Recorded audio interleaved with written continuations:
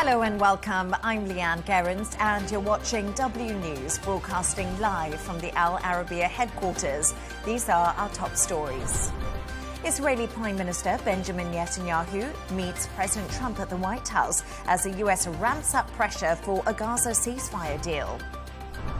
President Trump turns up the heat on trade, sending tariff warning letters to 14 countries while extending the deadline to the 1st of August. French President Emmanuel Macron kicks off a state visit to the UK, blending royal ceremony with tough talks on migration and Ukraine.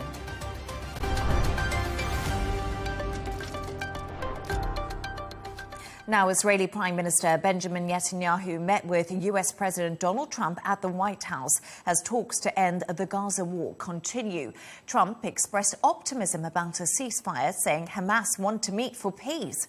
Netanyahu, meanwhile, said he's working with the US on plans to relocate Palestinians out of Gaza. During one of their meetings, Netanyahu presented Trump with a Nobel Peace Prize nomination. Let's take a listen. The President has an extraordinary team, and I think our teams together make an extraordinary combination to meet challenges and seize opportunities. But the President has already realized great opportunities. He forged the Abraham Accords. He's forging peace as we speak in one country and one region after the other. So I want to present to you, Mr. President, the letter I sent to the Nobel Prize Committee. It's nominating you for the Peace Prize, which is well-deserved, and you should get it. Thank you very much. This I didn't know. Wow. Thank you very much. Thank you. Coming from you in particular, this is very meaningful. Thank you very much, Bibi. Thank you. Thank you for everything you're doing. Thank you. It's a great honor. For more on this, I'm joined by Dr. Shuki Friedman, Vice President of the Jewish People Policy Institute. Great to have you on the show again. President Donald Trump and Netanyahu took a victory lap to celebrate their recent strikes on Iran, but the Gaza war continues to loom large as the state visit does continue. Yeah, definitely. It's I think, in a way, historic meeting and a visit of Netanyahu to the White House today, yesterday, maybe tomorrow, and there is another meeting this evening. Actually, mark a new peak in the relations between Israel and the United States. It was celebrating the first time that these two countries attacked in Iran together, attacked anywhere together, and they're celebrating the tremendous achievement in Iran. It's true that Gaza is not solved yet, and while they are meeting in D.C. in the White House, the delegations in Qatar are negotiating on a deal on Gaza, and it's clear that it will take some more days and it will be tough because Israel is looking to actually demolish Hamas and take it off power in Gaza, while Hamas is trying to remain on power and using the hostages as a card for his gains. So we will look forward to the meeting this evening with President Trump and Netanyahu to see whether there will be a breakthrough in Gaza, but also we have to remember that on the agenda there's Iran that still continue to seek a nuclear weapon, and next week there will be an opening of a new circle of negotiation with Iran and the United States, and it seems that Netanyahu and Trump seeking to preserve the achievements they had by the attack in Iran while they're going and continuing this negotiation. So, Doctor, Israel's defense minister has announced plans to move Gaza's population to a camp in the southern city of Rafah. Is this a forcible transfer of an occupied territory's civilian population, which is against international humanitarian law? Basically, whatever Israel is doing in Gaza Strip, based on humanitarian law and by the Geneva Convention, Fourth Geneva Convention, Article 78, not a permanent, but a temporary transfer of a population for the sake of protecting or attacking militants and militias within occupied territories is eligible, and therefore it's lawful. It's really depends on how we do it and what the purpose. And the purpose here is to protect these civilians from being hit by the fight against Hamas and actually reduce number of the civilians that involved and been hurt by casualties that caused by the attacks of Hamas against Israel and retaliation by Israel. But there's even a humanitarian lawyer from Israel today who has denounced these plans. But I just want to move on to something else. This announcement comes after the meeting between Trump and Netanyahu we've just been discussing, where they once again discussed turning Gaza into the Riviera of the Middle East. That's despite Arab states not backing this plan. Is the US and Israel still pushing this agenda? In my perspective, the question is, and it's a crucial question, whether any Gazan will remove from Gaza forcefully. I believe that this is not legal, and therefore, if Gazans will decide to move from Gaza to another state, and they have the freedom of transfer to everywhere they want and willing to accept them, that will be a potential solution for part of the Gazan, but still I think the idea of this Riviera, whatever it be, would be to renovate Gaza, which is crucial for the Gazans themselves. I think that if you watch the TV and the pictures from Gaza, you see that large portions of Gaza have been demolished by the war, by Hamas, and therefore, if it be possible to renovate Gaza for the sake of the Gazans and for the sake of the region, it will be a tremendous thing to do for the Gazans itself. Qatar has said more time was needed for negotiations for a Gaza ceasefire between Israel and Hamas, as you also said earlier. Is Donald Trump right to be so optimistic about a possible breakthrough and a possible ceasefire? No, it's really hard to tell. We went through uncountable circles of negotiation in Qatar between Hamas and Israel. And by the time the passing, the risk to the hostages is growing, and Israel is seeking to release them from Hamas. So the potential is larger today. The fact that Netanyahu and Trump are all together now in D.C., getting more meeting to get today, raising the potential that something will happen. But it's really hard to tell because there are different reports from within the negotiation rooms, whether there is any potential for next day's breakthrough or it's take more time. And France's President Emmanuel Macron has just been addressing the Houses of Parliament in the UK. He's currently there on a state visit. I just want to read to you some lines that he did say during that speech. He said, "The recognition of State of Palestine is the only way to build peace in the region." What do you make of what Emmanuel Macron has been saying to the Houses of Parliament?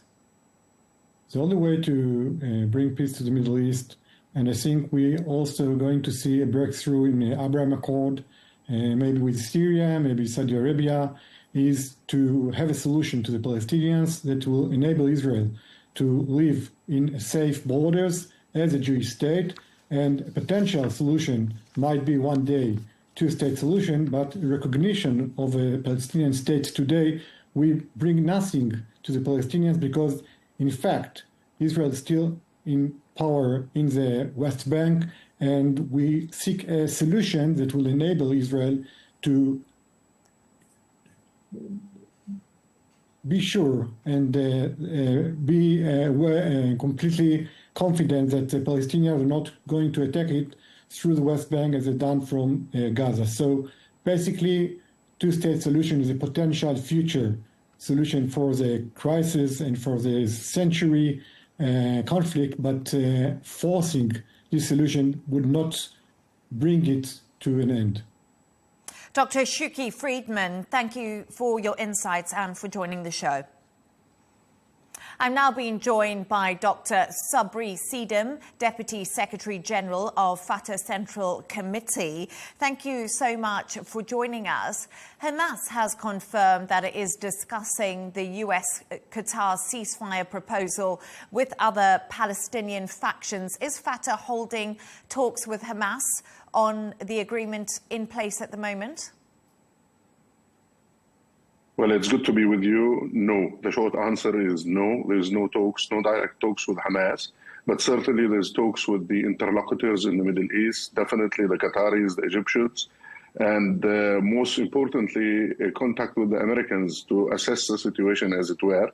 And we were hoping that the culmination of the discussion would surface during the Netanyahu-Trump meeting, in which we were told that Trump was very close to announcing a ceasefire. It looks like there's last-minute hiccups that delayed such a process. So you're hopeful that a ceasefire will come into place through the discussions that you've been having. Is there any more you can tell us what's holding up the ceasefire being announced?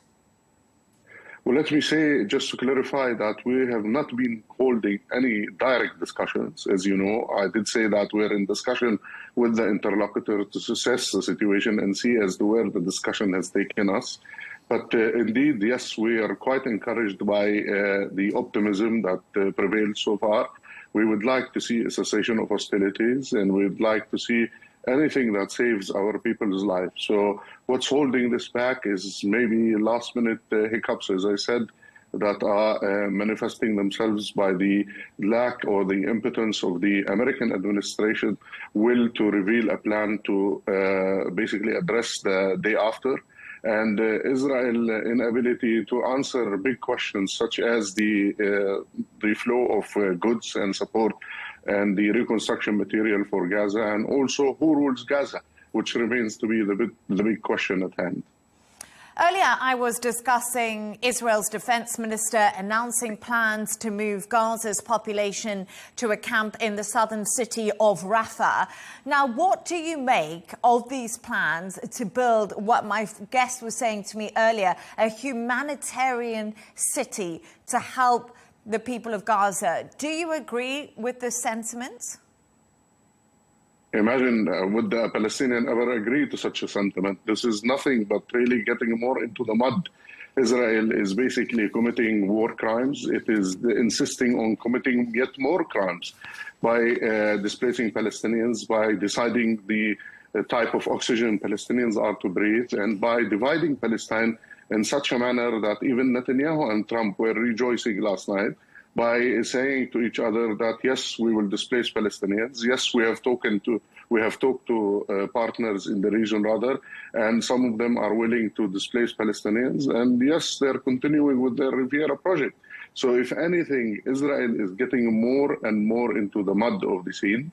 And Trump is not helping. Trump in every way is aiding Netanyahu, is supporting Netanyahu. And to add this to this misery is the fact that Netanyahu is nominating the fugitive from the criminal court, is the International Criminal Court rather, is nominating Trump to the basically the Nobel Prize. What kind of a prize is this, where a fugitive is nominating the person who's providing him with weaponry and providing him with decision to continue with this war? It is a shamble, it is a disgrace, and this is nothing but a manifestation of the insistence of the two to play a role that is devilish, that is full of intention to destroy Palestinian aspirations and dreams. So more than 57,500 people have been killed in Gaza since the attack on the 7th of October that was carried out by Hamas. How much longer can Palestinian parties like Fatah continue to allow the people to suffer? Why aren't you doing enough? Well, let me say that this was not our making, as you know, and as you pointed out to it. And we have been, since day one, trying to pressure all parties to end the hostilities, to save the Palestinian blood, and also to salvage what remains of Gaza. But indeed, Netanyahu has other ideas. Remember, the 7th of October was in every way possible for Netanyahu an excuse to continue with his earlier plan.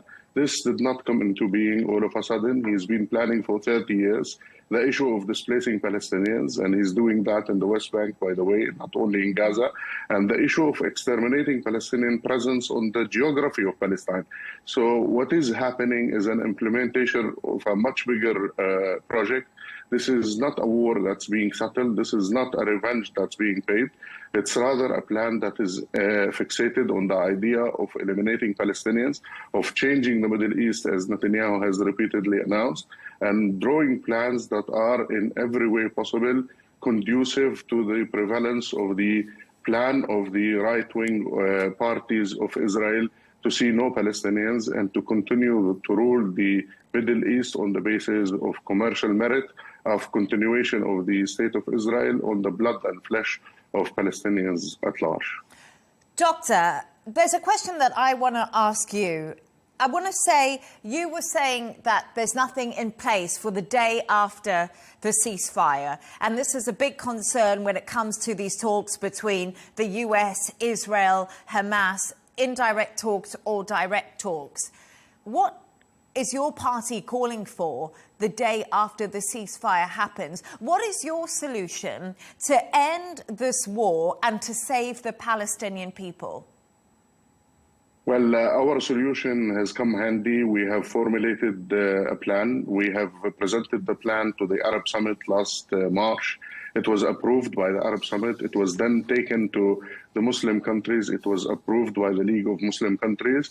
And it was welcomed initially, at least by the American administration, only to see Netanyahu have other ideas. Netanyahu resumed the war back on the 18th of March and decided to basically turn the table upside down. So he has destroyed the plan and is now saying no to a Palestinian state, which was part of the plan, and no to the presence of the Palestinian Authority, which was part of the plan again.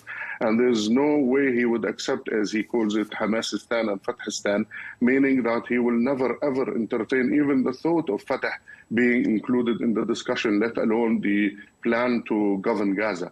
So Netanyahu is to blame, and Netanyahu has destroyed such a plan. But we remain persistent and we remain adamant to see the plan being implemented, since we see it as the only formidable formula for the way forward. Netanyahu would blame Hamas, but Dr. Sabri Saddam, thank you so much for joining us. I appreciate your insights.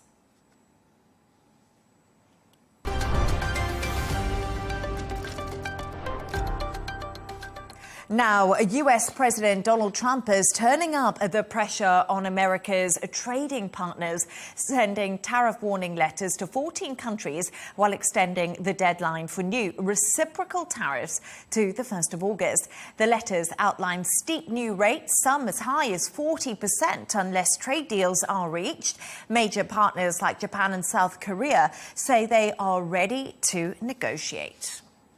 For more on this, I am joined from London by Karina Kamel, Al Arabiya's senior correspondent. Karina, thank you for joining us. Always great to have you on the show. The UN is warning today that Trump's decision to delay major tariff hikes prolongs global trade uncertainty. So how significant is this extension, and how are the markets reacting? Well, if you take the announcement we heard over the last 24 hours from the U.S. President Donald Trump that the deadline, in fact, will not be tomorrow, Wednesday, the 9th of July, for the reinstatement of the higher tariffs, the reciprocal tariffs that he had initially announced on so-called Liberation Day, early April. So the extension of that deadline from tomorrow to the 1st of August, if you take that at face value, you could perhaps see why the United Nations is warning that this is indeed prolonging the uncertainty, because we have a longer period in which we don't really know what deals will be struck and what impact they will have on the respective economies and the trading relationships. But if you take the announcement in the context of the other announcements we've heard from Donald Trump since he came into office, and if we look at the market reaction, you could read this in a positive way because actually the market reaction has been positive. So all throughout the session in Europe, markets were fairly steady. Markets opened higher in the US. They're slightly weaker now, but generally speaking, investors have welcomed the news because they have seen this as a net positive. Because at the end of the day, what it means, there is not going to be a cliff edge in the next 24 hours, i.e. the 9th of July tomorrow. And all the countries that are engaged in negotiation with the United States right now have a longer period to reach an agreement. So markets are viewing this positively. Perhaps in the wider context, yes, it does prolong the uncertainty. But if you think about the fact that we are just living in an uncertain period and Donald Trump's presidency is itself very uncertain in different ways, if that's the kind of wider context, then this is a positive development and markets are indeed welcoming it. And Trump singled out 14 countries in his letters. Why, Karina, these nations in particular? And what leverage does the US really have over them? You know, it's a really interesting mix of countries. If you look at it at face value, as you mentioned in the introduction, you have some very large economies. Japan, one of the largest economies in the world, South Korea, South Africa, but you also have a lot of smaller nations. You have Bangladesh, you have Laos, you have countries like Bosnia, you have Indonesia. And you might think, why has he started with these 14 countries? We have been told by the U.S. administration that they will be focusing on 18 countries that represent 85% of the trade deficit. Now, we know that Donald Trump likes to focus on the goods trade deficit, and he sees this deficit as an unfair or imbalanced relationship. We know that China is #1, so the largest trade deficit between the U.S. and any other country is with China. We also have Mexico, Canada, the European Union. They're in the top 5, but all these other countries, 18 countries, the 14 that have received letters are amongst those top 18 in terms of trade deficit. And if we look at the overall deficit, Japan and South Korea are very near the top also. And in fact, if you look at some of the countries targeted in this first batch, over the last year, in 2024, annually, the trade deficit in goods has increased. So it's headed in the wrong direction as far as Donald Trump is concerned. These countries have a fair amount of leverage, but the fact of the matter is they rely on the U.S. market. So if you look at Japan, for example, just briefly, $148 billion is the amount of goods that Japan sent to the United States last year. So that's a really big hit for the Japanese economy. If you look at a smaller country like Bangladesh, which potentially faces 35% higher tariffs by the 1st of August, you might think, what is the impact for Bangladesh? What leverage does it have? Bangladesh relies on the U.S. market. 80% of Bangladesh's imports, the value of what it gets from its imports, a huge amount of that is coming from the United States. So if the U.S. market is cut off for some of these countries, it could be a huge negative impact for their economy. So I would say that the U.S. for some of these countries is in a very strong negotiating position. And also, Karina, there's been concern that tariffs could raise prices for American consumers because, as we say, they are reciprocal a lot of the time. Should we expect to see those effects anytime soon? Or because of the delay, that's also not going to come into effect as feared at the beginning of the tariff situation and talks?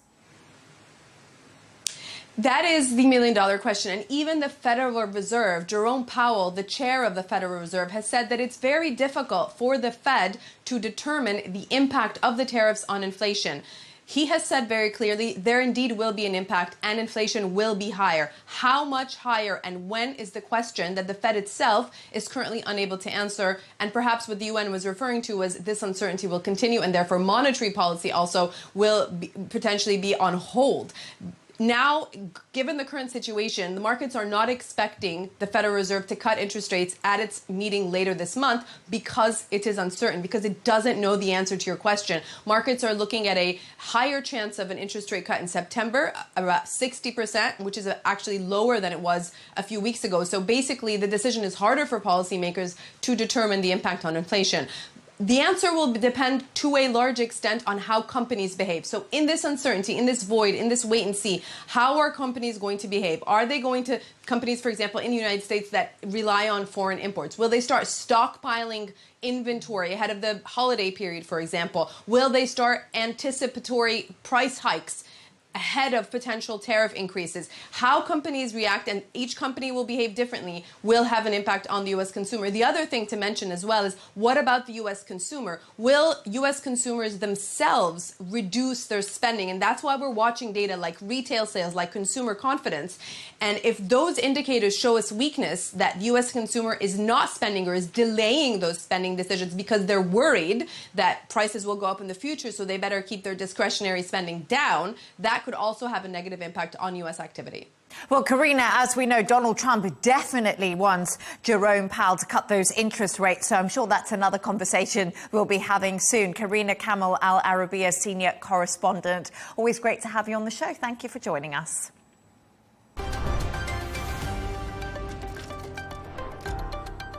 The death toll from the catastrophic flash floods in Texas has passed 100, with that number expected to climb. Search and rescue teams have been working around the clock to try and find survivors. But as hopes fade, major questions are being asked about how this could happen, as correspondent Sarah Firth reports. The personal items and belongings of young campers strewn amidst broken buildings. This is what's left of Camp Mystic, the beloved children's summer camp left devastated by the deadly Texas flooding in what's been described as every parent's worst nightmare. The muddy mark on the wall showing just how high the water rose. A little wave and a small moment of hope amidst the devastation. Footage shows the Texas military forces evacuating a group of young campers. But they were the lucky ones. Camp Mystic says it's now grieving the loss of 27 campers and counsellors, asking for prayers for those still missing, saying, "Our hearts are broken." The water rose high and it rose fast, with the Guadalupe River rising to more than 20 feet in just a few hours. Infrared satellite images from Friday show the development of the thunderstorms that produced the heavy rainfall that ultimately caused the flash flooding that has so far killed upwards of 100 people, with the death toll expected to rise. Search and rescue teams are working day and throughout the night to try and find survivors. Those operations involve 19 different local and state agencies, in addition to conducting primary and secondary searches. They will be conducting welfare checks on areas in North Kerr County impacted by power outages. And when we say search and rescue operations, that is boat, walking, on the ground, dogs, drones. Again, keep personal drones out of the air. US President Donald Trump has said his administration was working with state and local officials on the ground. But major questions are now being asked, and allegations are being made that funding cuts to weather forecasting may have worsened the disaster. It's an allegation the White House has hit back on. Unfortunately, in the wake of this once-in-a-generation natural disaster, we have seen many falsehoods pushed by Democrats such as Senator Chuck Schumer and some members of the media. Blaming President Trump for these floods is a depraved lie, and it serves no purpose during this time of national mourning. An acknowledgement, though, from some officials that something went wrong and a better system of warnings will be needed. Eyewitness Tonya Fucci was visiting her grandmother near the river and described her shock at the swiftness of the water. I'm still in shock today. The devastation was such that I'm still in shock today. And with the rescues going on and the helicopters, you just know there's so many missing children and missing people. You just want them to be found for the sakes of the families. But you know it's not going to be a good ending. It's just not going to be. There's no way people could have survived the swiftness of the water. Texas right now, a state in grieving. Lighting candles, a vigil for those who died in the floods and for those still missing. A devastated community are left asking how something like this could happen. Sarah Firth, Al Arabiya.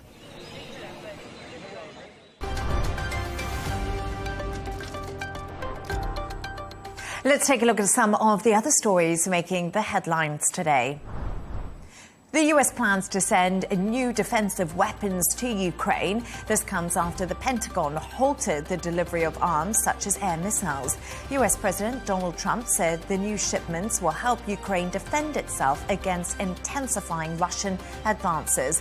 The US is the largest single donor to Ukraine, sending over $66 billion in military aid since Russia launched its full-scale invasion in 2022. Now, Egypt's stock exchange suspended trading today after a deadly fire broke out in the telecom's data center in Cairo. The blaze disrupted internet access, phone calls and digital banking services. The fire, which is suspected to have been caused by an electrical short circuit, killed 4 workers and injured at least 22 others. Now, the first malaria treatment suitable for babies and very young children has been approved. The treatment is expected to be rolled out in African countries in the coming weeks. Children under the age of 5 account for 76% of all malaria-related deaths globally. Turning to sport, and it's day 9 of Wimbledon as the players battle it out at the All-England club to make the semis-finals. The last standing Briton in the tournament, Cameron Norrie, is currently facing defending champion Carlos Alcaraz. They are on court now, and Alcaraz is racing to a first set win against Norrie. Well, world number 1, Aryna Sabalenka, she actually won her game too. She was playing against Laura Siegemund, who took the first set, but Sabalenka roared back, winning the match and reaching the semi-finals. And on the other side of the men's draw, Taylor Fritz is the first player through to the singles men's semi-finals. So there we are, a couple of semi-finalists in Wimbledon.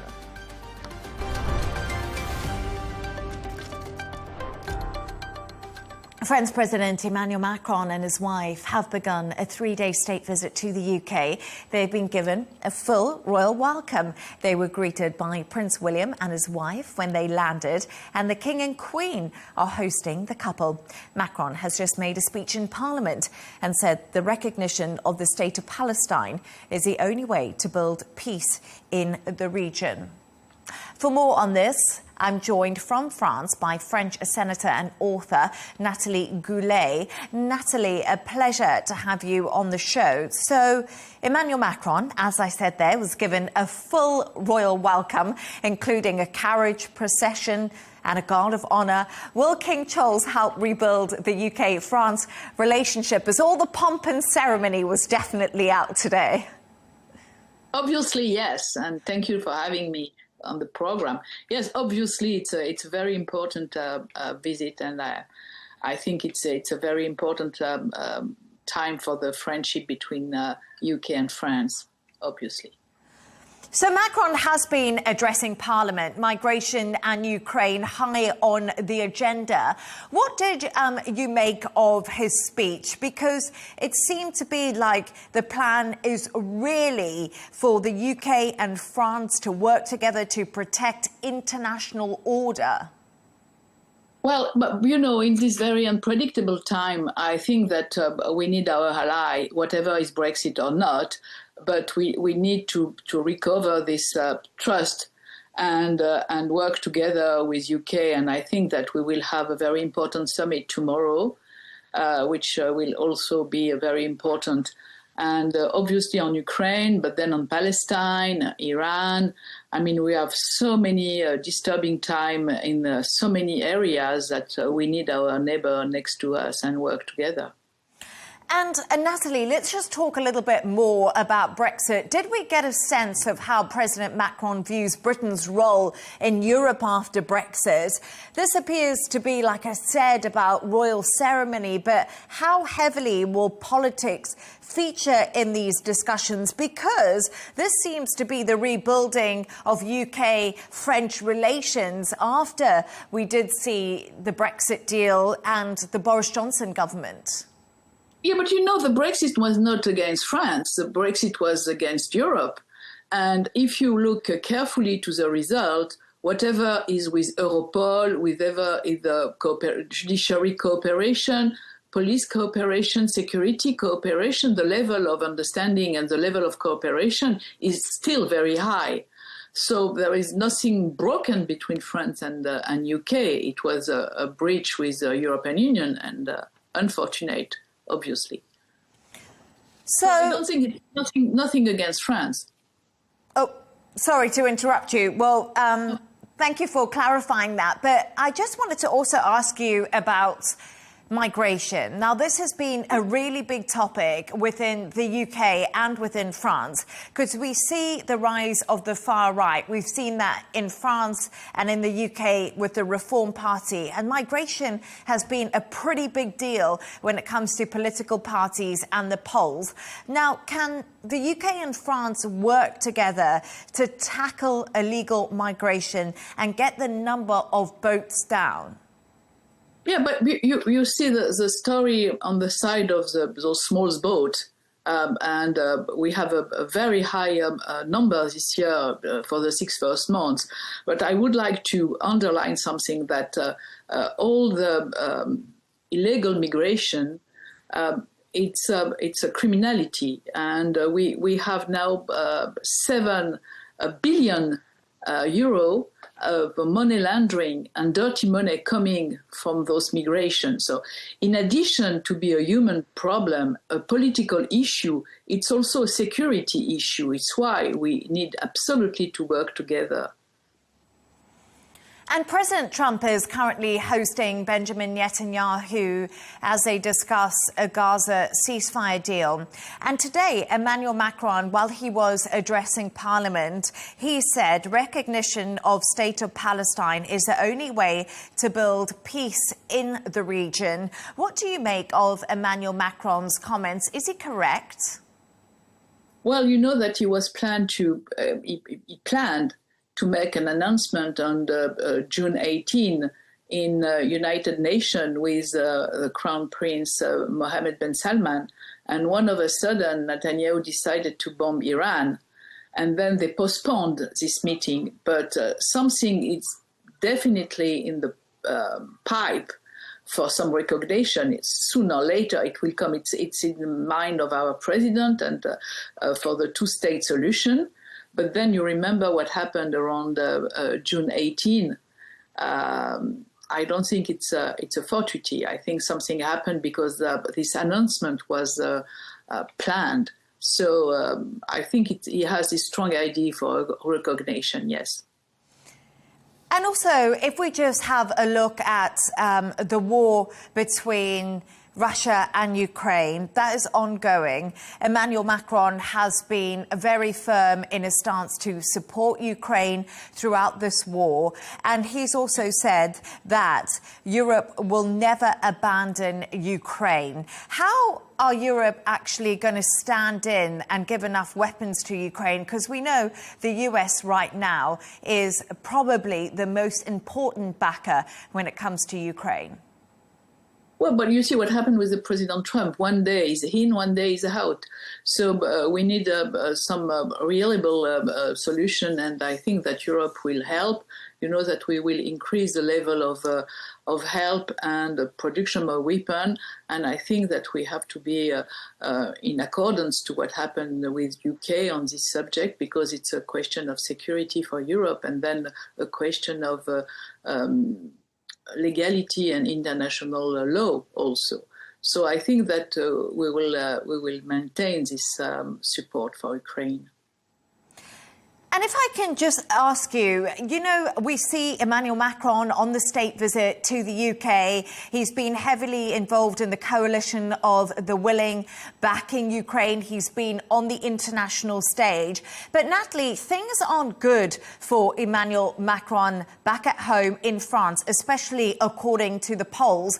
Do you think that his international presence has got more sway than his domestic presence? Do we have 1 hour and a half to discuss about the subject? You know, sometimes a president that have like export product, you know, they are more popular abroad than inside. it's a very common thing. So if you remember, Obama was very, very popular abroad and not so popular inside the country. So it's something that may happen, but as a matter of result, we cannot say that we have so phenomenal result, whatever is Middle East, whatever is Iran, whatever is, we are on process. But I think there is a big difference between his popularity abroad and inside the country. And unfortunately, it's the case for a lot of presidents.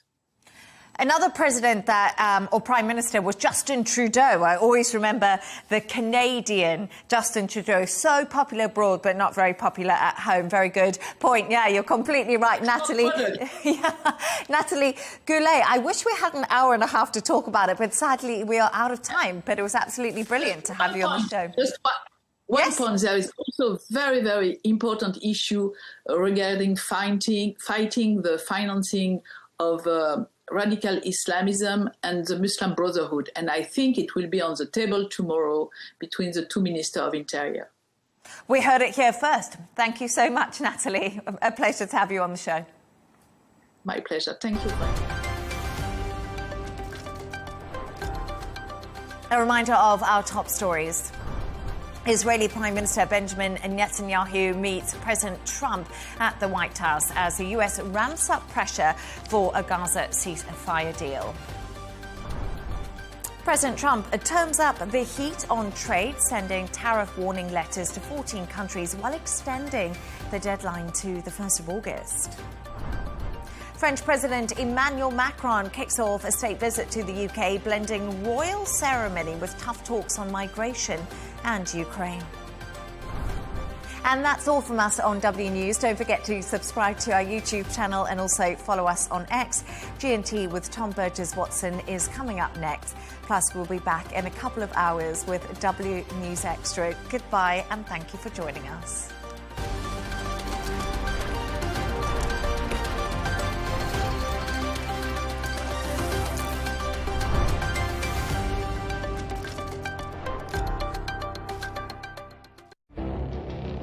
It feels like decades are passing by in a matter of weeks. Seismic shifts in the world order.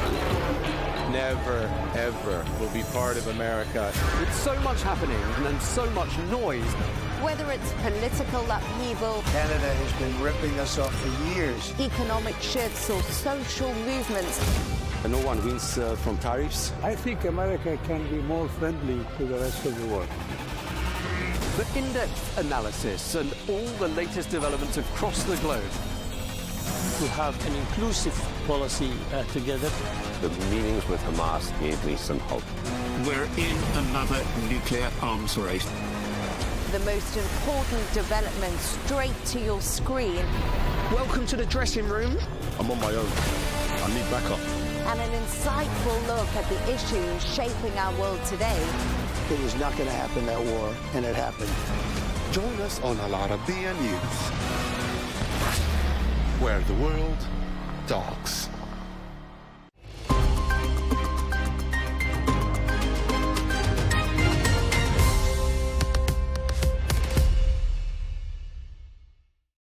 Hello and welcome. I'm Rawia Alami and this is The Dailies, where we take a look at important news stories, reports, analyses and articles published in newspapers and media outlets across the world. Newspapers continue to focus on President Trump's revival of trade wars, threatening steep August 1st tariffs on some countries, while many others, including American media outlets, carried on reporting on the aftermath of the Texas flash floods as the death toll rises to over 100 deaths. News of President Trump's decision to resume sending weapons to Ukraine received some attention from newspapers, while many others focused on the Israeli Prime Minister's ongoing visit to Washington as Gaza ceasefire negotiations continue. We'll start with the New York Times, which published a report detailing the 14 countries that received warnings by President Trump that they will face tariffs of at least 25% on most exports to the U.S. starting August 1st, and that is if they fail to strike new trade deals. Trump has reignited global trade tensions by these warnings that include Japan, South Korea, Thailand and Malaysia. Japan and Korea each accounting for about 4% of U.S. imports. And other nations like Thailand and Bangladesh face even higher rates of 36% and also 35% respectively. If we take a closer look at this chart over here, you can see how much the previously threatened tariffs on each country, starting with Japan, including also South Korea and Thailand, as we spoke, and then the new announced tariffs here in red. And this percentage over here, it is the share of U.S. imports of each country. Now, the report also explains that these threats revive Trump's aggressive reciprocal tariff strategy following a 90-day pause meant to allow negotiations. With only few deals reached, the administration extended the deadline but warned of further increase if countries retaliate. The piece concludes that markets and global partners are bracing for impact. The Wall Street Journal's editorial tackled this latest trade move by President Trump, calling him Tariff Man and sharply criticizing his decision to impose 25% tariffs on imports from Japan and also South Korea. The editorial board argues that just after passing a major budget bill, Trump's tariffs now threaten economic stability and strain relations with key allies. Japan and South Korea supply nearly 9% of U.S. imports, including vital products like cars, electronics, and pharmaceuticals. The article warns these tariffs will hurt American businesses and consumers by raising prices, disrupting supply chains, and reducing competition. It also questions Trump's motives, suggesting his tariff policy is more about political showmanship than economic logic, and cautions that this approach could further destabilize global trade.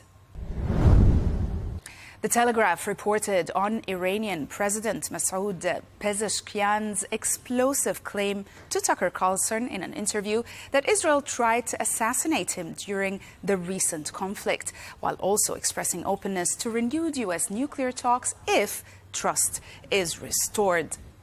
The interview offers rare insight into Iran's stance, with Pezeshkian's denying hostility towards Americans and rejecting allegations of plotting against Donald Trump. The report also points out that while Israel's defense minister has previously admitted targeting Iran's supreme leader, this is the first public claim of an attempt on Iran's president. Pezeshkian stressed that Americans shouldn't fear Iran, clarifying that anti-U.S. chants target policies, not people. According to the report, the Iranian president blamed Israeli leaders for regional instability. Moving on to Politico, which reported on the U.S. government's decision to remove the terrorist designation from al-Nusra Front, now known as Hayat Tahrir al-Sham, following its leader Ahmad al-Shara's rise to Syria's presidency after ousting Bashar al-Assad.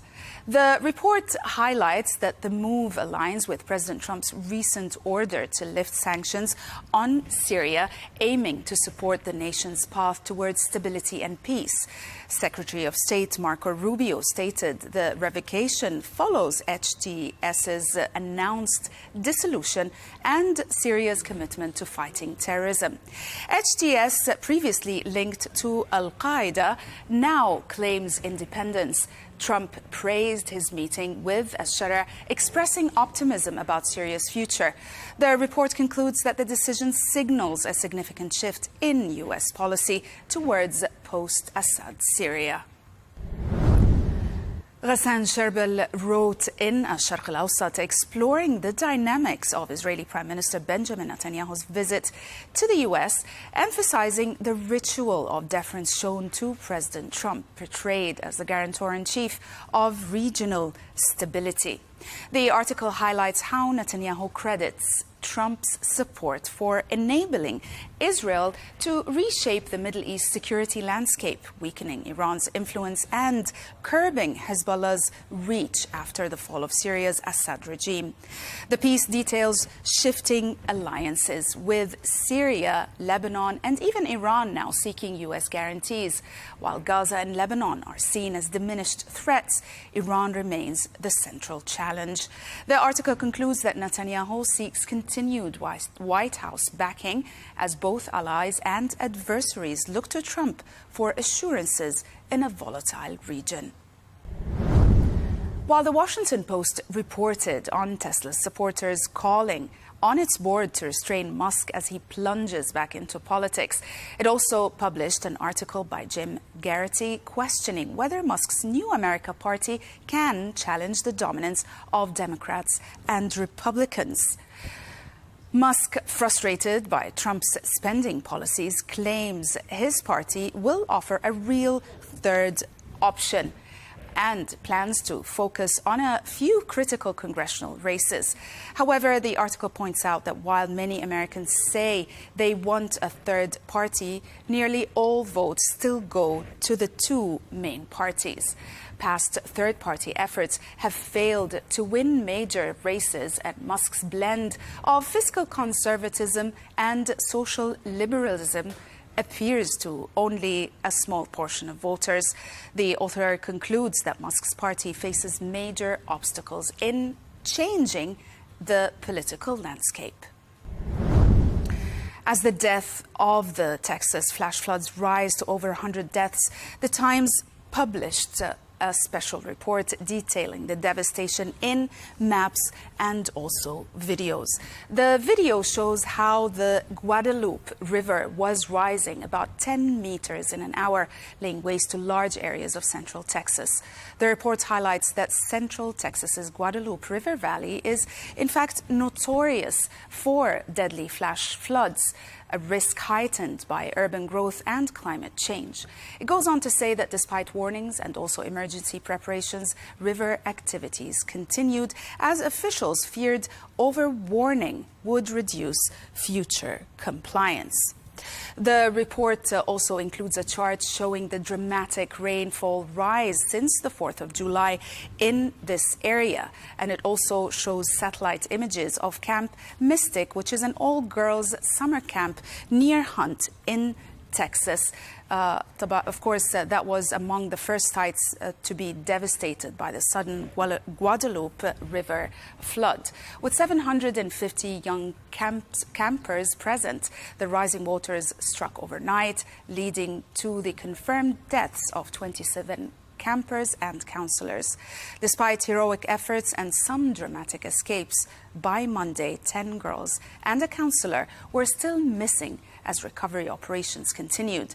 The piece criticizes the lack of an early warning system, which left residents and campers vulnerable, calling for urgent improvements in forecasting and evacuation protocols to better protect Texas communities in the future. And we'll end with Le Monde's editorial, which analysed French President Emmanuel Macron's state visit to the United Kingdom, the first by a French leader since 2008, as a symbolic and strategic milestone in Franco-British relations. The visit is described as a celebration of renewed friendship after the strains of Brexit and also the AUKUS Defence Pact.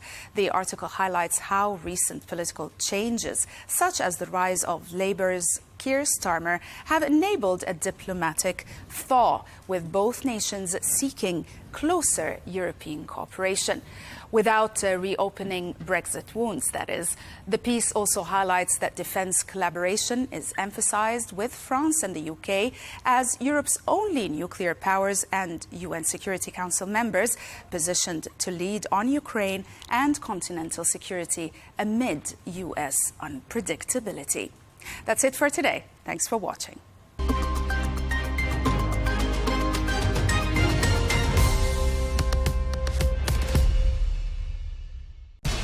We have to take care of our people, and we're going to take care of our people first. For in-depth analysis and all the latest developments across the globe, make sure you join us every weekday. President Trump is trying to negotiate a ceasefire. With so much happening, so much information, and so much noise, international law will have no part in his administration. It can be hard to keep track. Tariffs will just fuel inflation. We're going to fight these tariffs. But you can count on us to tell you what you need to know. We stand by your side. Join me, Tom Burges Watson, for Global News Today, right here on Al Arabiya News. Well, let's turn now to the humanitarian angle. Well, as those talks resume, Israel continues to strike the war-torn Gaza Strip. According to local sources, Israeli forces killed at least 12 people overnight, including 6 at the Al-Rimal clinic, which have been sheltering displaced Palestinians. Meanwhile, collecting aid continues to be extremely dangerous for people there in Gaza, with the UN saying that more than 500 people have been killed so far whilst trying to collect aid. Well, let's get more on this. We're joined now by the former Under-Secretary General for Humanitarian Affairs and Emergency Relief Coordinator of the United Nations, Martin Griffiths. Thank you very much indeed for your time. Let me start by asking you, are you encouraged by the latest diplomatic efforts, in particular those being championed by President Trump? I am. And I think it's essential that they step up, and President Trump has stepped up, I think, largely to making this happen. You only have to, and Tom, you know this better than me, you only have to look at the reports and the conversations, the interviews of the people in Gaza to know how deeply they feel the need for this, what I don't call a ceasefire, but a pause.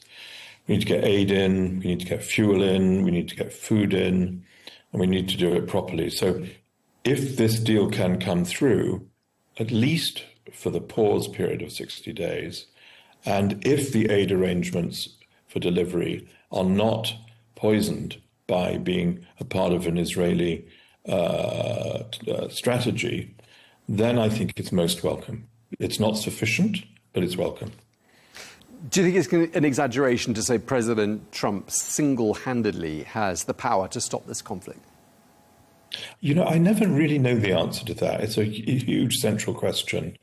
It's easily said, and we've all said it, I've said it, and many people have elsewhere, but we also see so many of the examples where President Trump, with all his power and all his persistence and motivation, doesn't bring peace. Ukraine is the obvious one. Iran, it didn't work until the bombing, and we're even in a fragile situation there. So absolute power is probably essential to stop these strategic wars, but we cannot count on it alone. We need to count on the fact that the parties agree. That's the problem in this ceasefire talks. The United Nations has been largely sidelined, hasn't it, there in Gaza? And there is this Israeli US-backed GHF, the Gaza Humanitarian Foundation, that's working there. What's your view of that entity? And why do you think it is that so many people in Gaza have been killed whilst trying to access aid from the GHF? Well, I'm a huge critic of the GHF. I'm glad that the Swiss authorities shut that foundation down here in Geneva a few days ago. This is not what I call a humanitarian foundation. It's a foundation which is backed, planned, funded by one side, but including the allies of Israel, that is also Washington, D.C., where Mr. Trump has pledged $30 million. We see a lot of it's people leaving. We see a lot of reports, even from those who have been inside the foundation, of even the fact that they say that their own employees, these security people that they employ in southern Gaza, are asked to shoot and shoot to kill, and to make humanitarian delivery a war zone, as many people have said. So this is not a humanitarian operation as far as I'm concerned. And because of that, it's really important to understand what the provisions are in this potential agreement, where it's very, very unclear. It talks about humanitarian organizations, international organizations will be included, but in what way? At the moment, the inclusion has been brief, ineffectual, and tokenistic, I think, although better than nothing. So I'm a lot worried about that aspect of any pause. But just continuing our focus on the GHF, you're quoted as saying that the GHF has been luring people to their deaths. I mean, I don't know why you think they would be doing that. And just as an extension of that question, really, when we put this to Israeli government officials, they all say this is Hamas propaganda, and it's actually Hamas that's shooting people and killing people as they line up for aid. How do you respond? Well, you know, fair point. We have a debate about it. The fact of the matter is that, as you said, Tom, earlier on, 500 people have been killed in this killing zone. They wouldn't have been there if it hadn't been the lure of food. They have been killed clearly, but not finally evidentially, because there's no accountable investigation, by mostly the IDF, for reasons I don't really understand. I understand the luring south because, you know, the IDF in Israel is very clear, always has been, about the need to displace people south and eventually give them the opportunity to leave. However, on your central point, Tom, my view is, and I've said this so often since the accusations against UNRWA right after October the 7th, it's fine to accuse. Where's the evidence? Where's the independent investigation of whether it's Hamas doing this? It's easy to say that in war, but we would expect more from a government in good odor in the General Assembly, for example. And we would expect them to conduct or say yes to independent investigations to find out what the truth is. We've had enough of these claims by Israel in which they say, well, there is an investigation ongoing. We never hear the result. We never see the evidence. And that, for me, is enough to say, OK, it's an open question at least.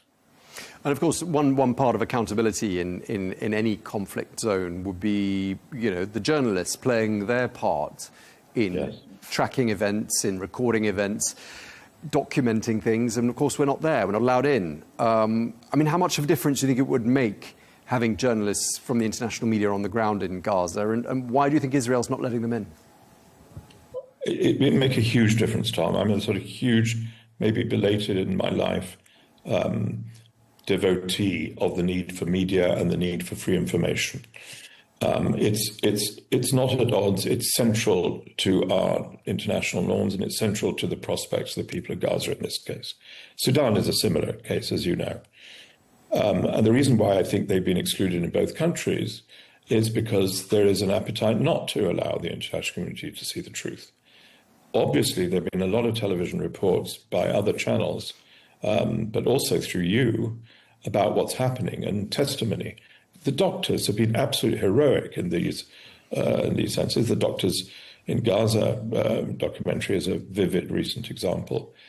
But without media providing the first approach to evidence, and without that evidence being transferred to an accountable process leading to the courts, whichever they are, ICJ or ICC or courts in Israel, I don't know, it's going nowhere.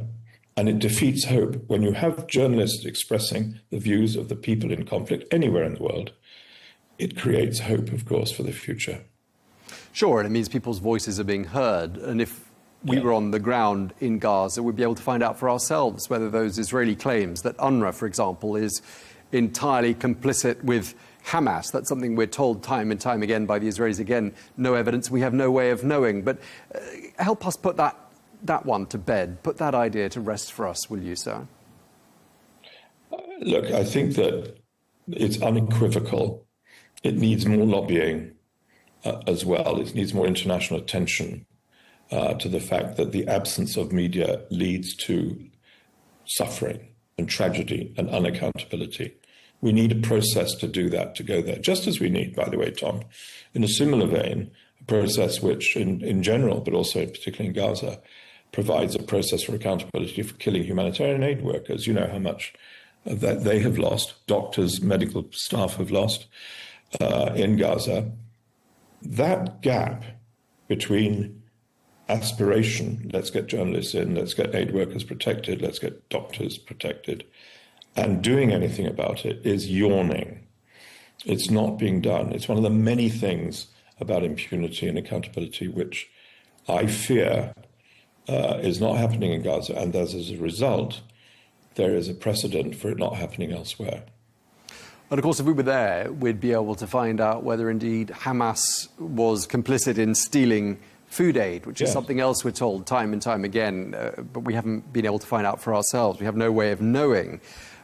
I mean, have you ever seen any conclusive evidence? I mean, obviously at the moment, that now that aid is being distributed via the GHF, perhaps less of an issue than it was. But did you ever see or hear of anything that sounded likely or plausible that indeed Hamas was trying to steal aid?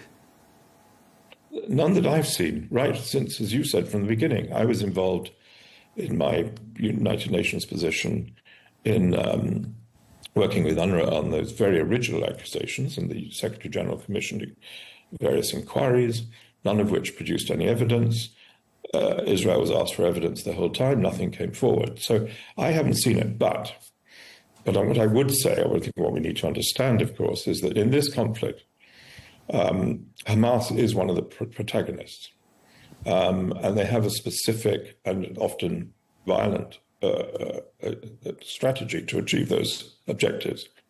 Secondly, Hamas, despite IDF's many claims, are still present, of course, in the Strip, and they were the administrative power, and people in Gaza who are not necessarily Hamas sympathizers, but who may have a father who was in Hamas, reference to that documentary, or whatever, are bound to be seen as complicit with Hamas. The truth is, I believe, let's see if it's evidenced at all, is the criminal gangs and the clan criminal gangs and militias are the ones who are inevitably, perhaps, perpetrating this scene of chaos, destruction, and tragedy.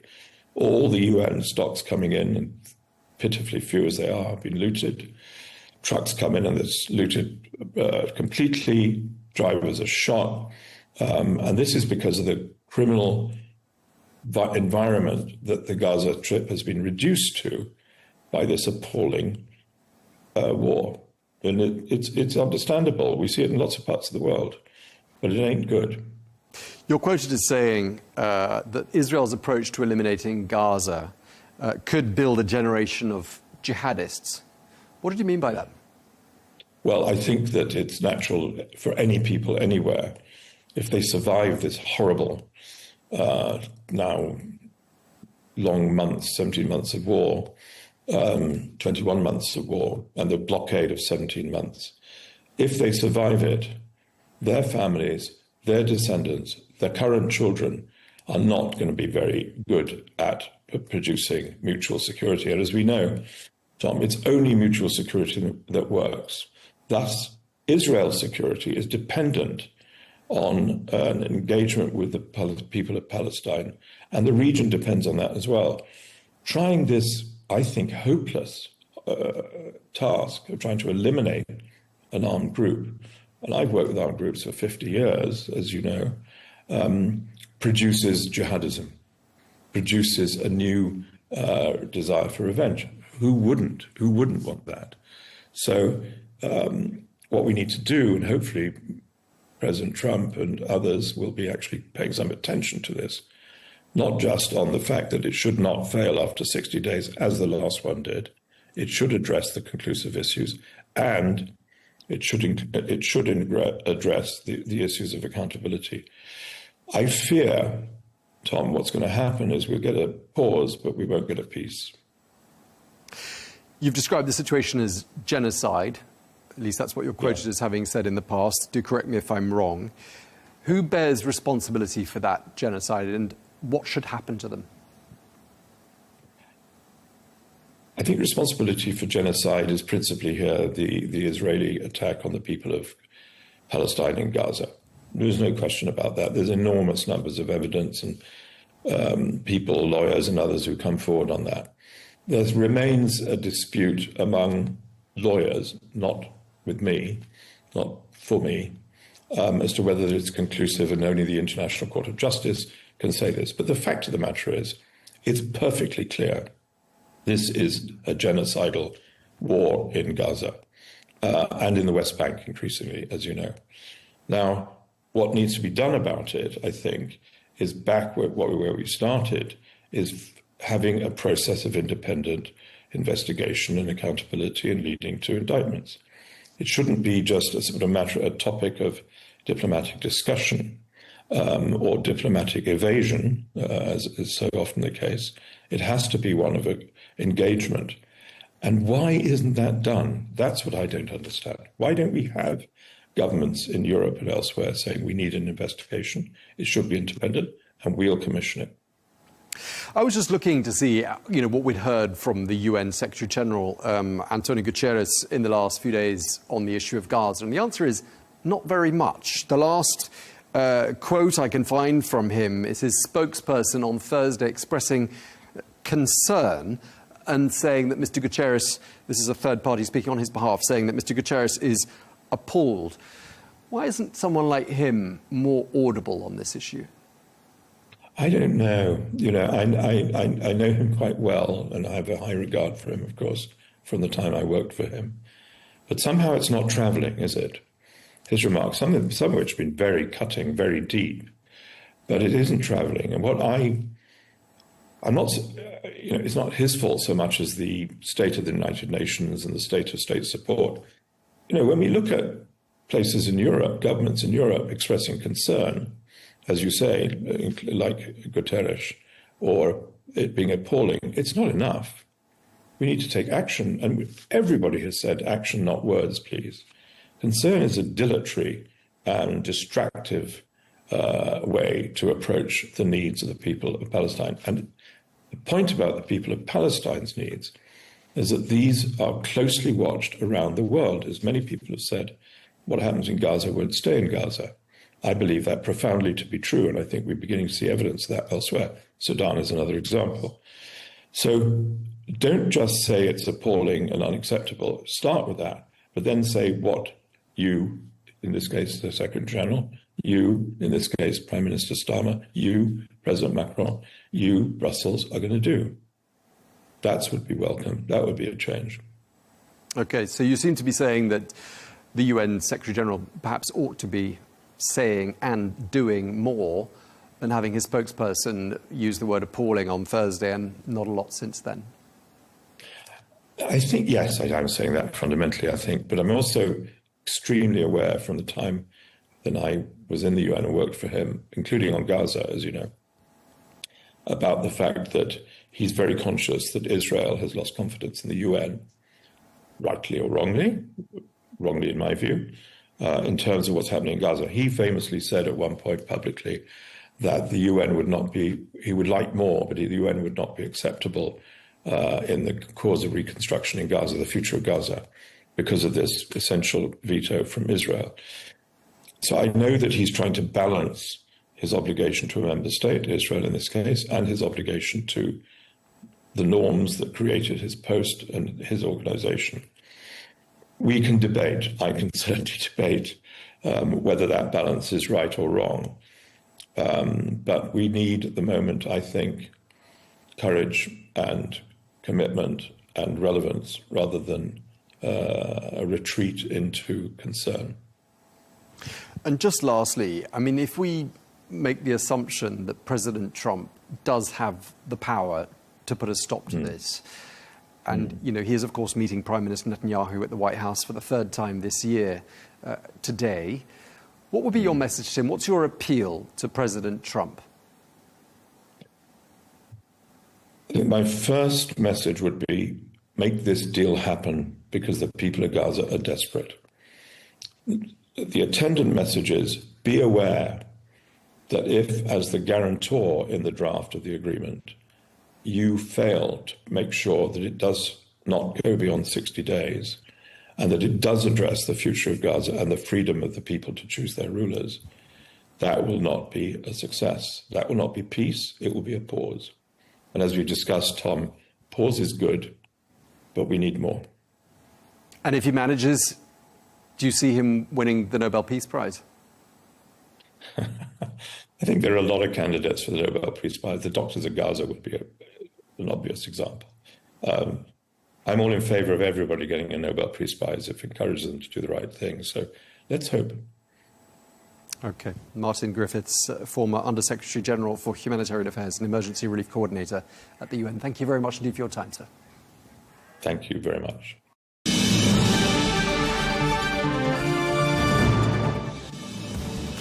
And that is all we have time for on this edition of Global News Today, dedicated entirely to the diplomatic efforts to bring about an end to what's been 21 months of violence and conflict in Gaza. We'll keep you posted on developments. Meanwhile, thanks for watching. Be sure to join us again tomorrow for more exclusive interviews. Until then, bye-bye.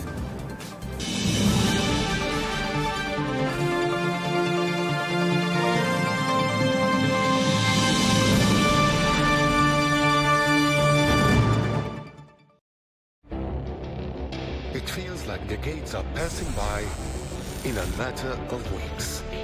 Seismic shifts in the world order. Never, ever will be part of America. With so much happening and so much noise.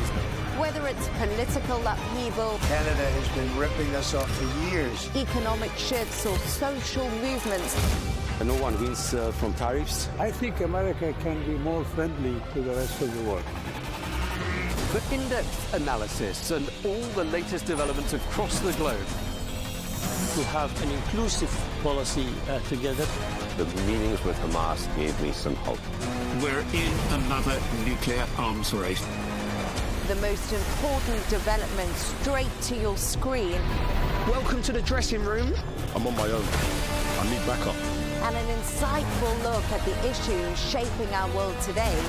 It was not going to happen, that war, and it happened. Join us on Arabiya News, where the world talks.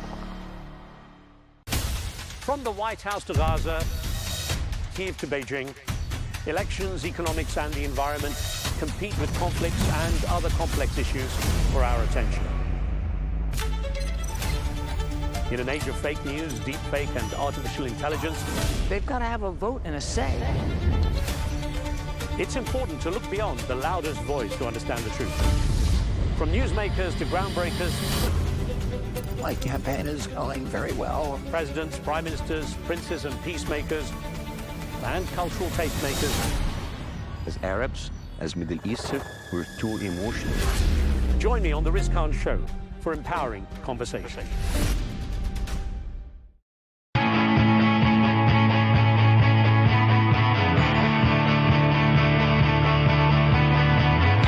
Welcome to the metropolis,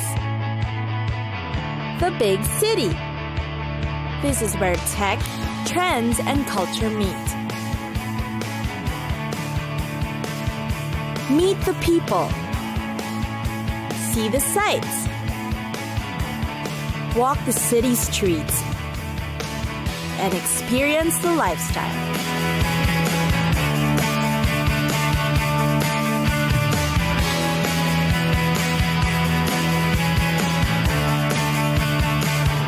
This is your first-class ticket to the cities of the world.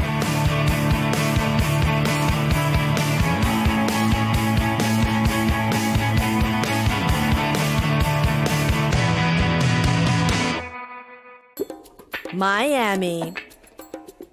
If you would hear that the city of Miami gets an average of 3,200 hours of sunshine, you'd probably head over to the city in an instant.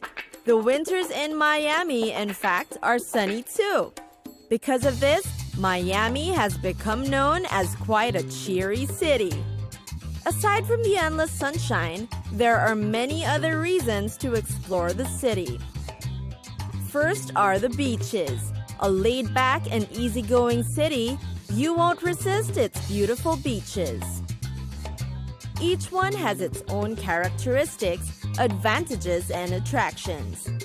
The popular ones are the North Shore Park Beach, Crandon Park Beach, Golden Beach, and South Beach. And of course, with the many beaches in Miami come the exciting water sports. More than sunbathing and swimming? you must try other activities as well. Most beaches are equipped with the best developed facilities for you to be able to try the water sports. There's just so much to do. You can try kayaking, jet skiing, parasailing, scuba diving, and deep-sea fishing.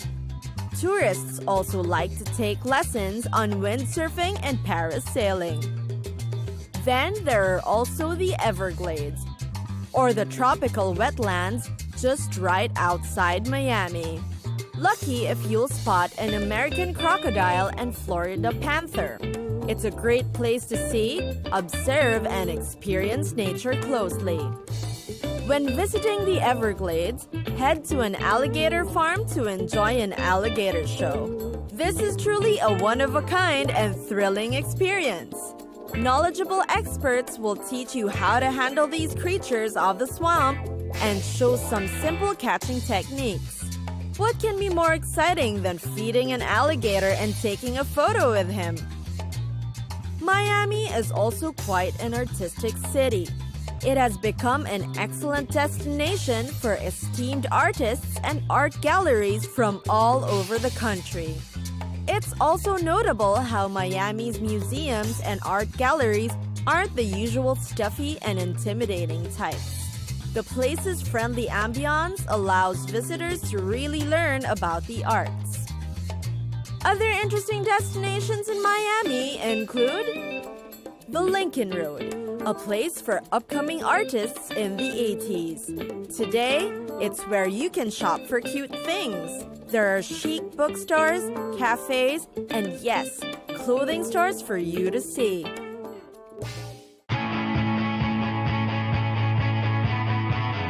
It's time for us to go.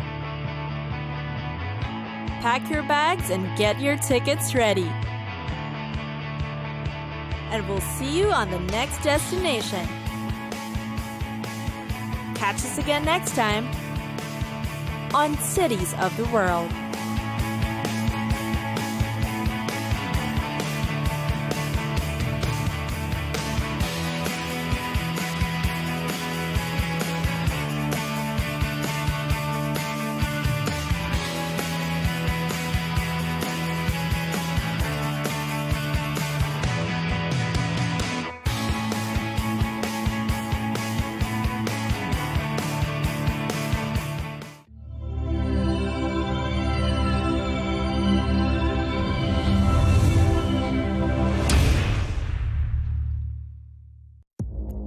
Our allies, in many cases, are worse than our enemies. Stay informed and connected with the latest international headlines.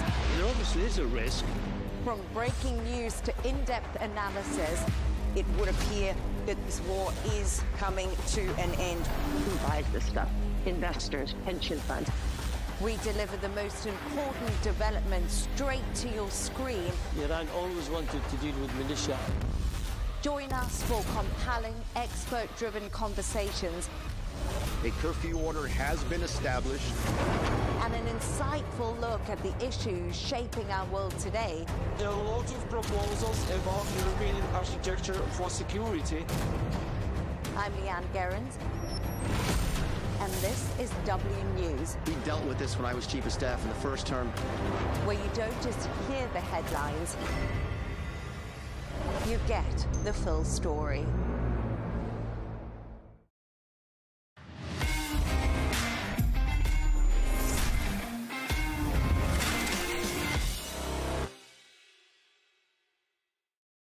Welcome back to the dressing room with our Arabiya News. I thought we'd go on to a bit of our experiences at youth tournaments. Yeah. The only memory I really have... Go on. Was it under 18s or under 21s? Which one? Was it in Spain? Under 18s. Under 18s. I just remember playing Spain. Yeah. Xavi. Yeah, I remember. I just remember him running the show, mate. He was brilliant, wasn't he? Didn't even know really who he was at that point either. Did we win the game or draw? I can't remember. I don't know if we draw or lost. Yeah, no, we definitely didn't win. It was either draw or... Yeah, I think we lost. They were a lot better than us, weren't they? A lot better, yeah. Yeah, we was... You played left wing that game, didn't you? Yeah, I was a left winger at the beginning. Left winger. Yeah. And he went left back a few years later. Yeah, do you know... Yeah. I remember what age group was that? Under 18s. Under 18s, yeah? Do you know what I remember?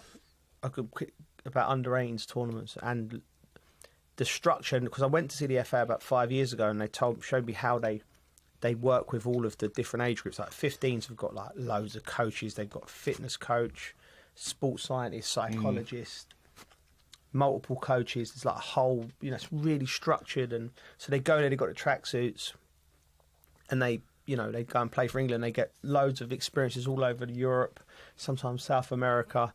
So they're exposed to all different problems. It's like an education.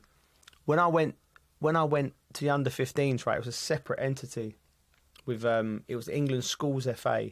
So just before you go into the FA, right? And honestly, mate, it was brilliant. We had a great time. We played at Wembley against Germany as a 15-year-old, like 60,000 people. It was like amazing, right? But we played the World Cup tournament in France, right?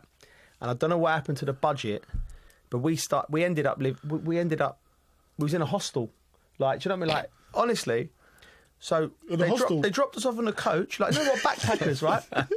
Like, they're like bunk beds, like it was like a cell, like they're like free, right?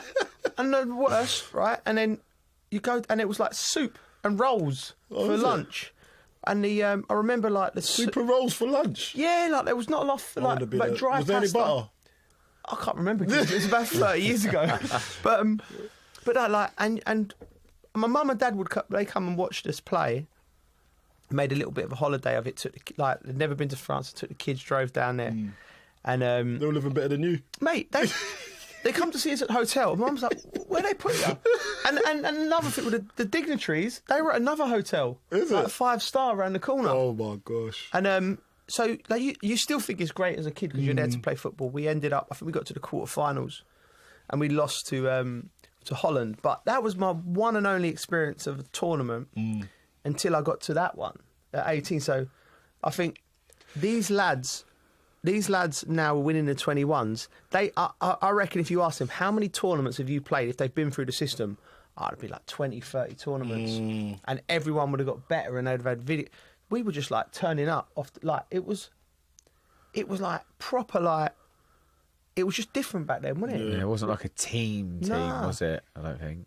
No. The only tournaments we used to have was probably club football, really, innit? Like, we used to go and have those like 7-a-sides, maybe 10-a-sides, 8-a-sides. Yeah. But that's the only experience that I probably had with the club when I was about 13, 14, going to play. Where did you go? I can't remember. I remember we went to Jersey. Yeah. We went to Jersey. That was good. Yeah. That was really good. Yeah, and the football was great too. But Buffalo in Jersey. Yeah, I was only like 15 at the time, and it was really eye opening for me being away with the lads, seeing how, and it was with the older lot as well.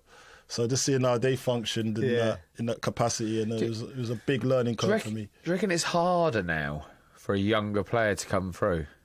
No, for the amount of kids I feel like there's more, like the youth set up at clubs is a lot bigger than what it used to be. Yeah. So there's more players. Define harder. What is it harder to get to become a footballer? To get to pro. Yeah. I think it is for these young lads, and the reason I think it is not because they don't have all the tools. They have more information, good information, more exposure to the things that they need to become footballers. That makes it easier. That makes it easier. But what makes it harder is the world's a smaller place. So you're competing with not just, there's European kids coming in, kids from all over the world coming in. Honestly, I feel like a certain club's taking more foreign players in, because I remember being at Stamford, it was mostly just English. I'm not having it. I'm not having it. You don't think so? No, I think it's easier. Really? I think it's easier because you're exposed to more. We were winging it. People though. We were winging it. We didn't know our identity until we got into the first team. Yeah. Now these boys have seen loads of different players, an array of players, seeing them week in, week out, comes to their phone like that. And most of these boys are sponges. Girls, they're sponges. They'll see a player, I think, I want to play like that. That I can identify. We had to look maybe on the TV a match of the day to see a player, see how he scored, or something. I just think you got more devices around you, information to help you become a footballer, and it's up to you in yourself to be dedicated to that on learning.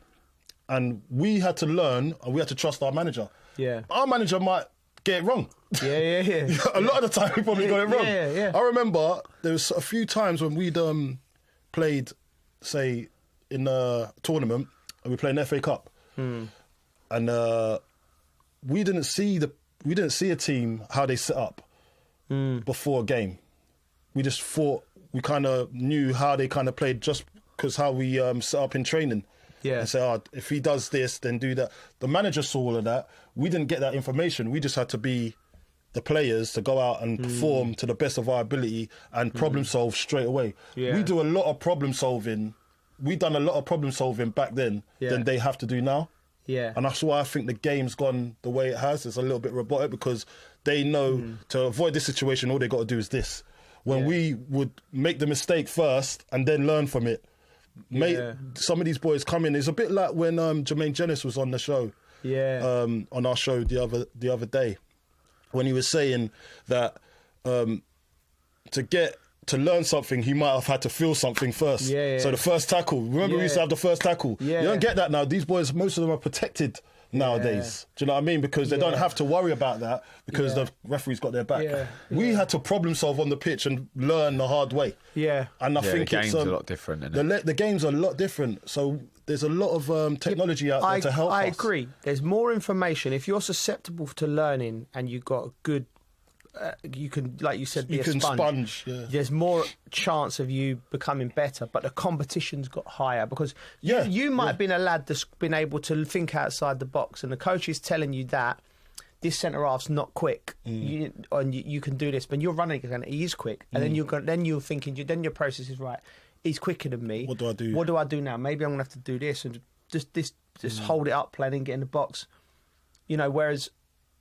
You'd have to work that on the fly, so that makes you become better at learning, becomes a better player. But what I'm saying is, the kids that couldn't learn, couldn't take on information, they was always going to go. And I've coached a little bit, and one thing I look for, I think I heard Alex Ferguson say this. He said, "I would only tell a player 3 times."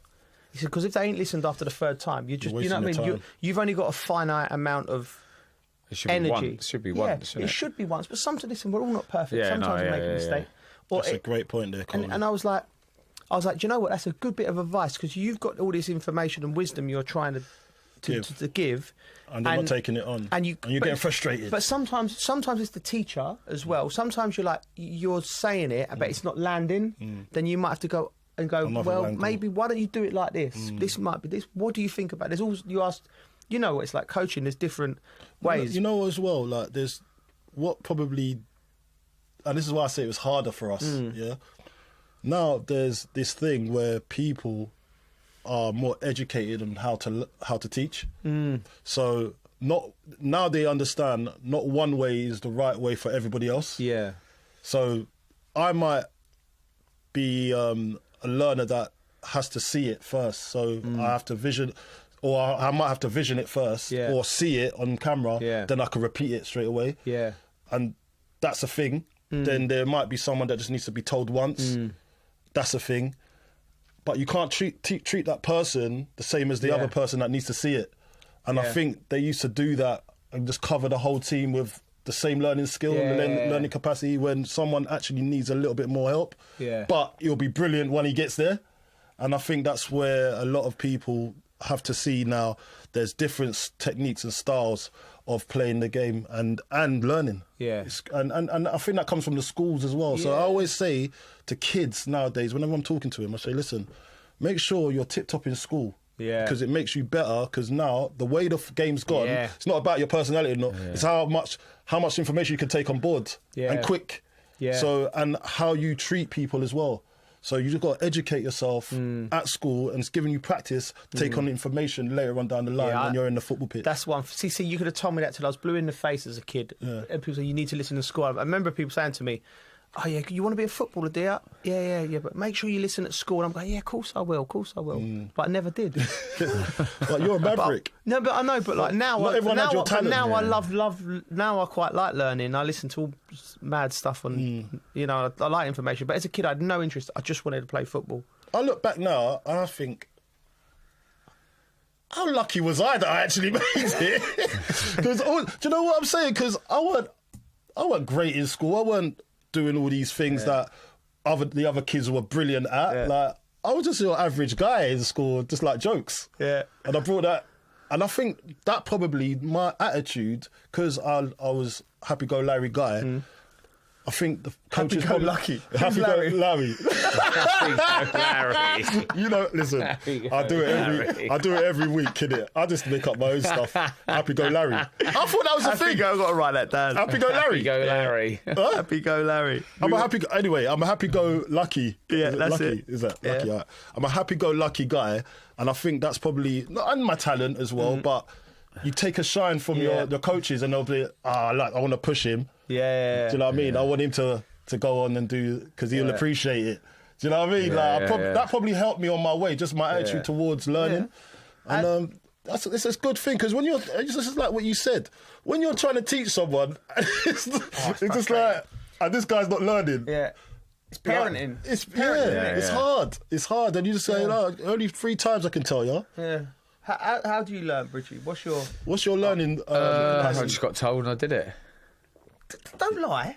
I told you to go to bed in Glastonbury. Yeah, that's different. That wasn't playing football. As in football, I always feel like I took information on where if they told me something, I did it. You're a soldier, aren't you? Yeah. But I remember my mum said to me, because it was YTS when you're trying to get your pro contracts, and near the end of my the YTS, I wasn't playing at all, so I started to get worried. Really? Yeah, and then why? Why weren't you playing? Because I just wasn't playing. And then they said to my mum, we've made a decision on him. He's the only one out of this group. If you tell him something, he just does it. Really? Whereas the others... So the coach said that? Yeah. So you weren't playing, but... No, I was playing, and then near the end they stopped playing me. Because they already made the decision, though. They'd already made a decision. And they weren't sure about the others. They said every time he just told him something, he just did it. Yeah. He took the information on well. Good advice. And do you think... But I found that easy in sport. I felt like if you told me something, I just do it. But educational-wise, I just... But do you think as well, Bridgie, they were testing you to see how you'd react if you weren't picked? No, I don't know, really. It was only my mum that come up to me and said after a while, just like, they've already spoke to us, so they made their mind up. Is it? Yeah, that's a real... said, like, you listen and just do it. Yeah, See, of course I was. Because you was obviously worried. For me, that's sad times as well, because you spend 2 years with people and then you get let go. I found that brutal. Sad. It's horrible seeing someone at the age of 18 getting told, no, sorry, this ain't for you. It's horrible. That's what sport does. Yeah, you've had to do that. You've had to tell kids. Well, not tell them, but you go in a room and you're with other coaches and the decision makers, and they want your opinion. And you really like this kid. You want him to make it. You think he's got all the attributes, but there's just something missing. And you got to say, you got to call it. Yeah. And look, one thing that comforts people like in our position now is that we can actually know that they're going to be okay, because there's so many scouts out there now. Like, someone's going to take them, whether it be Colchester, whether it be somewhere else. Like, someone's going to take some of these kids. Do you know what I mean? Because they're going to give them a chance.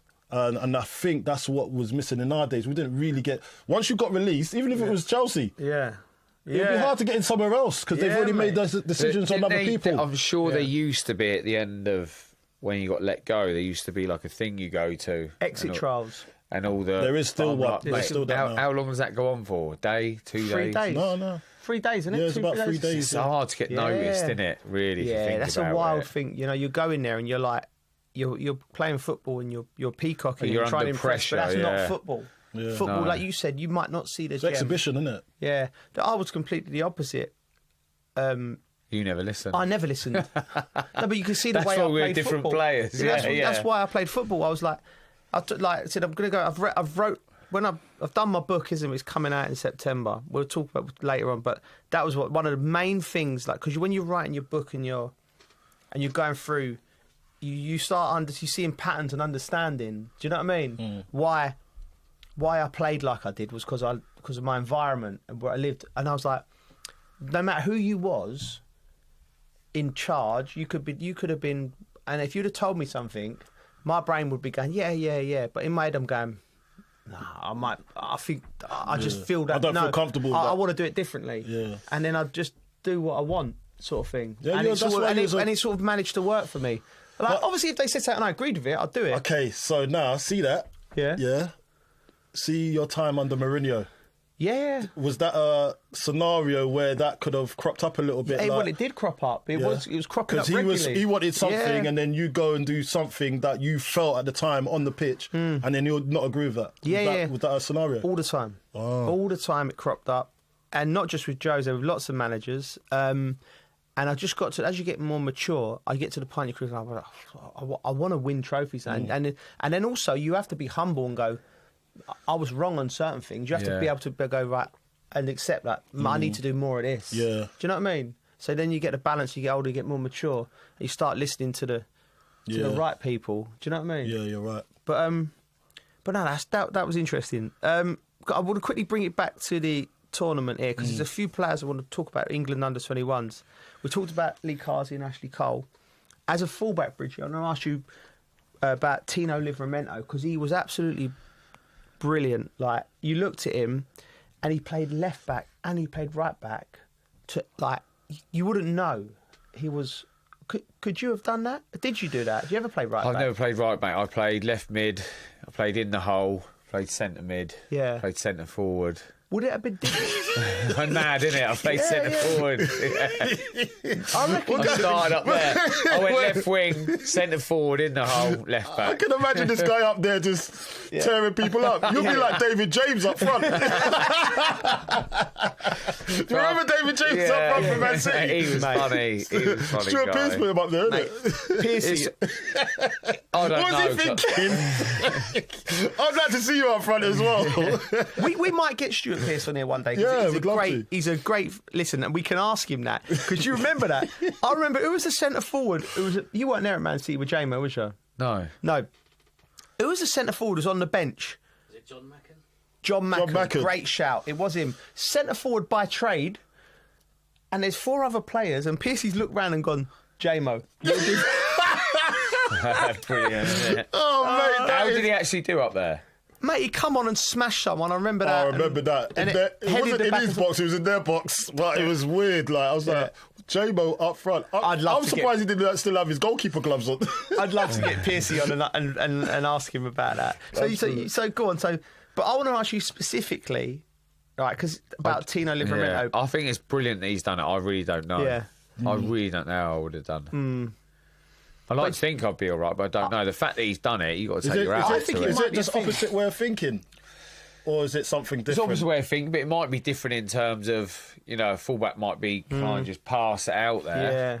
Same I would still way pass of it out there, but I might tuck inside and run inside a bit. So it might be something else for the winger to think about. Do you know what? Make a little run inside. You just never know. And you're playing him, really, because you're like, I'm trying to figure you out. Yeah. So, it's right. So imagine this, right? So, but think about it now, the way the game's changed. And people mainly play inverted, like wingers on the other side. So why not play fullbacks inverted, left back, right back, left back? Because if I'm coming up against you, yeah, I'd rather you go that way. Yeah, I'd rather Chelsea do that. Yeah. So the boy, well, it's not a right back at trade, but he was a playing right back, but he's a centre midfielder by trade. Casado. Yeah, but that's so he tucks in. Yeah, tucks in from the right back and plays an extra midfielder. Then on defending, he goes back into right back. That's movement. But I'm thinking just actually how much I'd like to look into that. Actually, if you switch the fullbacks, right? If you got a left sided centre half and a right sided centre half are really good on the ball. So when you build up, they split. The midfielder, this is getting a bit serious. Yeah, go on. So they split. The holding midfielder goes back in, so you get the 3 players with a build. Yeah. And then the fullbacks become like sort of high and wide. Like like they would be if they was wingers, where they're inverted, so they're dribblers like Livramento. So they'll cut inside. And then, so if you're going to dominate possession, that's a good thing to do. Then in the limited times when you haven't got possession, all they've got to do is drop back into like a 4 and defend against their opposition wing back, and their natural foot is coming into their natural foot. That comes from your scouting. So if that's what you want to deploy, then you've got to make sure that you've got the right players that can do it. Yeah, but Tino Livramento is the right player. He's one of those players that can do it. I watched him throughout the tournament, and I coached him a few times at Chelsea. He was coming through when I was there. Lovely lad, great ability. I remember doing a session with him on crossing, and it was like I was just trying to break down the 3 different crosses you would do, because he had everything. Like, he was big, powerful, great skill, great attitude. And I was like, well, once you get to the byline, you've only got 3 options. You've got the dink to the far post, which is your high tariff cross. Like, that's the hardest one, isn't it? Where you've got to stand it up, or you whip it across. If there's space in that, what's it they call it? Corridor of uncertainty. You just fizz it across corridor there. of maximum opportunity. Or you cut it back. So there's 3 things. So I was like, when you're practicing crosses, there's only 3 crosses you can do. It's like A, B, or C. Yeah, and you just become better. That whip into the space. Yeah, so you just narrow it down to 3 options. Yeah, and then you just get the best at it. Yeah, be the best at it. And he's done it on both sides, left back and right. Yeah, and he come on, and I look at him, and I'm very good with both feet. Very good with both feet. But I'm going to say, was he at Chelsea? He was at Chelsea, mate. That's what I mean when we talk about the new model and we praise them and they did, blah, blah, blah. You still lost Tino Livramento. Yeah. Who's the other winger, the other lad? My mind's gone blank. It's a Brighton boy. The Brighton boy, the right back. Yeah, Lewis Hall. Sorry, Lewis Hall, another top player. Like, so, I don't know how much money they've gone out. Are the ones coming in? Tino Livramento would get in Chelsea's team now, I think. He was absolutely brilliant, and if it weren't for Harvey Elliott getting player of the tournament, he could have been in the running. Are more players both-footed these days? Yeah. Yeah, because they get encouraged at an early age, don't they? To use both feet rather than just use your good foot and make sure it's the best. Yeah. You know what I mean? Paul Merson was the best at that. What a player. Another thing you don't see. Remember the old-fashioned fullbacks? Like, think of the fullbacks you would have seen growing up at Southampton. Francis Benali. Like, they would just stay in that little zone, good at one-on-ones, get the ball in that little clip. Into the fullback or in clip all the time. It was like these sort of there's none regiment. of them. It was regiment. Yeah, mate. No flair. No flair. No flair at all. No Rick. I bet their houses were all neat. Yeah, everything was normal. There, the sugar and everything in the right place. They're psychopaths, though. Yeah. They was fullbacks always mad. Right? Fullbacks are always crazy. Like there's something about. I started off as a winger though, but there's something in that, Yeah. Different positions are have different personalities. Yeah. Del Horno was crazy. Del Horno was a nutter, wasn't he? Oh my gosh. Mate, I've got a story about him, but I'm not going to say it. He's actually worse than me. He's actually, I saw him walking home from central London after a night out one time, and he walked from central, like Mayfair, and he'd left before us, and he was in Chiswick. I had to stop. You want to lift? No, just thinking, Collie. He didn't really speak English. Yeah. So I said, "Do you want to lift?" No, I'm okay. Did you? Where was he walking to? Did you come to the Arctic Monkeys concert with No, I didn't. Del Horno? No. Me and Wright. Sean. That was Sean. That was strange that Sean went. Yeah. Sean me and Wrighty went to an Arctic Monkeys concert with Del Horno. You know, like, he was such a great lad. I was like, right, fancy it? I was like, yeah, me and my pals Wrighty and Shorty. He doesn't speak a word of English. He was like the geezer from 40 Towers, Manuel. Okay, see, he didn't know a word of English, and we was like, yeah, band, play the. I'm like that guy. Yeah. He's like, how long? 1 hour. I come, right. He's come to this. We went to watch the Arctic Monkeys. We've gone into the band. And he left. He must not have liked him. But I just see him at the bar. Chelsea fans got hold of him. He was at a bar with these Chelsea fans. Like, we better find him. Like, and he's chatting away. And I know he speaks about 5 words. What's he talking about? I don't know. Chatting away. Yeah. He hasn't got a word of English in sight. He was. That was a good night. Blast from the past. But he's a great guy. All fullbacks are bonkers. Yeah. Another lad who I think deserves a lot of credit, and they all do, but can't talk about all. Elliot Anderson, the midfielder from Nottingham Forest. What do you make of him, Coley? Yeah, listen, I've seen bits of him. I've seen bits of him. I think he's listen, he's got potential, but is he gonna get into that zone where you think he's gonna be a regular for his club and country eventually? That's the hard part, transferring that what you've done at this tournament into first team regularly. Yeah, do you know what I mean? I was very impressed with him here, and it's built the stage for him. Nah, let's kick on again, innit? That's my ploy to all of these boys. This is my challenge. Let's kick on, because when you even look at somebody else like Harvey Elliott, who's gone from Fulham to to Liverpool, and he's actually done well there. He's been an important part of like Klopp's team. He was anyway. Now, Harvey, I'd look at and think, what's next for him? Can he go and play regular football, not just be a bit part player in a brilliant team? There's rumours that he wanted out, wasn't there? Well, he talked about he hasn't played enough football. Like, he's gone there. He's 22 now. But remember, he had a massive injury. Yeah. And kudos to him. He had a bad knee injury. Yeah. Kudos to him how he got back and got back into the team, playing. Not obviously, albeit not like regularly starting games, but making an influence in the team with those top players that gone on to win the league as well. He's a really good, talented player. And he's a good kid as well, by the way. He's a bit leery, but it depends how you take it. I like him. He's got personality on the pitch. Jurgen Klopp, when he left, he actually said, imagine that Jurgen, he said something like, one of the regrets he has at Liverpool was he didn't play this kid enough. Do you know what I mean? So he's in this situation, Bridgie, where he's one player of the tournament at the European Championships. He scored 5 goals from midfield. Like, imagine, I think the player of the tournament was previous, that some of the best players in the world have won that. And he looked like at home in himself. He looked like a leader. He scored some great goals. And he's got a decision to make. Like, he's not broke into the Liverpool team regularly. He's 22. Like, I'm just thinking, does he go to Liverpool and chat to him before he makes the decision? Yeah, of course. Yeah. But I think you can see it, and he was getting emotional after one of the games, and when he done an interview for us on the telly, and what I took from that interview was that he was so happy that he's playing and being the man.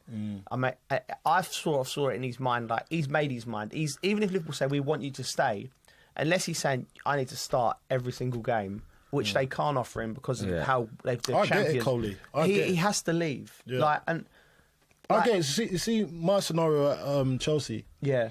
When I was there, I got obviously I wanted to leave because we'd just won the league. But I knew that I was going to be a bit part player for the next season again. Yeah. And I just wanted some more juice, man. Yeah. Do you know what I mean? Because I'm seeing all my peers in the under-21s. Yeah. They're playing regularly in the first team in the Premier League. Yeah. And I didn't want to be overtaken. So I was, at under-21s, I was starting games. I was like a starter. But it was really difficult because when you see in your other players starting games in the Premier League and then you're not starting, you're thinking, I'm not kicking on here, I might get stagnant.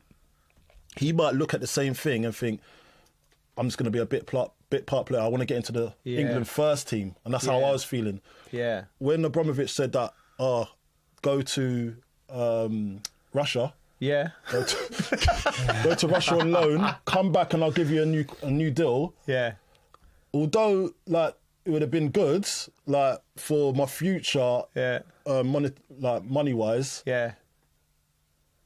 I wanted to play football. Yeah. Do you know what I mean? I wanted to go and be the main man somewhere, like, because I knew I was good enough. I'd had 2 loans that he said to you to go to Russia. Yeah. He said to go to Abramovich told me to go to Russia to his other team, then come back and they'll give me a new deal. Do you know what? To be fair, I think if Roman told me, I probably would have gone. Yeah, but I had ambitions. Like, it's either you want to do that and be a bit part player all your life, or be an ambitious person. I think if I'd have done that, I wouldn't have been sitting here with you lot. Yeah, right now. Yeah, maybe. You know, I wouldn't have had a Carlton Cole flag in Glastonbury. No, that's true. That's true. Do you know what I mean? Yeah. I wouldn't have done a load of the stuff. Do you know what we would have? Do you know what we would have, though? Because I would have chipped in with Roman with this. I'd have paid a few quid, because I'd have just paid to see you out in that cold in Russia. Imagine the pictures warming up. At least he'd go snowboarding then. Oh, mate, that would have been... Yeah, I would have learned how to ski and snowboard and all that. Cold in Russia. You just see... Nah, mate, that wasn't me. It just wasn't me, innit? It wasn't me. So, but that's why I understand why Harvey Elliott is probably looking at thinking, do you know what? I've had it with the champions. I get it. Now I want to go and make my own name. Yeah, and he deserves that, man. Yeah, just quickly before we move on, because we're running out of blazing time. through this. Where would you like to see him, Coley? Where do you think he's? Remember, he's. I wouldn't mind him back at Fulham. Yeah. Imagine, because he started I think there would be bigger clubs. I think there would be bigger clubs for him now. I first saw him playing that tournament. Yeah. I first saw him playing under 16s. Yeah. At Fulham. Yeah. Years back.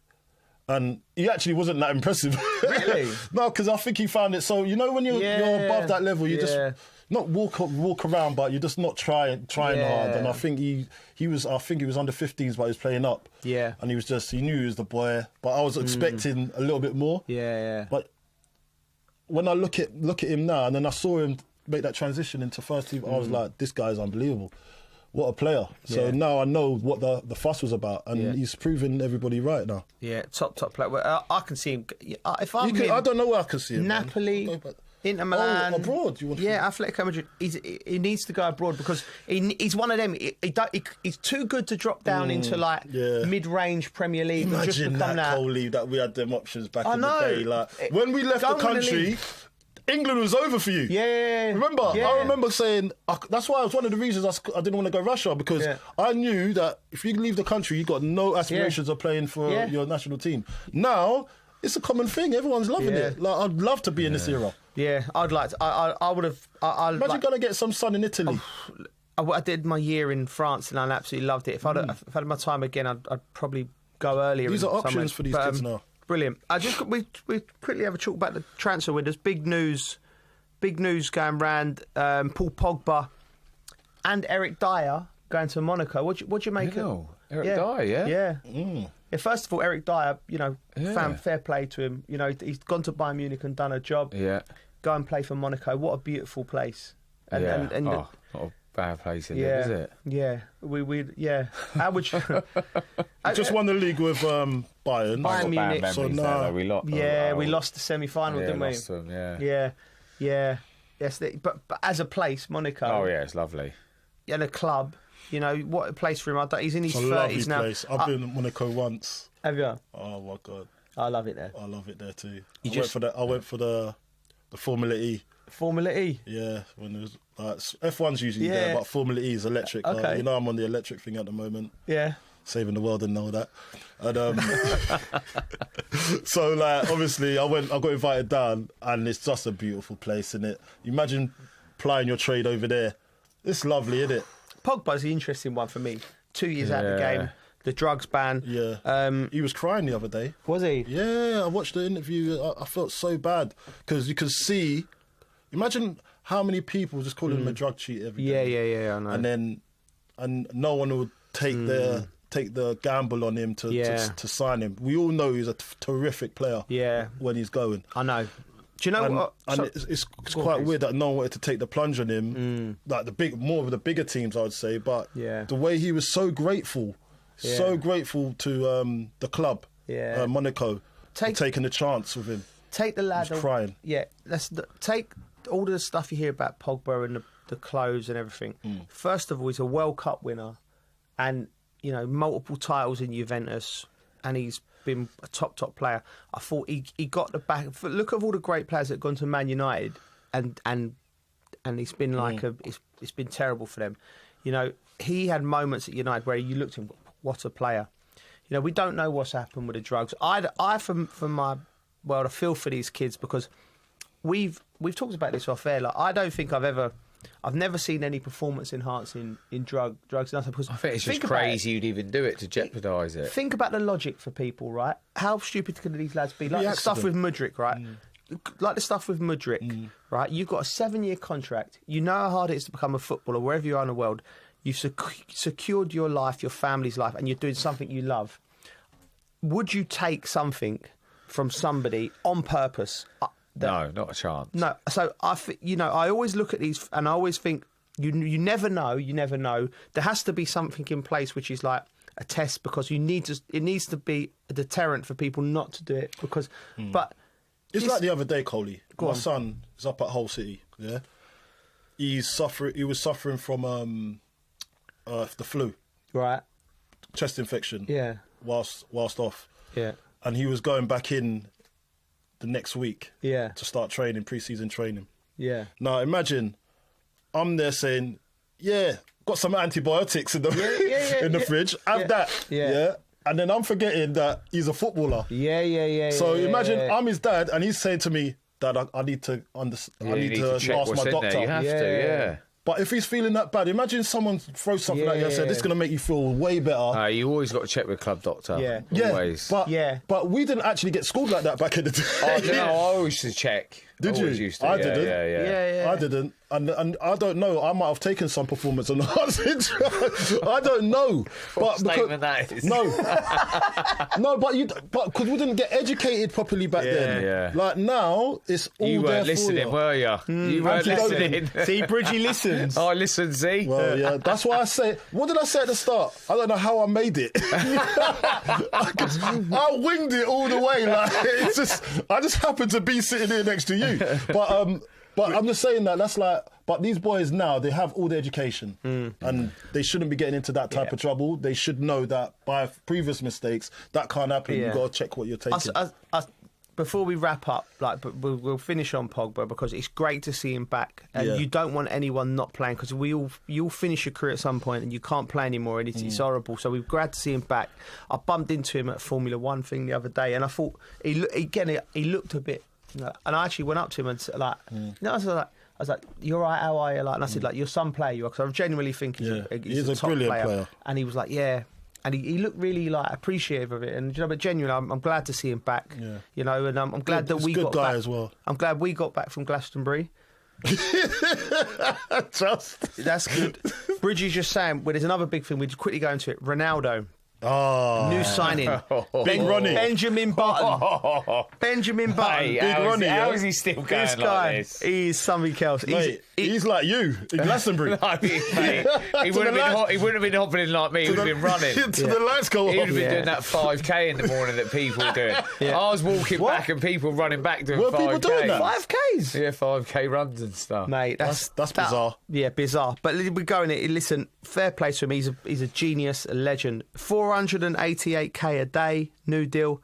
15%. 15%. Can you go back to that? £488,000 a day, new deal. He's 40. He signed a 2-year with a 1-year option. Wow.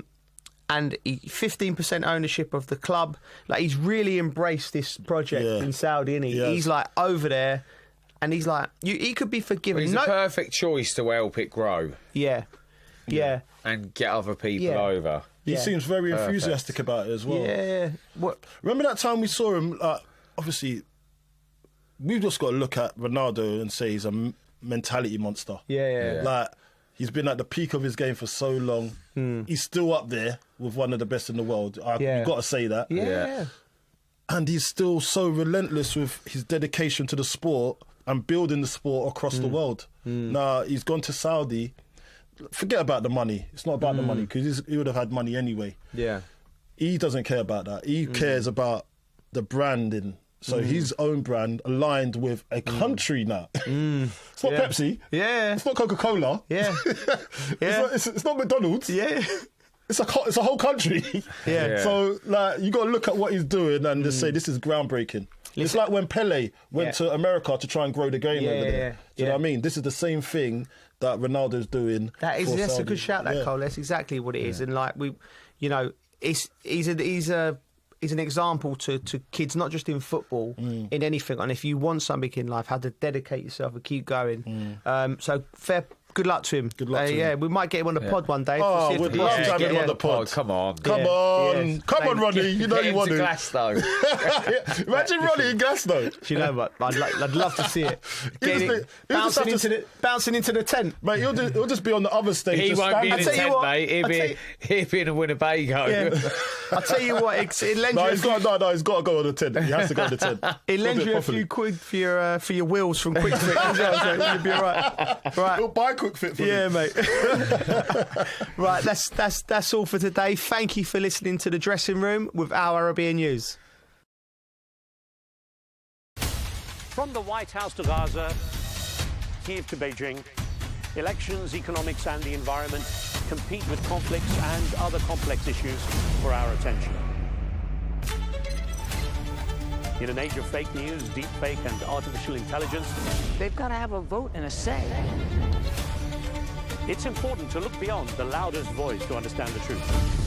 From newsmakers to groundbreakers, My campaign is going very well. Presidents, prime ministers, princes and peacemakers, and cultural tastemakers. As Arabs, as Middle Eastern, we're too emotional. Join me on the Riz Khan Show for empowering conversation.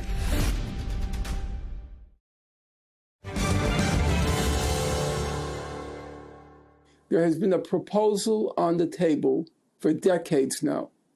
Declare the Middle East a nuclear weapons-free zone, like Latin America, South Pacific, Africa. That's an option. Iran has agreed to that option. There's one holdout, one outlier, Israel. So you had the option of turning the Middle East into a nuclear weapon-free zone, and we wouldn't be having any of these discussions.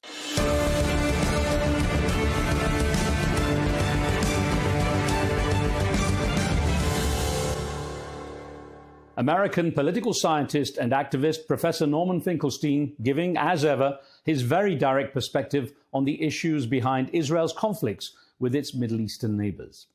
Hello and welcome, I'm Riz Khan. In the 13 months since I last spoke with him, the regional clashes have reached new levels, most recently with Iran and Israel trading missiles.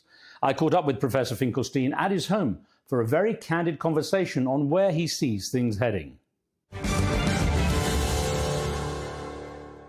Professor, it's really good to see you face to face. We've done a number of interviews remotely over the years, but it's good to sit with you face to face and have a chance to talk about what's going on. Now, since we last spoke about a year ago, things have changed quite dramatically, progressively worse, a lot of people would say. Now, let me start with just one of the more recent things. Donald Trump, as president of the USA, talking about Iran and Israel being in a conflict for so long, they don't even know what the F they're doing. It's unusual for a president to use the F word. What did you make of that when he described it that way?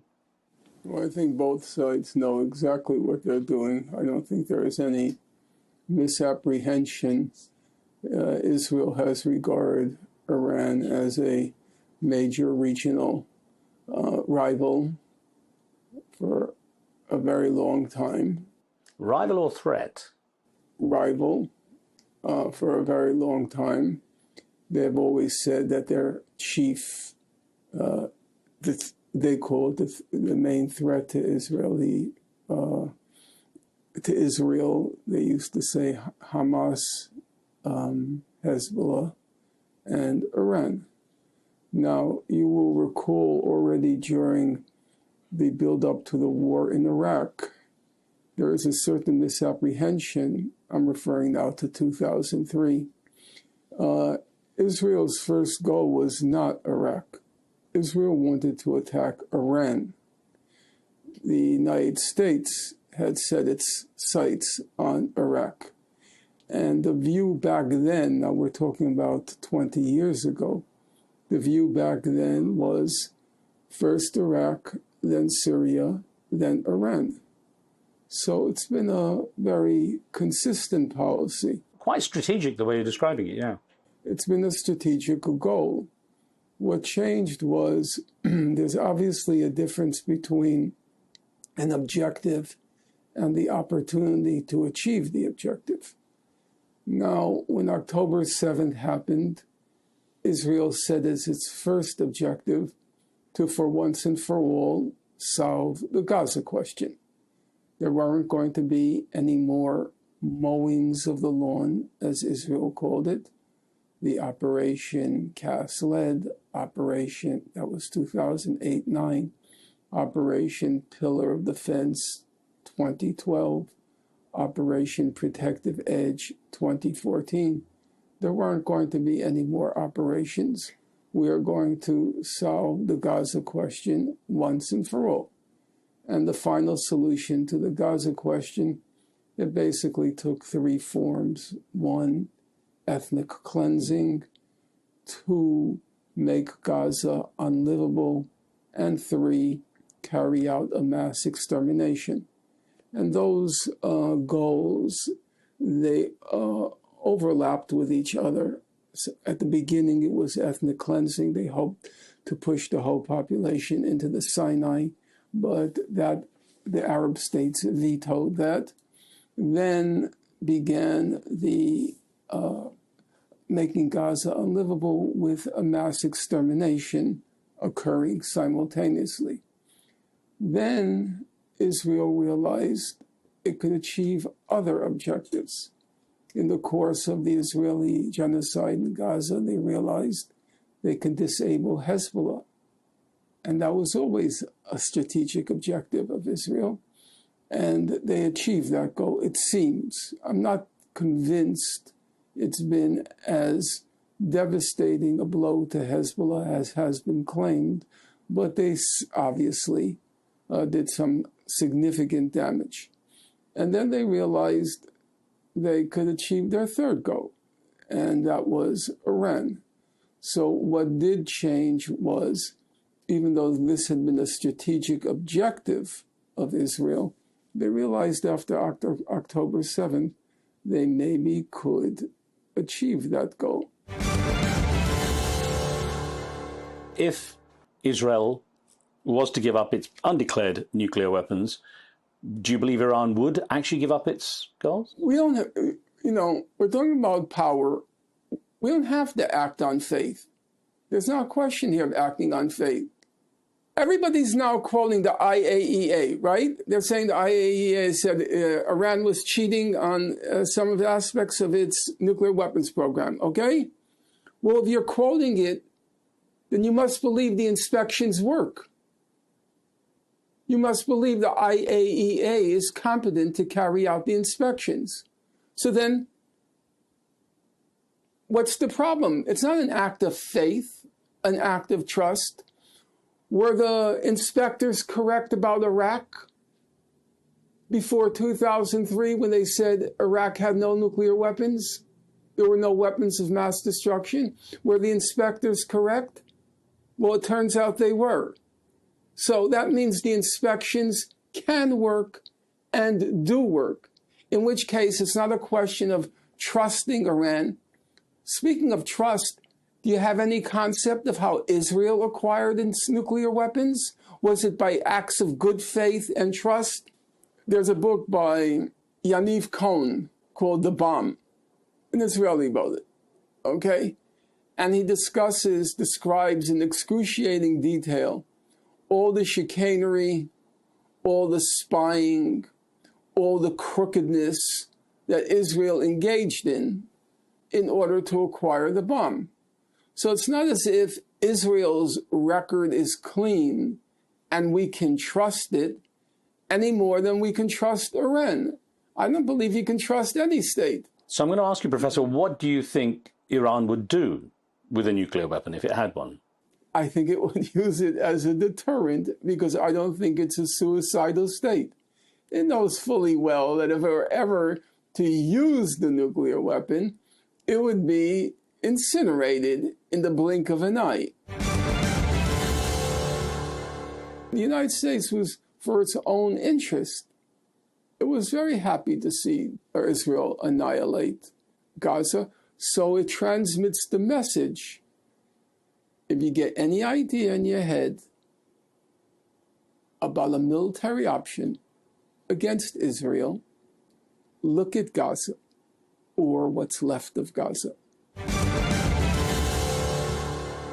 Israelis are probably the most polled people on earth. Every morning we have to know what Israelis think, It's so important to the future of humanity to know every morning whether an Israeli had 1 egg or 2 eggs, whether it was a boiled egg or an omelet. Everything about Israelis are polled because they're so important. So what did the polls show? The polls show for 20 months among Israeli Jews, 95% believed that Israel was using too little force or enough force in Gaza. About 5% thought Israel was using too much force. Okay? A poll about a month ago showed that 1/2 of Israelis, 47%, 1/2 of Israeli Jews believed that Israel should commit a genocide in Gaza. There is no ambiguity about the question. We don't have to go to a dictionary and parse the definition of genocide. The question that was put to Israeli Jews was, do you believe that when the IDF conquers a city, it should kill everybody in the city? That was the question.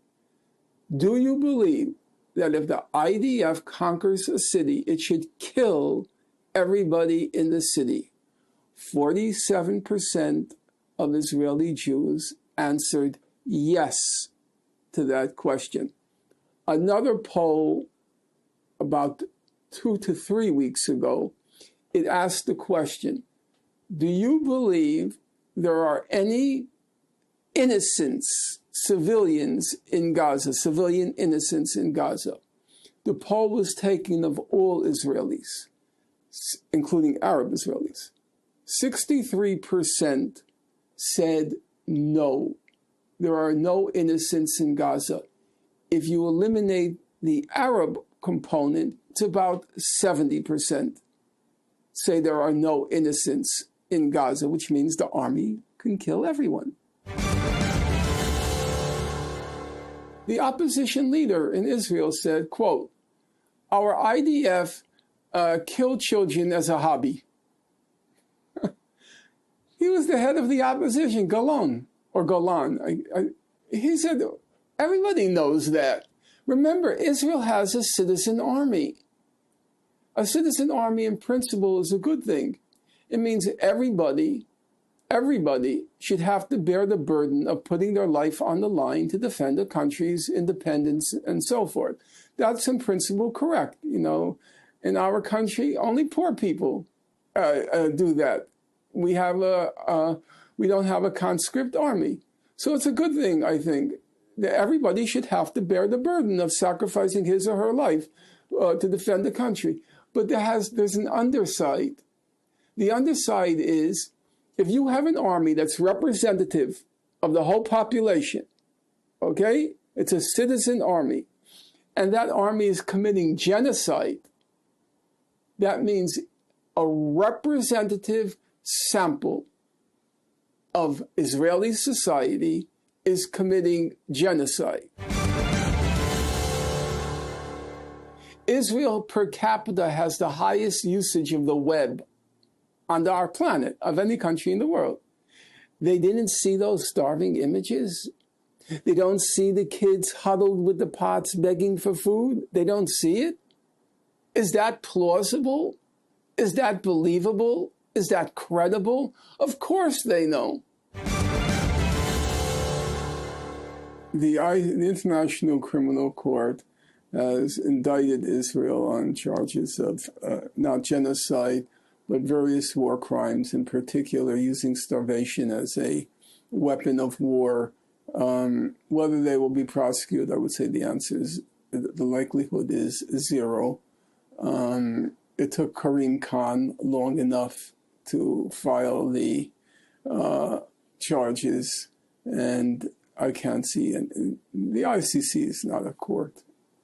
The ICC is simply International Criminal Court is simply a contrivance of the West to prosecute and keep in line non-Western countries. For a long time, the ICC was called the International Caucasian Court. Donald Trump has said he doesn't want regime change in Iran now because he doesn't want to see everything turning to chaos. I guess regime change in the region, many people have a lens on that from the past with everything from, attempts with Syria, Iraq and so on. Regime change hasn't got a good record in the Middle East, has it? It's hard for me to assess that. First of all, I hate euphemisms. It's not regime change. You're overthrowing a government. Let's be honest. Regime change sounds so sanitary. You're engaged in the illegal, the most gross breach of the UN Charter when you carry on in this way, and we should be honest about it. It takes Kofi Annan. It took him a very long time. I think he was out of office already. Kofi Annan, again, for the listeners, because time flies, he was the Secretary General of the UN during the U.S. invasion of Iraq. And he finally came out, I think when he was already retired, and said it was an illegal war. He wouldn't say it while it was actually going on. It was difficult for him to do so. Yeah, if it's difficult for you to do so, Mahatma Gandhi famously said, the most powerful word in the English language is no. You could have just stepped down. If you stay silent, nobody is putting a gun to Mr. Kofi Annan's head. Nobody was putting a gun to the IAEA head when he stayed silent that there was no evidence that Iran was engaged in a program to build nuclear weapons. So I don't accept it was hard. You always have the option to step down and not do dirty work by your silence. You have the option. In any event, I don't like this sanitary language like regime change. You are in grotesque, brazen, outrageous breach of the UN Charter. And we should just say that out loud. It's not regime change. It's overthrowing a government. Its record, I think, do many people care that Libya was destroyed as a country? Do many people care that Syria was destroyed as a country? Do many people, people in power, do they really care that Iraq was destroyed as a country? I don't think they give a darn.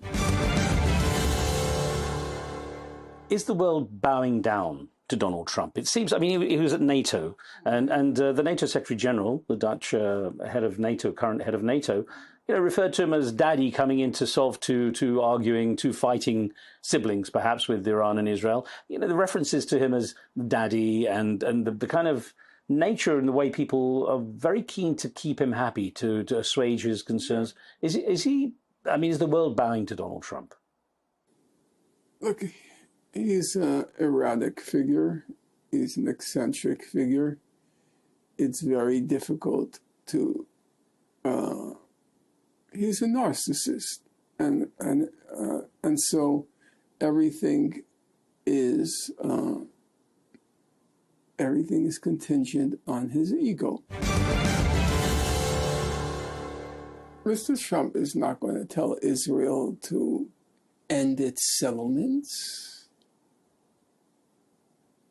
It's not going to tell Israel to give up control of East Jerusalem. The Palestinians might be forced to accept a rump state. That's possible. But a state that has any substance, no, I think that's good. But that's true of every administration. It was never going to happen. Look, Trump is a menace. I'm not going to deny that. Trump is a menace. But let's remember the facts. Who presided over the genocide in Gaza? Was it Donald Trump? Where was 90% of the death and 90% of the destruction? Did that occur under Donald Trump? the assaults on academic freedom in our country, the crushing of the encampments, the threatened deportations at the time, did that occur under Donald Trump? When 3 presidents of Ivy League universities were toppled, ousted, because they were insufficiently repressive of the encampments. Did that occur under Donald Trump? When Claudine Gay was removed from Harvard, when McGill was removed from the University of Pennsylvania, when Shafiq was removed from Columbia, did that occur under Donald Trump? This idea that somehow he represents a new phenomenon. Yeah, there are elements of him. You know, you can imagine Barack Obama. He used to read the morning briefings. You know, the intelligence community gave the morning briefings, okay? You can imagine Biden. He didn't read them because he didn't have the mental competence, but you would imagine that Tony Blinken, read them. In the Trump administration, Rubio reading them? No. Trump reading them? Forget it. Obama, he read the daily briefings. Obama was never interested in politics. It was just pure narcissism. That's why Obama and Trump don't get along. It's what Freud called the narcissism of small differences. They're mirror images of each other. They're both just stupendous narcissists, Obama and Trump. But Obama read the daily briefing. Trump, nothing. But there is a question. Do you prefer, in that Oval Office, somebody who's hyper-competent or hyper-incompetent? I'm not sure which I prefer. I'm sure Tony Blinken was very efficient, very competent, very knowledgeable. And you know what? He was a moral monster. He was a moral monster. So do I prefer a Trump to a Blinken? Or a Blinken to a Trump? I don't know. I don't know if I want somebody hyper-competent or incompetent office. But you say, it's true, Trump is so erratic that you can't really predict what he'll do. It's true. Even he says he doesn't know what he's going to do. Yeah. I'm old school, so in the interest of journalistic sanctity, I have to point out your views, your very strong views on people that you've mentioned are your views, okay. Which is fair enough. Is there anybody in this room who believes that a large number of politicians and people in power are crooks? Well, is there anyone who doesn't believe it? Raise your hand. Like I say, I don't see any hands raised. Look, I'm old school, so I have to always. My opinions don't come into this, so I really am very clear about letting you speak. But I do point out that these are your views and they're very strong, and it makes me wonder: how have you been allowed to speak out in such a cutting way for so long? Well, easy. Nobody listens. Or maybe everyone listens, but no one seems to challenge you to the degree that, I mean, why has there not been a stronger kind of, and I'm just asking your opinion, campaign against you for speaking out to Israel? Most people who, might be in your position. Khan. Please, Riz. Riz, brace yourself. I never had a job. I never had a job. I wrote the only book, Political History of Gaza. I wrote the only one, Gaza, an Inquest into its Martyrdom.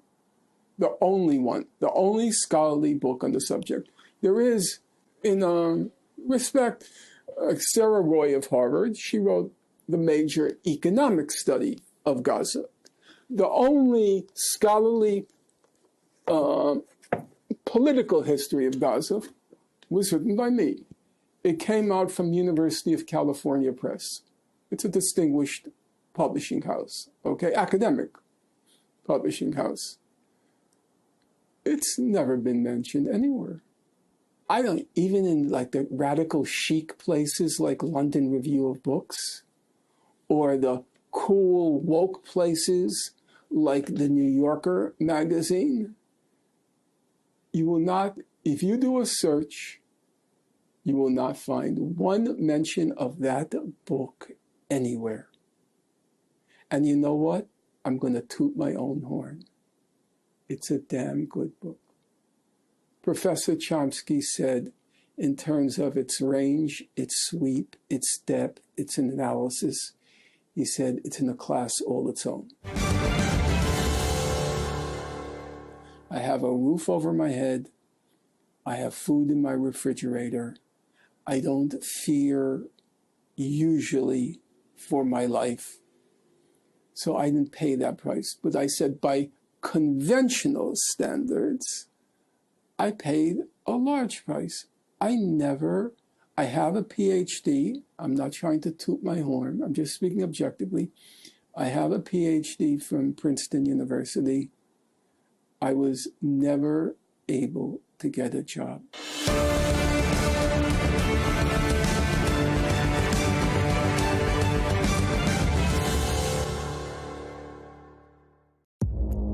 Our allies, in many cases, are worse than our enemies. Stay informed and connected with the latest international headlines. There obviously is a risk. From breaking news to in-depth analysis, it would appear that this war is coming to an end. Who buys this stuff? Investors, pension funds. we deliver the most important developments straight to your screen. Iran always wanted to deal with militia. Join us for compelling, expert-driven conversations. A curfew order has been established. And an insightful look at the issues shaping our world today. There are a lot of proposals about European architecture for security. I'm Leigh Ann Gerrans, and this is W News. We dealt with this when I was Chief of Staff in the first term. Where you don't just hear the headlines, you get the full story.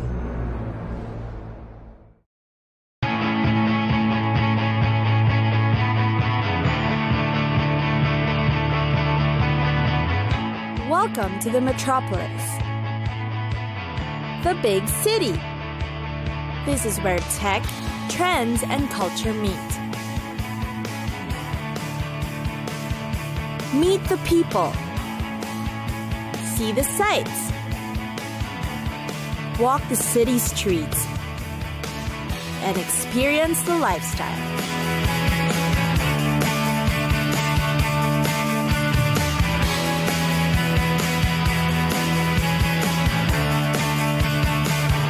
This is your first-class ticket to the cities of the world.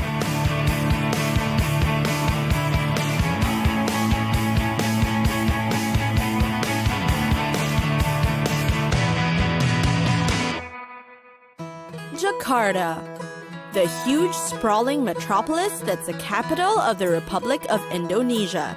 It is home to about 9 million people. It is located on the northern coast of Java and has expanded through the years, absorbing many villages in the process. You'll know the names of these villages from their main streets. Together with its many suburbs, Jakarta has become a megapolitan city. Jakarta is a conglomeration of villages known as kampungs, now crossed by main roads and superhighways. The city itself lies on a wide, flat delta, intersected by about 13 rivers. Popular is the Bay of Jakarta, with its large number of tiny islands, called Pulau Seribu, or the Thousand Islands. It is a tourist resort for swimming and snorkeling. Nearby are also popular volcanoes, Gede and Pangrango, with cool, majestic mountain resorts located around it. Jakarta is also considered the only seat of the national and provincial government. It is the political center of Indonesia and the hub of its national finance and trade. Because of this, Jakarta has evolved into becoming a dynamic city, often abuzz and full of happening. The city is also lauded for its gigantic malls. Marble-floored and always grander than your typical shopping centers, Jakarta's shopping destinations often have apartments nestled on top of it for convenience. Imagine just going down from your room to shop. One of the most popular is the Mangga Dua district. There are around 173 malls in Jakarta alone, each with a reputation of their own. You go there not just to shop, but hang out at the indoor cafes, restaurants, karaoke bars, or billiard lounges. In Jakarta, prices are also relatively cheap, so you can eat to your heart's content. Most recommended are its duck confit, the nasi goreng, or the nasi padang. Restaurants are also managed by young owners, mostly in their mid-20s. As a result, the vibe is always modern and fresh, and these food spots usually have comfy couches, hit music, and impeccable service. Restaurants aren't just for dining, but for staying and chatting for hours, even the whole day. The movie theaters in Jakarta are known to be one of the most luxurious in the world.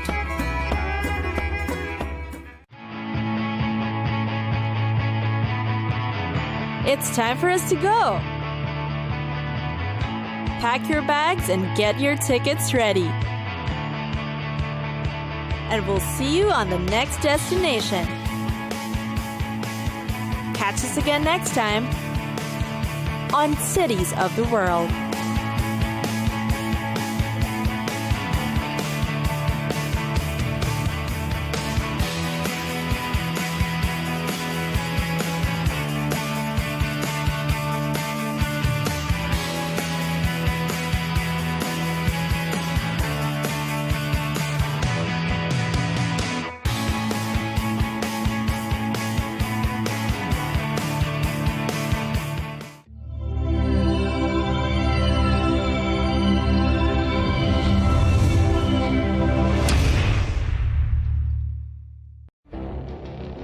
It feels like decades are passing by in a matter of weeks.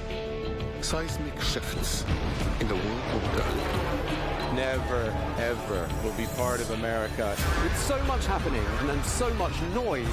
Whether it's political upheaval, Canada has been ripping us off for years. economic shifts, or social movements, And no one wins from tariffs. I think America can be more friendly to the rest of the world. For in-depth analysis and all the latest developments across the globe. To have an inclusive policy together. The meetings with Hamas gave me some hope. We're in another nuclear arms race. The most important development straight to your screen. Welcome to the dressing room. I'm on my own. I need backup. and an insightful look at the issues shaping our world today. It was not going to happen, that war, and it happened. Join us on Arabiya News,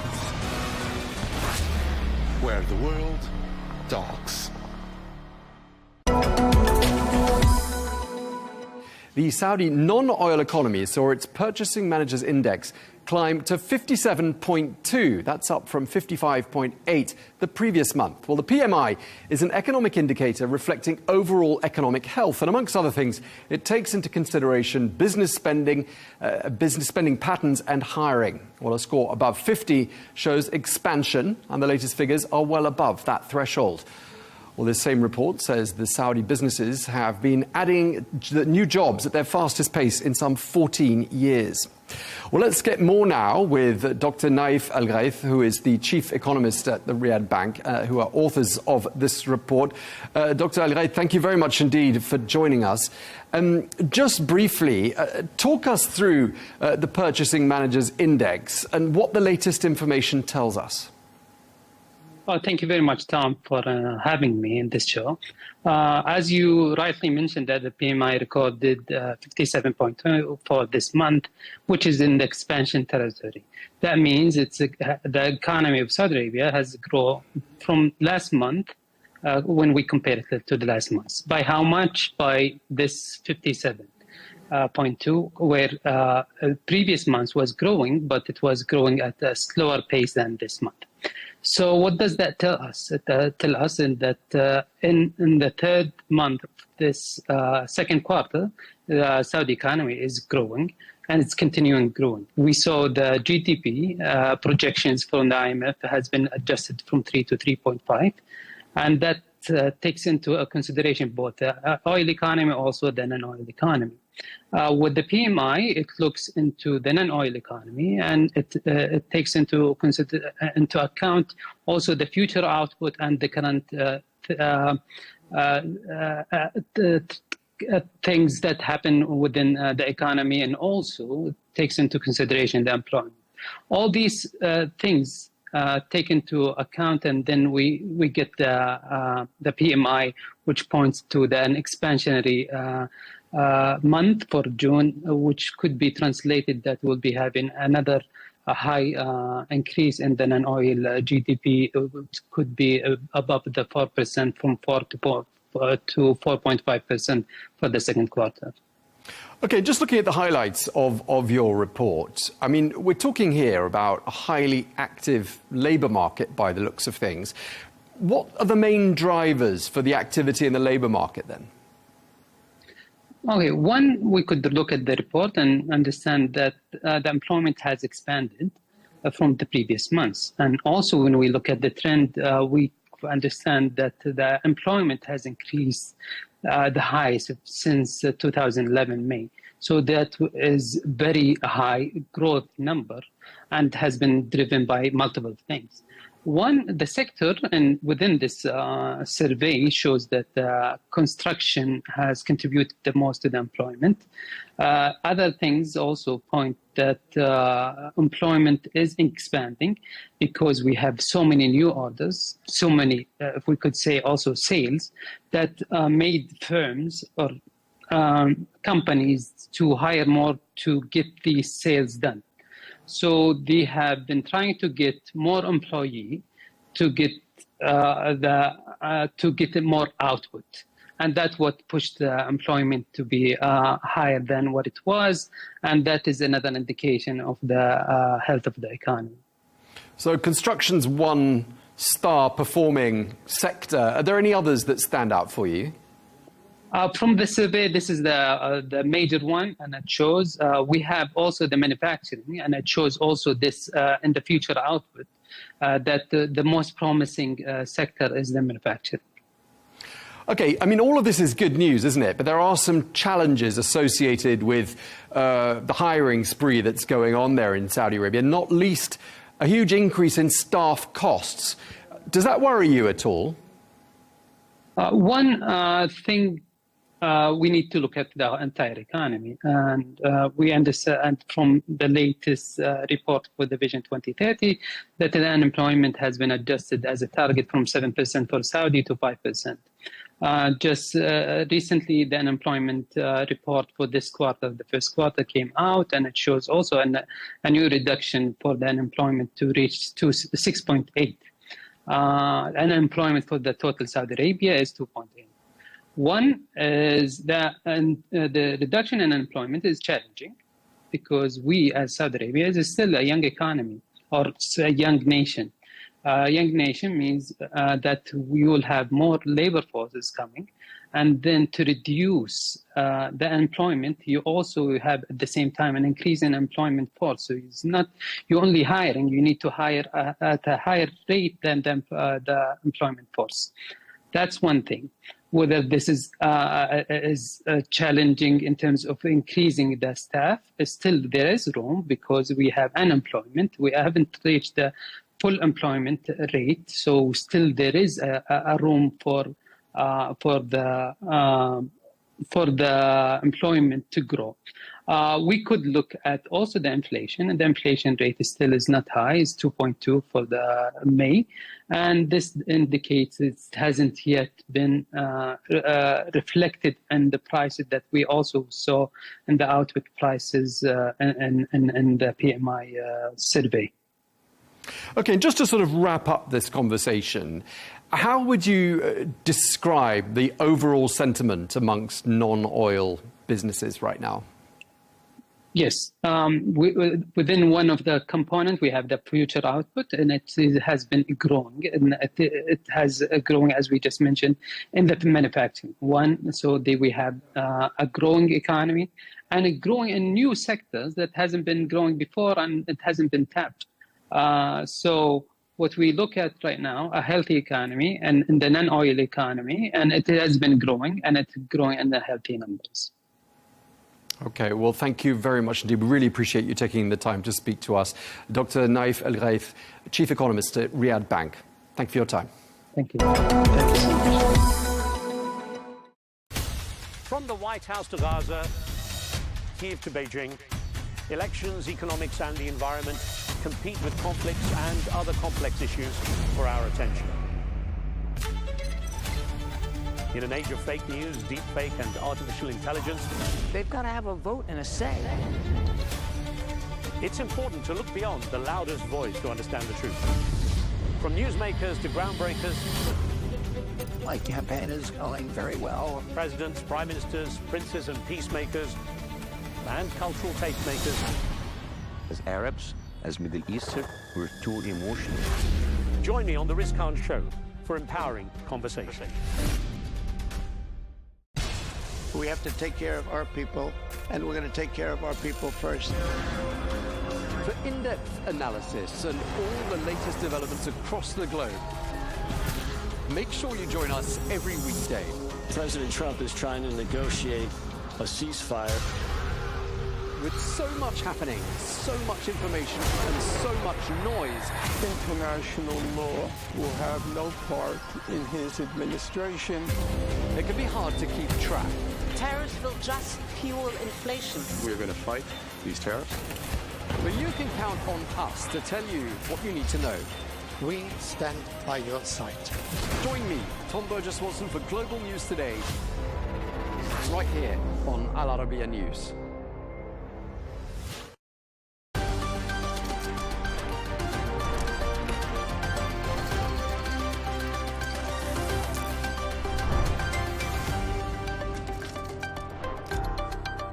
Hello and welcome. I'm Leigh Ann Gerrans and you're watching W News Extra, broadcasting live from the Al Arabiya headquarters. These are our top stories. Netanyahu meets Trump at the White House as the US ramps up pressure for a Gaza ceasefire deal. Meanwhile, President Trump turns up the heat on trade, sending tariff warning letters to 14 countries while extending the deadline to the 1st of August. And the French president kicks off a state visit to the UK, blending royal ceremony with tough talks on migration and Ukraine.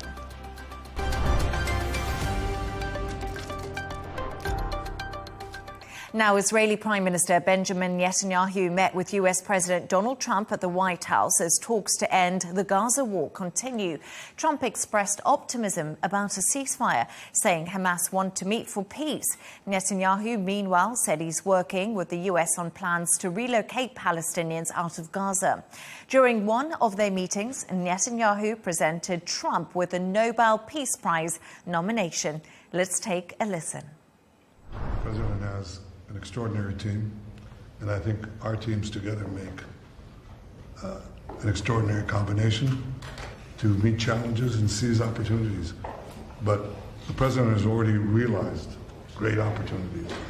He forged the Abraham Accords. He's forging peace as we speak in one country and one region after the other. So I want to present to you, Mr. President, the letter I sent to the Nobel Prize Committee. It's nominating you for the Peace Prize, which is well deserved, and you should get it. Thank you very much. This I didn't know.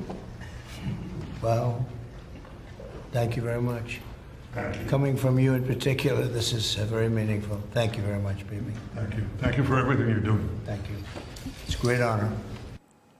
To discuss this and all of today's stories, I'm joined by Al Arabiya senior presenter Rawia Alami and Dubai 92 presenter Jono Hayes. Rawia, we'll start with you. So there we are, everyone sitting around for a dinner last night at the White House, and Netanyahu presents his Nobel Peace Prize nomination.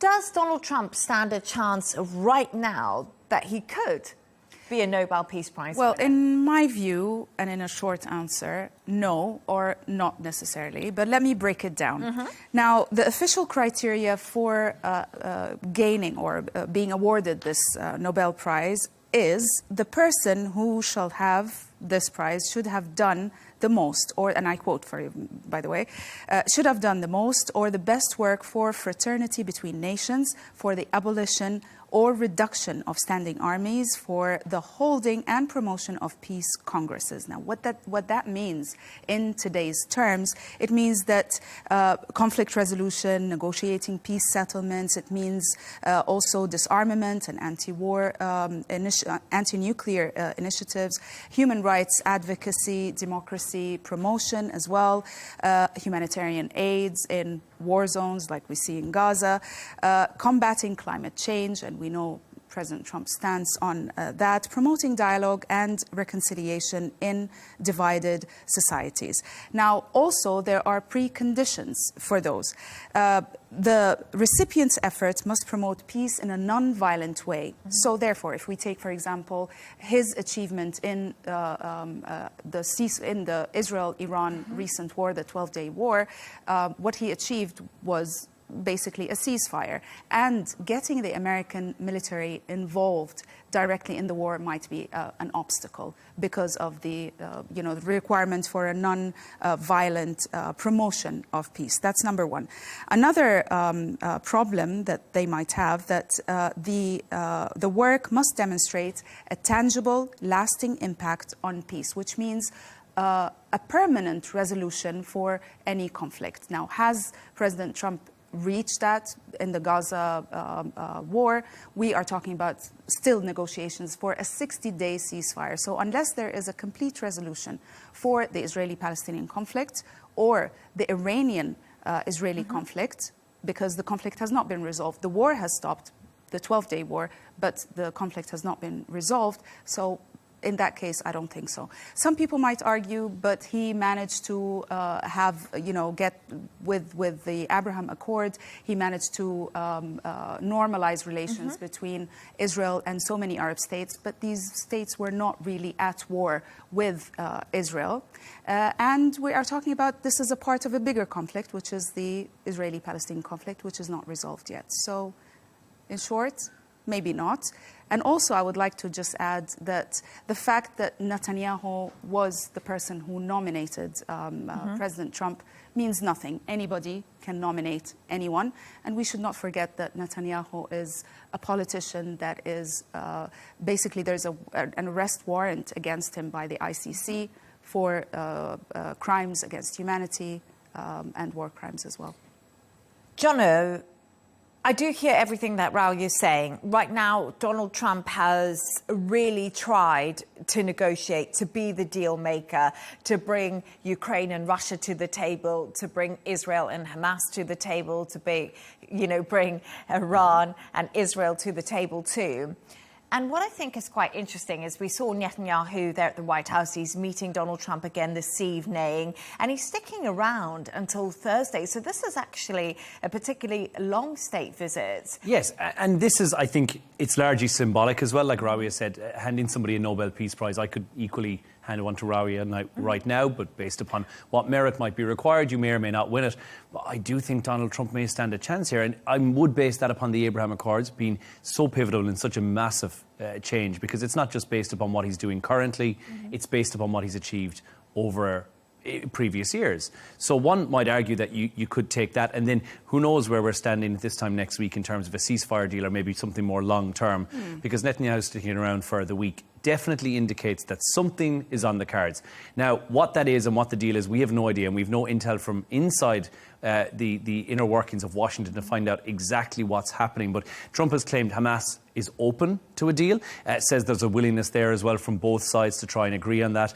And him sticking around until Thursday, this indicates that we could see something by the end of this week. And you know what? Actually, Sky News has been reporting today that two sources close to ceasefire negotiations has said US President Donald Trump is putting heavy pressure on Israeli Prime Minister Benjamin Netanyahu to end the war in Gaza. So he could be sticking around till Thursday, and Donald Trump could really be amping up the pressure, because we also know Steve Witkoff, who was, of course, Trump's special envoy. The first ceasefire, he had a lot to do with negotiations back and forth. He'll be in Doha this week, where indirect talks between Israel and Hamas are happening. So I think what we can say is there's a lot of moving pieces here, and hopefully some resolution will come, and that will be for the Palestinian people. Everybody certainly hopes so, but I mean, thinking about it, since Netanyahu is the one who nominated President Trump for the peace process, for the Nobel Peace Prize, so maybe, I mean, with some concessions from the Israelis, a bit from Hamas, he can help Trump gain basically such a Nobel Prize. But I want to go back to that issue specifically. I think, Jono, that there is a possibility as well, if we look back when President Obama got the Nobel Peace Prize. What was that even for? I'm coming to that.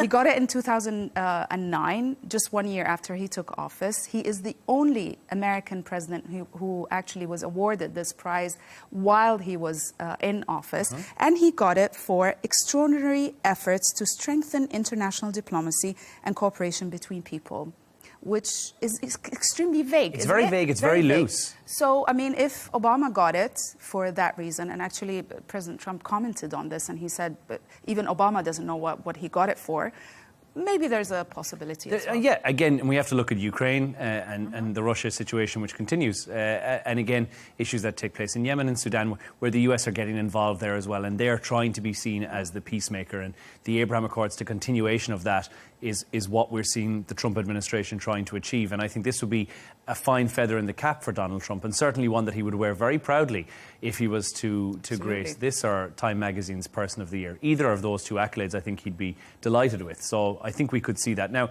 there is domestic pressure on Netanyahu as well to reach a deal as well. You have to remember that there is a lot of public fatigue in Israel currently that people are experiencing. So you've got that coupled with the huge humanitarian crisis in Gaza, meaning that sticking around for a week is nothing but good news. There is, of course, the flip side of the coin. We may not see a resolution this week, because there is, of course, Israel saying they want Hamas completely defeated, they want them completely removed from Gaza, and Hamas saying that they want full withdrawal of Israeli forces from Gaza as well. So that is going to be a difficult one to reconcile. Even though it was reported earlier this week that the differences between the Israelis and Hamas stands on the American proposal are very narrow, much narrower than they used to be. So we might see. Let's hope. But he does have the coalition from his side as well, who are vehemently opposed to any sort of a ceasefire unless it guarantees total victory. So that's going to be a difficult obstacle to overcome. Now, he's been removed from that, and taking Netanyahu out of Israel and putting him into Washington is going to force him somewhat, almost ratted into a corner, to try and make some decisions here that his coalition may not overly agree with, and he will have to go back and answer to them afterwards. But there's still that element of a lack of trust on both sides that is going to take more than 1 day to work through. I think it's largely a positive outcome, but I think Thursday will certainly tell a lot. And I wouldn't be surprised if that extends a day or two more beyond that as well. And I actually think what will be really interesting, and one of the main issues of contention, is the hostages. And I think we might be able to see some resolution to that, and hopefully some resolution to the aid situation. And then, you know, Israel gets back their hostages, which families are so desperate for, and of course the people of Gaza get aid. But once again, let's see positive signals, I think, coming out to some extent. So we do hold out a lot of hope. And I also think Donald Trump will get that Nobel Peace Prize. I agree with John. Sorry about that, Rawiya. Yeah. I said there's a possibility. I mean, if Obama got it for such a big, achievement, then wilder things. Who knows? Yeah, absolutely. Great thoughts on that story. But stay right there as we move on to another story now. And US President Donald Trump is turning up the pressure on America's trading partners, sending tariff warning letters to 14 countries while extending the deadline for new reciprocal tariffs to the 1st of August. The letters outline steep new rates, some as high as 40%, unless those trade deals are reached. Major partners like Japan and South Korea say they are indeed ready to negotiate. Oh, Jono, we're back on the tariff chats. I feel like I went away for a little bit. It's come back. And There was already this 90-day pause that we saw on tariffs, which gave everyone a little bit of a reprieve just to try and recalculate what was going on, because it was all a little bit confusing. And now a further extension has happened that we've heard about to the 1st of August, not tomorrow. And it seems like things are probably a little bit more difficult behind the scenes that we're given credit for. I think we may be underestimating the complexities involved in reaching one of these trade agreements. And for any trade agreement with any two parties, the normal procedure would be by an envoy being sent from one country to another to reach that trade agreement, to hammer out the finer details. And it's a process that does not take one telephone call, much akin to what we saw Keir Starmer and Donald Trump have a couple of months ago. It's not quite that easy. There's many back-end legislations that need to be worked through as well. And I think the complexities of those may have been a slight oversight on the part of the administration, of the Trump administration, and certainly on the part of countries who are keen to make a deal as well. It's going to require a lot of work. It's top on the list of priorities, but there's been, as we've spoken about, a lot of other big issues as well. So I think that reprieve of the next 30 or 20 days extra is there to try and assist. I wouldn't be surprised if we see a slight extension on that for certain big markets that he needs to find a deal with for the benefit of both, a mutually beneficial deal. And also the problem is imports and exports. A lot of the stuff was trying to get into the country. Ships had already sold. People were confused about how this was going to work out. So there's also borders in the middle of that, as well as trying to, get a tariff deal, reciprocal one, that's fair between both countries organised. The UK, I don't know, Keir Starmer, you remember he signed the deal with the US and it all seemed almost a little bit, almost jumped the gun a bit because then Donald Trump rolled back. But hey-ho, he got in first. Are we likely to see other countries do the same thing? Well, let's understand what was achieved with the deal between the UK and the US and later with Vietnam as well, between Vietnam and the US. What they have agreed on is it was more of a broad framework to speeding up talks and continue to negotiate until they reach a full deal. So it was not actually a full deal with ironed out details. As you said, Jono, that takes years sometimes with so many details, a lot of legislation. So it takes a lot of time. But I think what possibly President Trump is trying to do is to get the ball rolling, basically, that this extension is to get some countries, and I will name now, some of these countries and where the negotiations have reached, to get them to the level of where the UK and Vietnam have reached with the US. But China also has a China has a partial place. deal. Yeah, that's true. Also, the US has said that there's a deal with India is quite close. The EU is also engaged in talks, and there are reports that they're reaching somewhere. We shouldn't forget also that we're talking about two very close allies also of the US that are included in the list of countries, the 14 countries that have been warned and given until the 1st of August to reach a deal. We're talking about Japan, South Korea. Japan is the fifth America's fifth biggest supplier of imports. And South Korea is in the top 10. We're talking about more than 9% of American imports. And that's all tech. It's all semiconductor tech. Yes, pharmaceuticals and cars. And we rely on every day because it's in our mobile phones, it's in our computers, it's in our laptops. That's true. So it's everyday stuff. It's going to be mutually beneficial. And again, I know there's 14 letters that are sent out warning, maybe a stretch in terms of what they are, but they are letters that are sent out. There's renewed threats for the 25% tariff, and no country wants to achieve that. I think they'll move quickly to come up with some sort of a plan in place that they can agree with the Trump administration and say, this is our thoughts, here's our feedback, and we work towards that. But I really don't think that August the 1st is even an attainable deadline for any of these countries. There's been political and diplomatic pushback from Japan and from South Korea on the tariffs so far.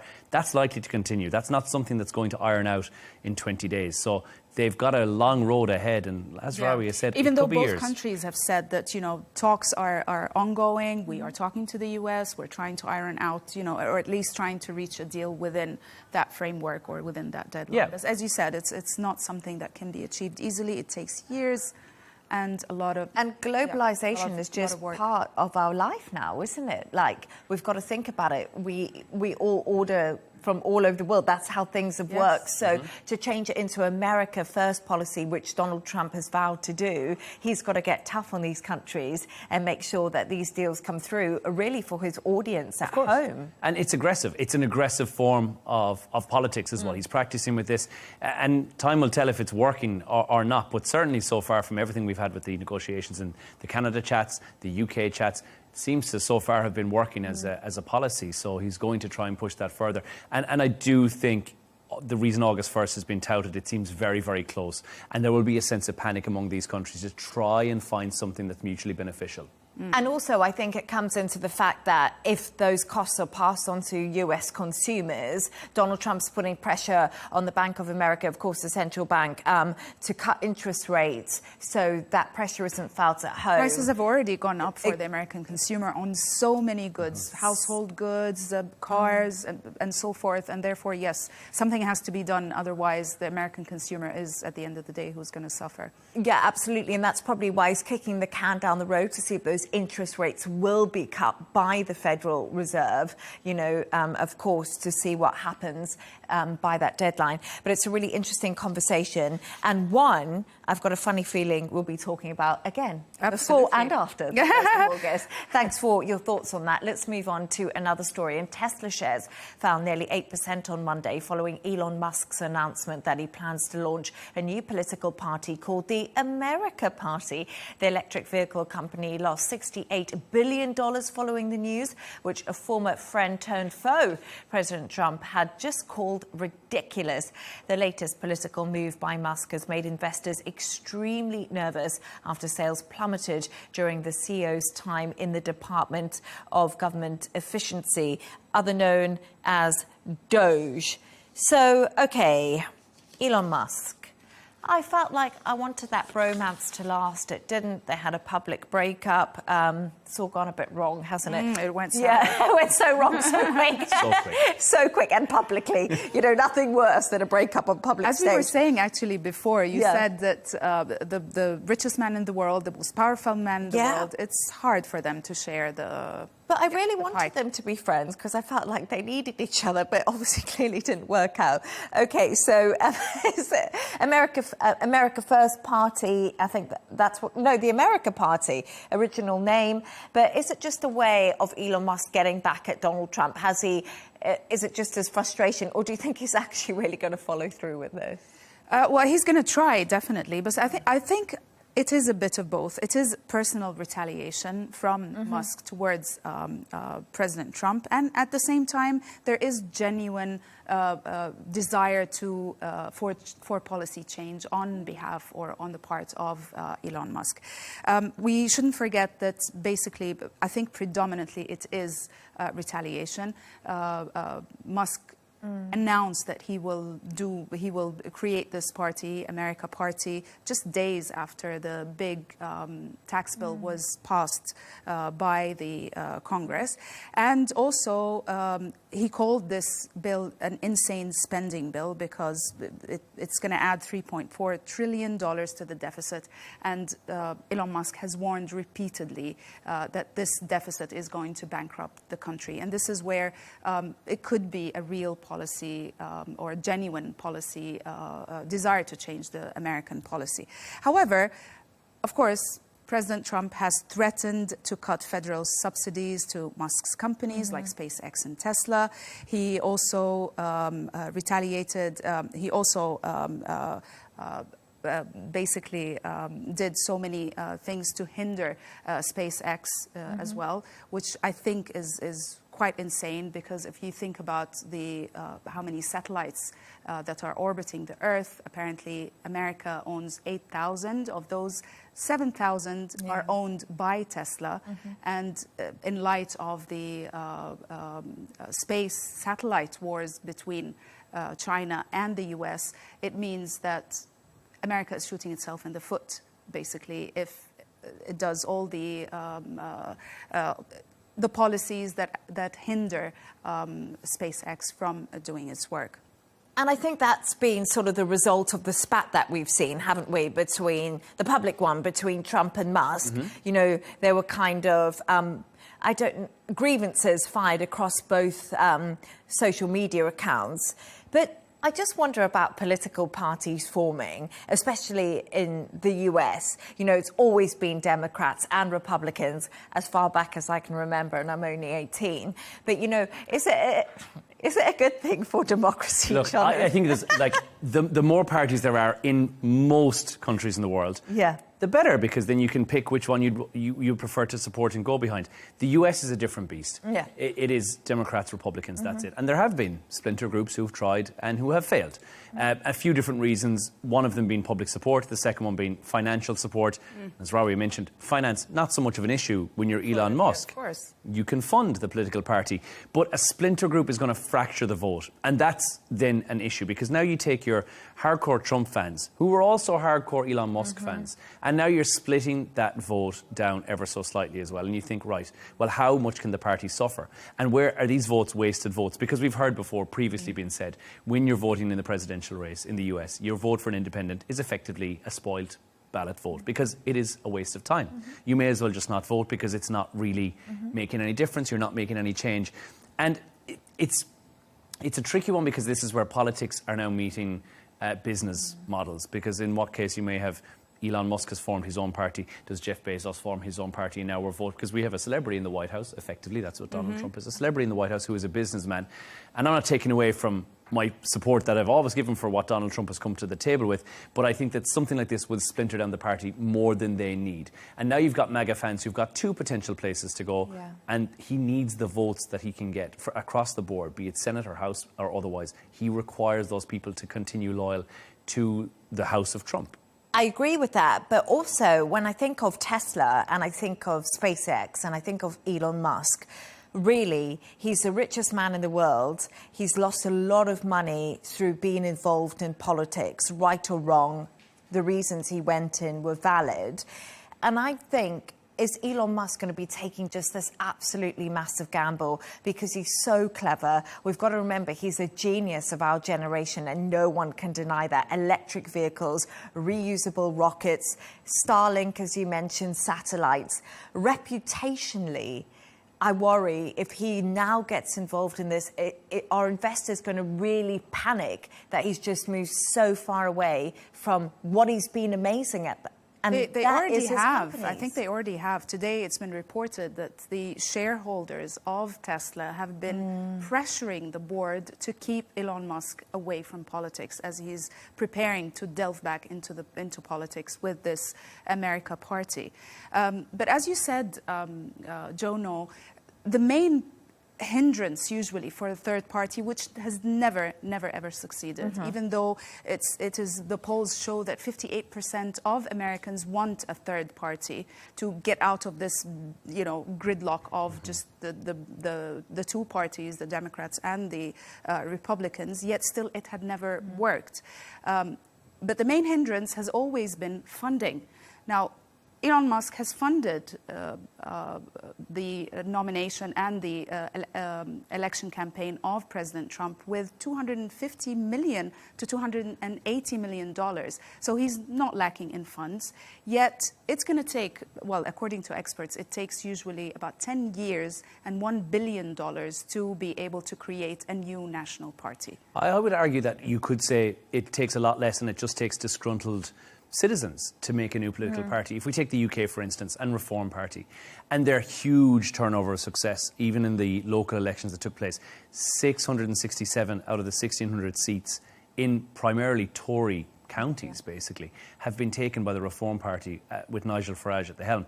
And the whole reason why he has gained such massive popularity is a disgruntled population of people who thought, I am not happy with A or B, I would like to go for C instead.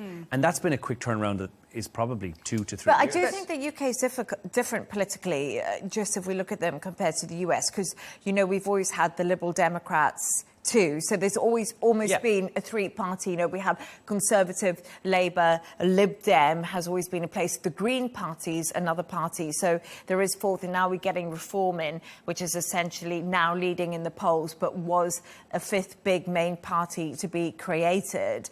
But I think My concern with Elon Musk is I think he could really change the world if he concentrated on business. But we shouldn't forget that he's with the Doge experience.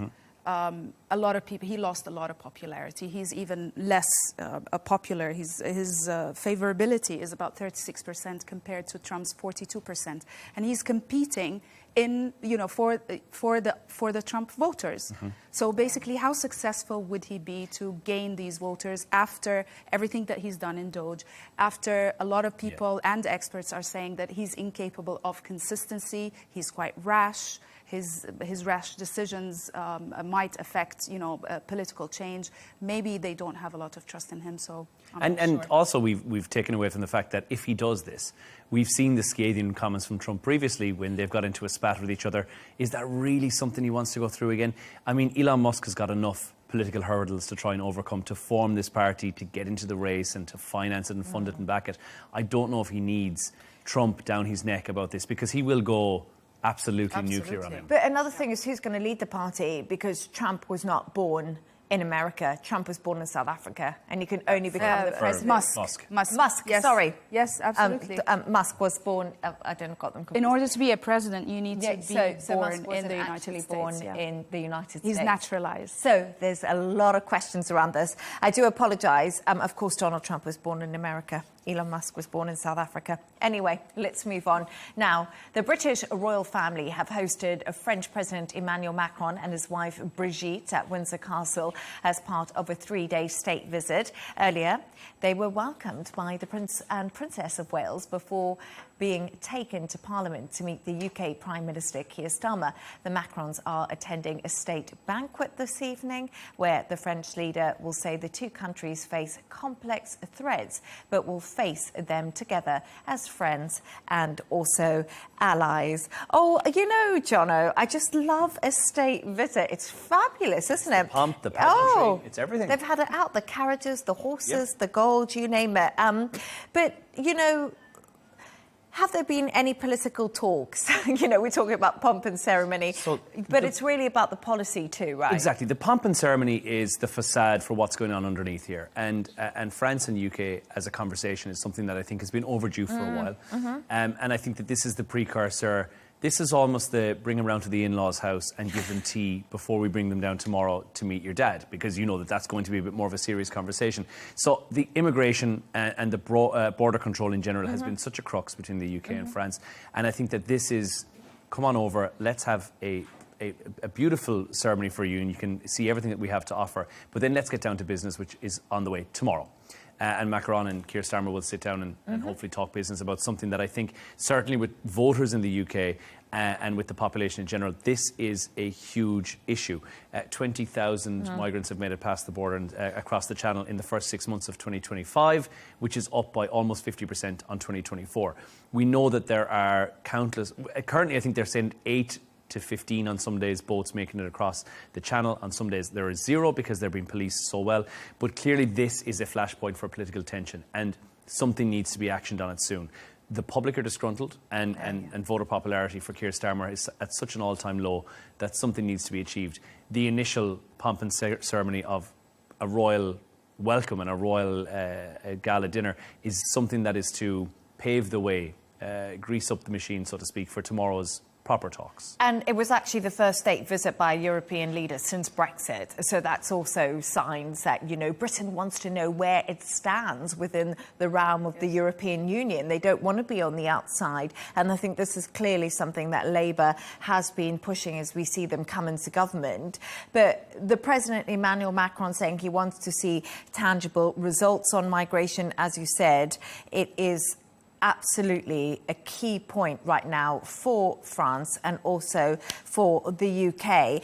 But Macron's trip actually comes before Donald Trump's state visit. And, the royal family in the UK and around the world, how are they viewed? And do you think that they're kind of there, like you said, to grease up the machine before the difficult chats come along the line politically? I think, absolutely, I agree with Jono. I mean, the British royal family are considered a soft power machine. Their popularity is extremely high globally. It surpasses politicians and governments. And polls consistently show that they definitely, in the UK at least, it outpaces all politicians that have, gone that were in government over the years. Also, I mean, I can give you a few examples of this. Queen Elizabeth in 2011 visited Ireland, your country, where she spoke Gaelic at a Dublin castle, and it literally exemplifies the royalty's ability to dissolve years of tensions, years of wounds in a way that politicians can't. Other examples, I mean, there are so many examples. We've seen the recent King Charles visit to Canada, how popular he was there. Also, Kate Middleton's dress, by the way, Dior outfit, during Macron's visit, this one that we're talking about, went viral, basically. It was trending. And it was so beautiful. It was like a definitely dusky pink colour. She had the matching hat on, and, she greeted Brigitte Macron and Emmanuel Macron as they came down the stairs at the airport. And it just looked so formal, in the sunshine. Britain, no one does it like Britain, do they? The pomp, absolutely. the I mean, ceremony. there's this awe that everybody feels from east to west when it comes to the British royalty. Everybody loves them, and I think, yes, definitely they are capable of achieving, things that politicians are not. But I think it'll be very, like you said, it's soft politics. This is not, the conversation tonight over this gala dinner is not, it's a state banquet. It's not going to be, what are you doing about the asylum seekers? That's not the conversation that King Charles is going to be having. Absolutely not. This is a very make nice situation. And then Keir Starmer and Macron can go in, have the chat tomorrow, and hopefully work towards something that is, because I really think that this could be the downfall of Keir Starmer if he does not action this in the very near future. But also the downfall of Emmanuel Macron. He has 18 months left in power. He can't run for a third term. We know, this is the end of his, the last few months or last year or so, as many people are saying. But once again, if you look at analysts, and they've been looking at the speech that Macron made in the Houses of Parliament today, they're saying there's no actual agreement on migration. There might be a pilot agreement announced tomorrow, but nothing officially. And once again, I think this is a dangerous place for both Starmer and Macron to be on migration at this time.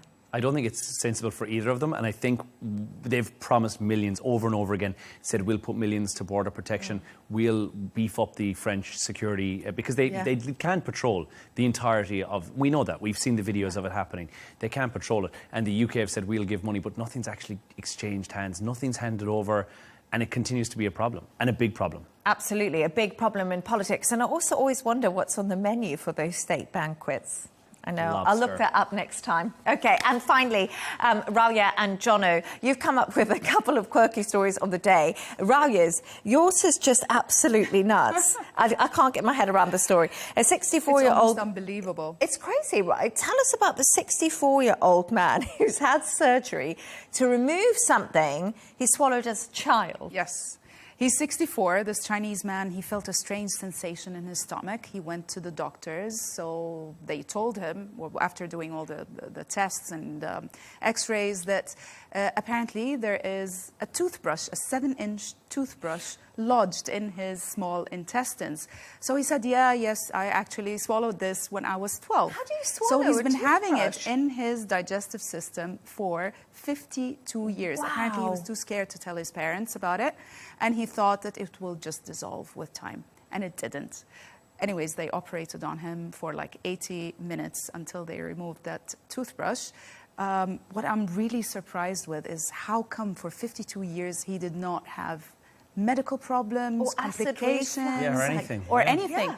But, the first time he felt stomach ache, he went in, and that was like, 52 years later. To Wow, remove this. it's terrifying. I mean, I've never been in a situation where the toothbrush has gone to the point where I thought this How is could you going the wrong swallow a direction. full-size 7-inch I'm unaware. I I'm remember, unaware. like, as a child, we used to, like, put things up our nose or in our ears. Do you know? This is why they say don't do this. Yeah, that's why they say don't do it. Exactly. Every sign has got a reason. I have got a story about, as children, you put like breakfast cereal up, I don't know, just do stupid things. Crayons, like just random stuff. But I'm glad that he's okay now, and kids at home don't do it. And it's bizarre. And Jono, oh my gosh, these stories. The world's narrowest car. Well, Italy have unveiled the world's, you're going to love seeing this, the narrowest car. It is a custom-built Fiat 500. It's a Fiat Panda. It's only 50 centimetres, so half a metre. This is it. It looks like it's been in some sort of an altercation and whereby they've smashed it down. What you're seeing here is the making it out of a 1993 Fiat Panda. Andrea Marazzi is the Italian mechanic who's handcrafted this together. Now, it has got space in the front for the driver, which is great. You need that. But also space at the back for one very slender person to fit in there. You need to be of a certain size to be able to drive this. I mean, not be under 50 centimetres is the... Seriously? Yeah. I mean, it drives like any regular car. It is quite slow, however, though, as well. But it is on 4 wheels. It's not a dual wheel, but it's perfect for tight parking spaces. Absolutely. You can park it either direction, which is fantastic, much like a smart car. It does But it's embarrassing, Jono. Yeah, would you want to go, Rawia, would you want to go up the road? I would fit. That? I would definitely fit. You would definitely fit. But do you think that's something like, do you think that's like, oh my gosh, I'm going to ride to see my coffee with my friends. You're going to think I'm killing it. The side profile of the car looks fine, right? It looks like a retro 1993 car. In 2D. In 2D. Yes. But then I feel the same when I see somebody get out of a smart car and I think... It looks like a roller skate. That's brave, isn't it? So I feel the same, that this is a smart car, but it's kind of a retro version of it. So I, for one, know I wouldn't be caught dead inside in it. But it is for the person who is maybe... Look at it. It's so funny. It has one eye, one... But it's one light. It's an out there, different kind of car. Some people are saying it's ugly, that it's fit for Mr. Bean. Some people are saying, is it a Flintstone type car where you just put your feet down and pedal? But the good news is it can go in cycle lanes. So every negative is a positive. Yes, it's ugly, but this thing can go in cycle lanes. So there's your positive. That's where I object. I'm sick and tired of people in the cycle lane. I'm sick and tired of micro scooters in the cycle lane. I'm sick and tired of everybody who thinks that they've got, I don't know, get out the cycle lane. Are you cycling often? Well, exactly. Do you no, cycle? I just find it very annoying. I find things like this annoying. I feel like when I'm walking down the road and there's a micro scooter and then now there's a Fiat Panda skinny. Well, at least this one you can hear because it's got a motor, so it's not like I find the e-scooters I find are almost the silent killer. Yes. You don't know it's coming. Yeah. But this, you can be sure a Fiat Panda will definitely, with a 50cc motor on there, make enough noise to know that it's on the way.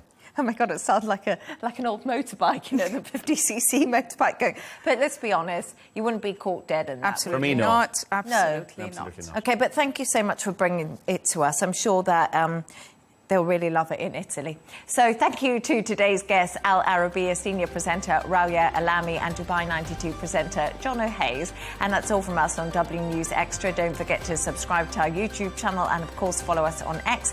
G&T with Tom Burges Watson is coming up next. Goodbye and thank you.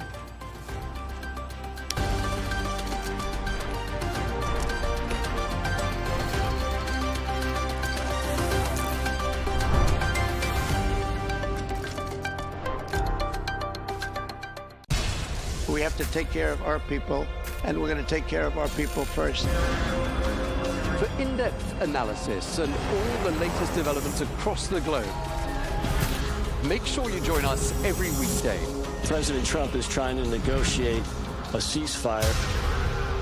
With so much happening, so much information, and so much noise, International law will have no part in his administration.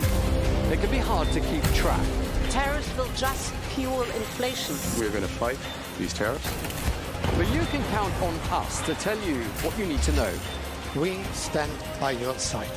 Join me, Tom Burges Watson, for Global News Today, right here on Al Arabiya News.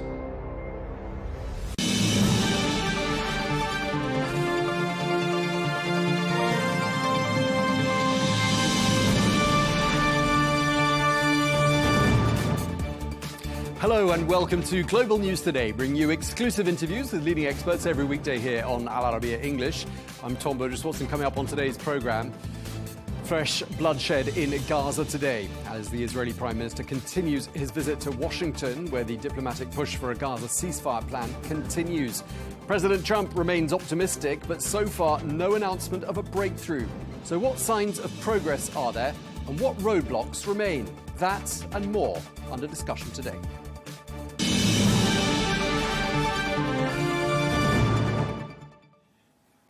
Hello and welcome to the programme.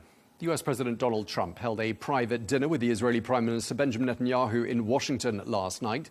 This was their third meeting so far this year. Well, the goal was to discuss a possible ceasefire in the 21-month conflict in Gaza. But the focus has shifted. This when Netanyahu told Trump that he's been nominating him for a Nobel Peace Prize. Well, President Trump remains optimistic about a truce, but many Israeli citizens feel differently. Let's take a listen to what some of them had to say. I mean, it feels like this meeting was just a PR publicity event for Trump to get a Nobel Peace Prize. We were really hoping that this meeting will bring an announcement that the war is finished and the hostages are going to get free. I don't understand why we are there, who we are exactly helping by being in Gaza. In those meetings, nothing going out with it. Trump tell Bibi what he think, and Bibi unfortunately have to agree what he said about this morning. I'm sad like almost every morning.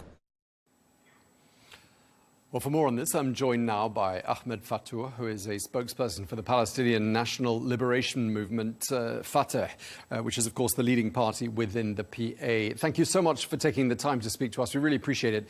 A lot's happening on the diplomatic front. Talks in Washington, talks in Doha. Are you encouraged by anything you're hearing?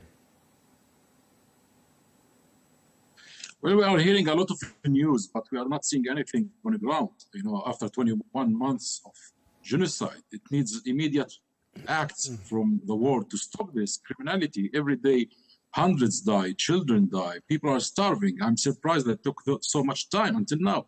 And to be frank, this proposed today by Woodcock is the same proposal that took place in March.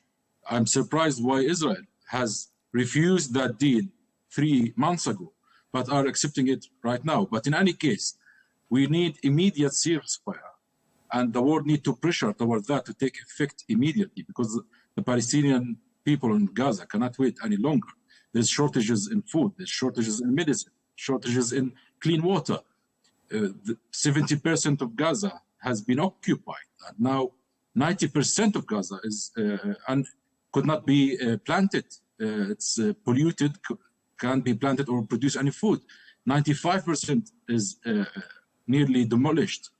So we are talking about a catastrophic humanitarian situation that need immediate action. Okay. And right now, the talks in Washington. Yeah, just tell us what your understanding is as to what's holding everything up. Why the delay? What are the major roadblocks at this stage? The only roadblock is Netanyahu and the far-right extreme Israeli government that does not want peace. They want an endless war where they could push forward their schemes of colonizing and ethnically cleansing the entirety of Palestine. Of course, that is a crazy idea that is not going to take place. It's unattainable. It's ridiculous. These ideas of forceful displacement of the Palestinian people or removing Palestinian people from their lands and think that this way they will liquidate the Palestinian cause. This is a crazy idea. And any talk about forceful displacement and forceful immigration, you know, giving it labels about voluntary immigration. Of course, it's not voluntary. This is coming after destruction and killing and removing all sorts of life in Gaza, which does not make it voluntary, of course.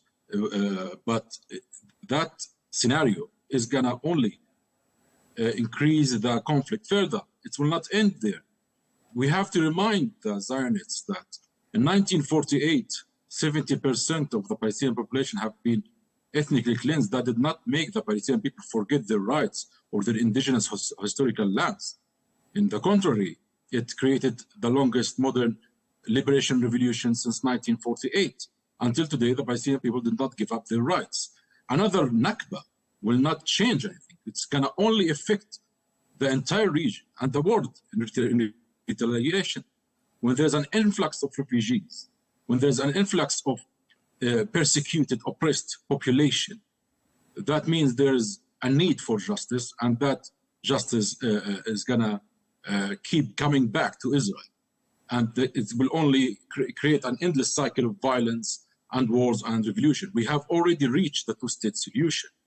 And the Arab world has already offered Israel in 2002 a full recognition and normalization plans in exchange for the establishment of the Palestinian state in 1967 borders, which is the land they occupied in 1967 aggressive war. Israel refused that offer and continued to refuse any path for peace and only go forward again for wars and destruction. And now what we hear from the White House, Netanyahu still repeating the same mad idea of moving and forceful displacing the Palestinian people. That is unattainable, that's ridiculous, that's not going to take place, and we will not allow it, and the Palestinian people will not accept it, and they will not give up their rights to come back or return. And what's unfortunate is that when President Trump was asked about the two-state solution, he said, I don't know, let Netanyahu answer. That is, of course, a step backward and bring us back to square zero after 32 years of peace process. These thoughts are only going to set us back 3 decades behind. And I have to remind the American administration that it is George W. Bush who publicly declared that he supports and endorsed the two-state solution as the only viable solution for the question of Palestine. And it is the only recognized and the only supported and endorsed solution recognized by the EU and by the UN and by the Arab world, who have declared clearly that they refuse any kind of normalization without the end and a just peace for the Palestinian cause. But Mr. Fatouh, I want to interrupt you there just in terms of what the President of the United States has been saying.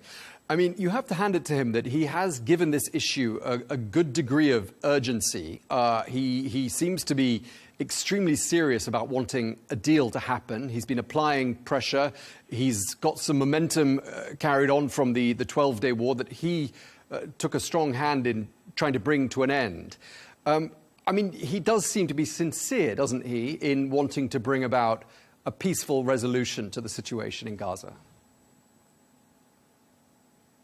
We, of course, see that President Trump is trying to find peace. He's trying to seek a Nobel Prize for peace. And that's why we urge that the path for that Nobel Prize and to be remembered as the American president who actually solved the question of Palestine and gave the Palestinian people their justice is to go and push and enforce the two-state solution.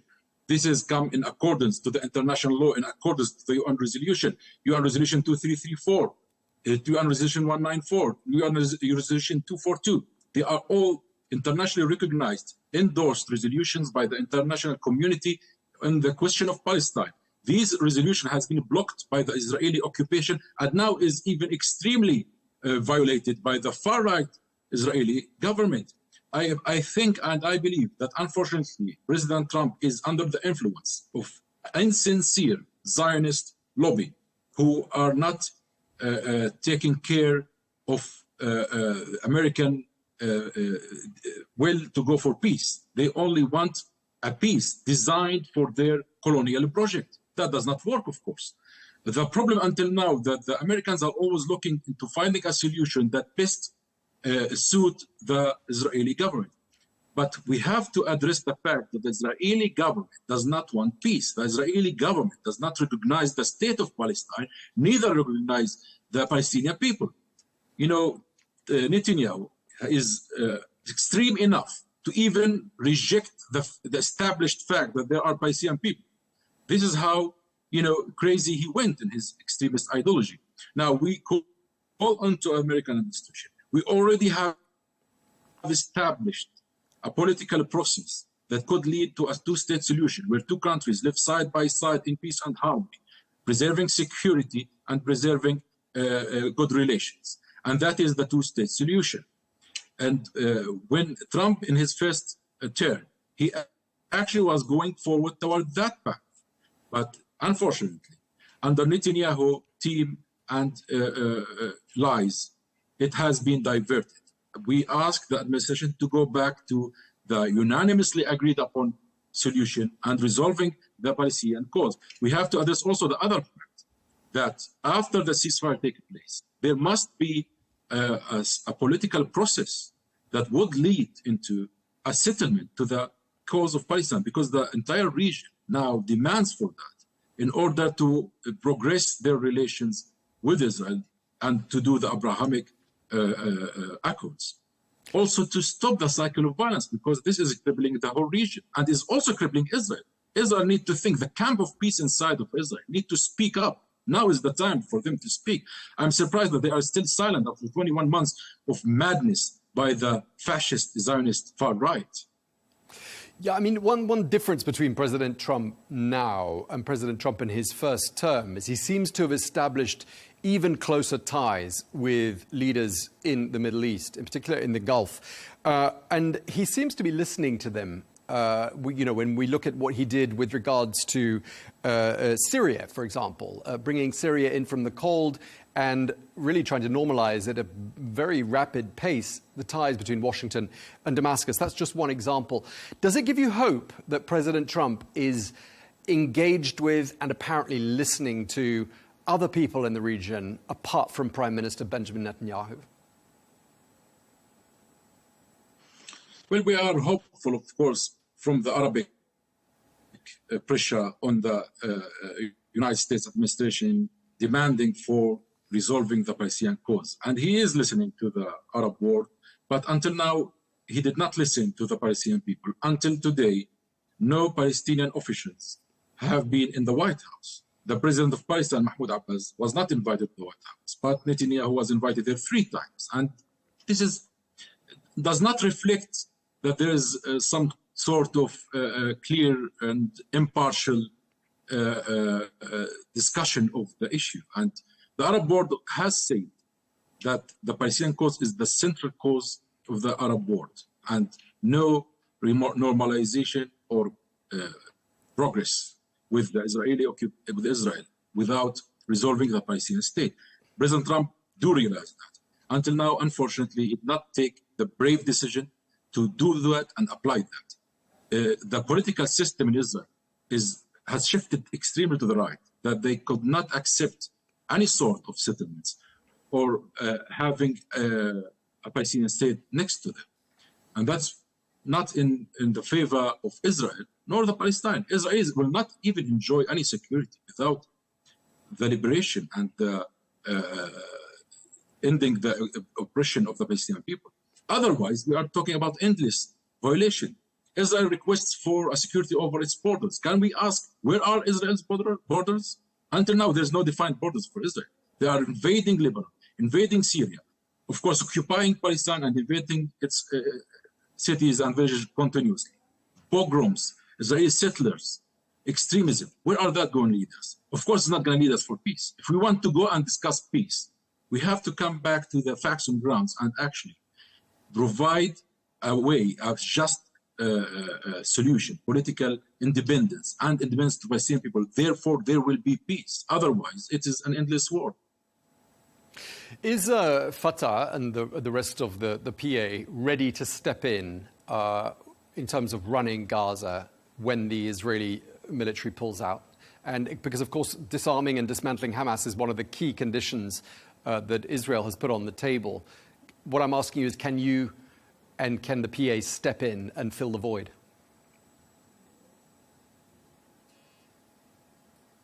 Well, I have to tell you that PA is still there, actually. After the coup of 2007 by Hamas, the PA did not leave everything. They are still paying for the education, still paying for the health system, still paying for their employees. And there are tens of thousands of employees in Gaza, and teachers and doctors all belong to the Palestinian Authority. The prisons is, vanished because of the coup. The security forces vanished because of the coup. But the people in Palestine, in Gaza, and in the West Bank, actually go back to the Palestinian Authority. We have to, this the fact that PA is the legitimate authority.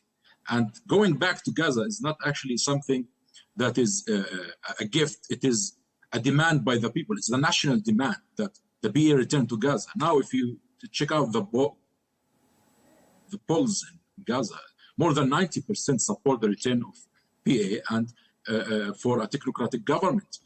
Hamas did signal that they would accept leaving power and going back, allowing the PA to go back. We also endorse the Arabi plan, which states a political process for a gradual recovering Gaza and reconstruction of Gaza, as well as bringing back the legitimate Palestinian administration, the authority to Gaza, for a period of time until Gaza is healthy again, and there is a time and allows it to go for elections, and then we go for elections for presidency and parliamentary elections. Right now, what we are calling for is a temporary government run by technocrats, not by parties and political parties, to pave the way until we reach that point. But that all depends on Israel ceasefire, ending its war, and to retreat. Otherwise, we can't achieve that. So here's the missing link that is making everything collapse, which is the Israeli occupation that is enforcing an endless war and refusing the PA, refusing any peaceful settlement, refusing any political process to take place. That means they don't have a plan for the day after the war. And without a plan, we have chaos and havoc. So what we are saying, we have the plan. The Arab world has provided the plan. It was endorsed by the EU, endorsed by the UN, endorsed by the Islamic nations. We are waiting for the President of the United States to also endorse it and take action, because we have to admit the fact that Israel weapons and arms and funds come from the United States. He has the keys, and I hope he would use it. Okay, and just lastly, I mean, we've and briefly, if you will, because we're nearly out of time, but I mean, we've been speaking to people who say that we're really on the edge of, the dawn of a new era, not just for the people of Gaza, not just for the Palestinian people, but for the whole Middle East. I mean, I know you haven't got results yet, and that the diplomatic efforts haven't yielded peace in Gaza yet, but does it feel like we could be at an important crossroads and that results may be just around the corner?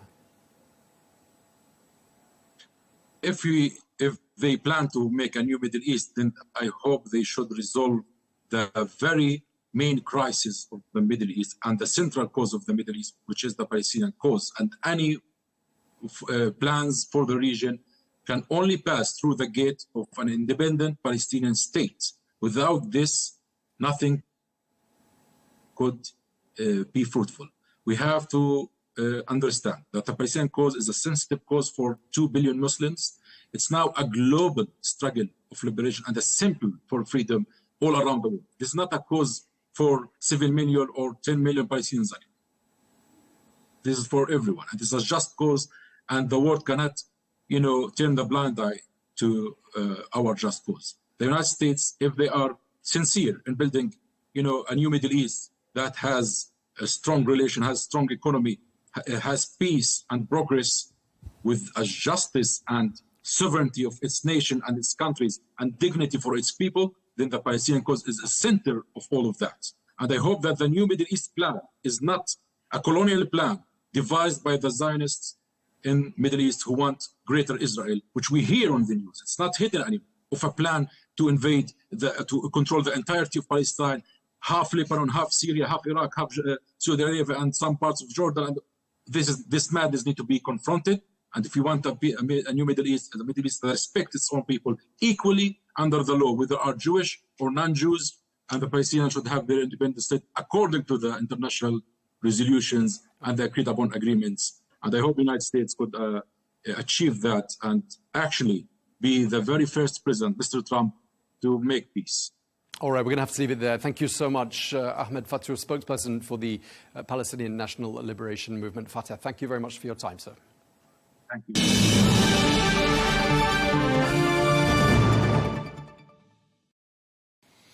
Well, staying with the diplomatic efforts in Washington, we're going to turn now to our next guest, Daniel Levy, president of the US Middle East Project and a former advisor to the Israeli Prime Minister Ehud Barak and his government. He's also a former Middle East negotiator. Daniel, thank you very much indeed for taking the time to speak to us. Always a pleasure speaking to you.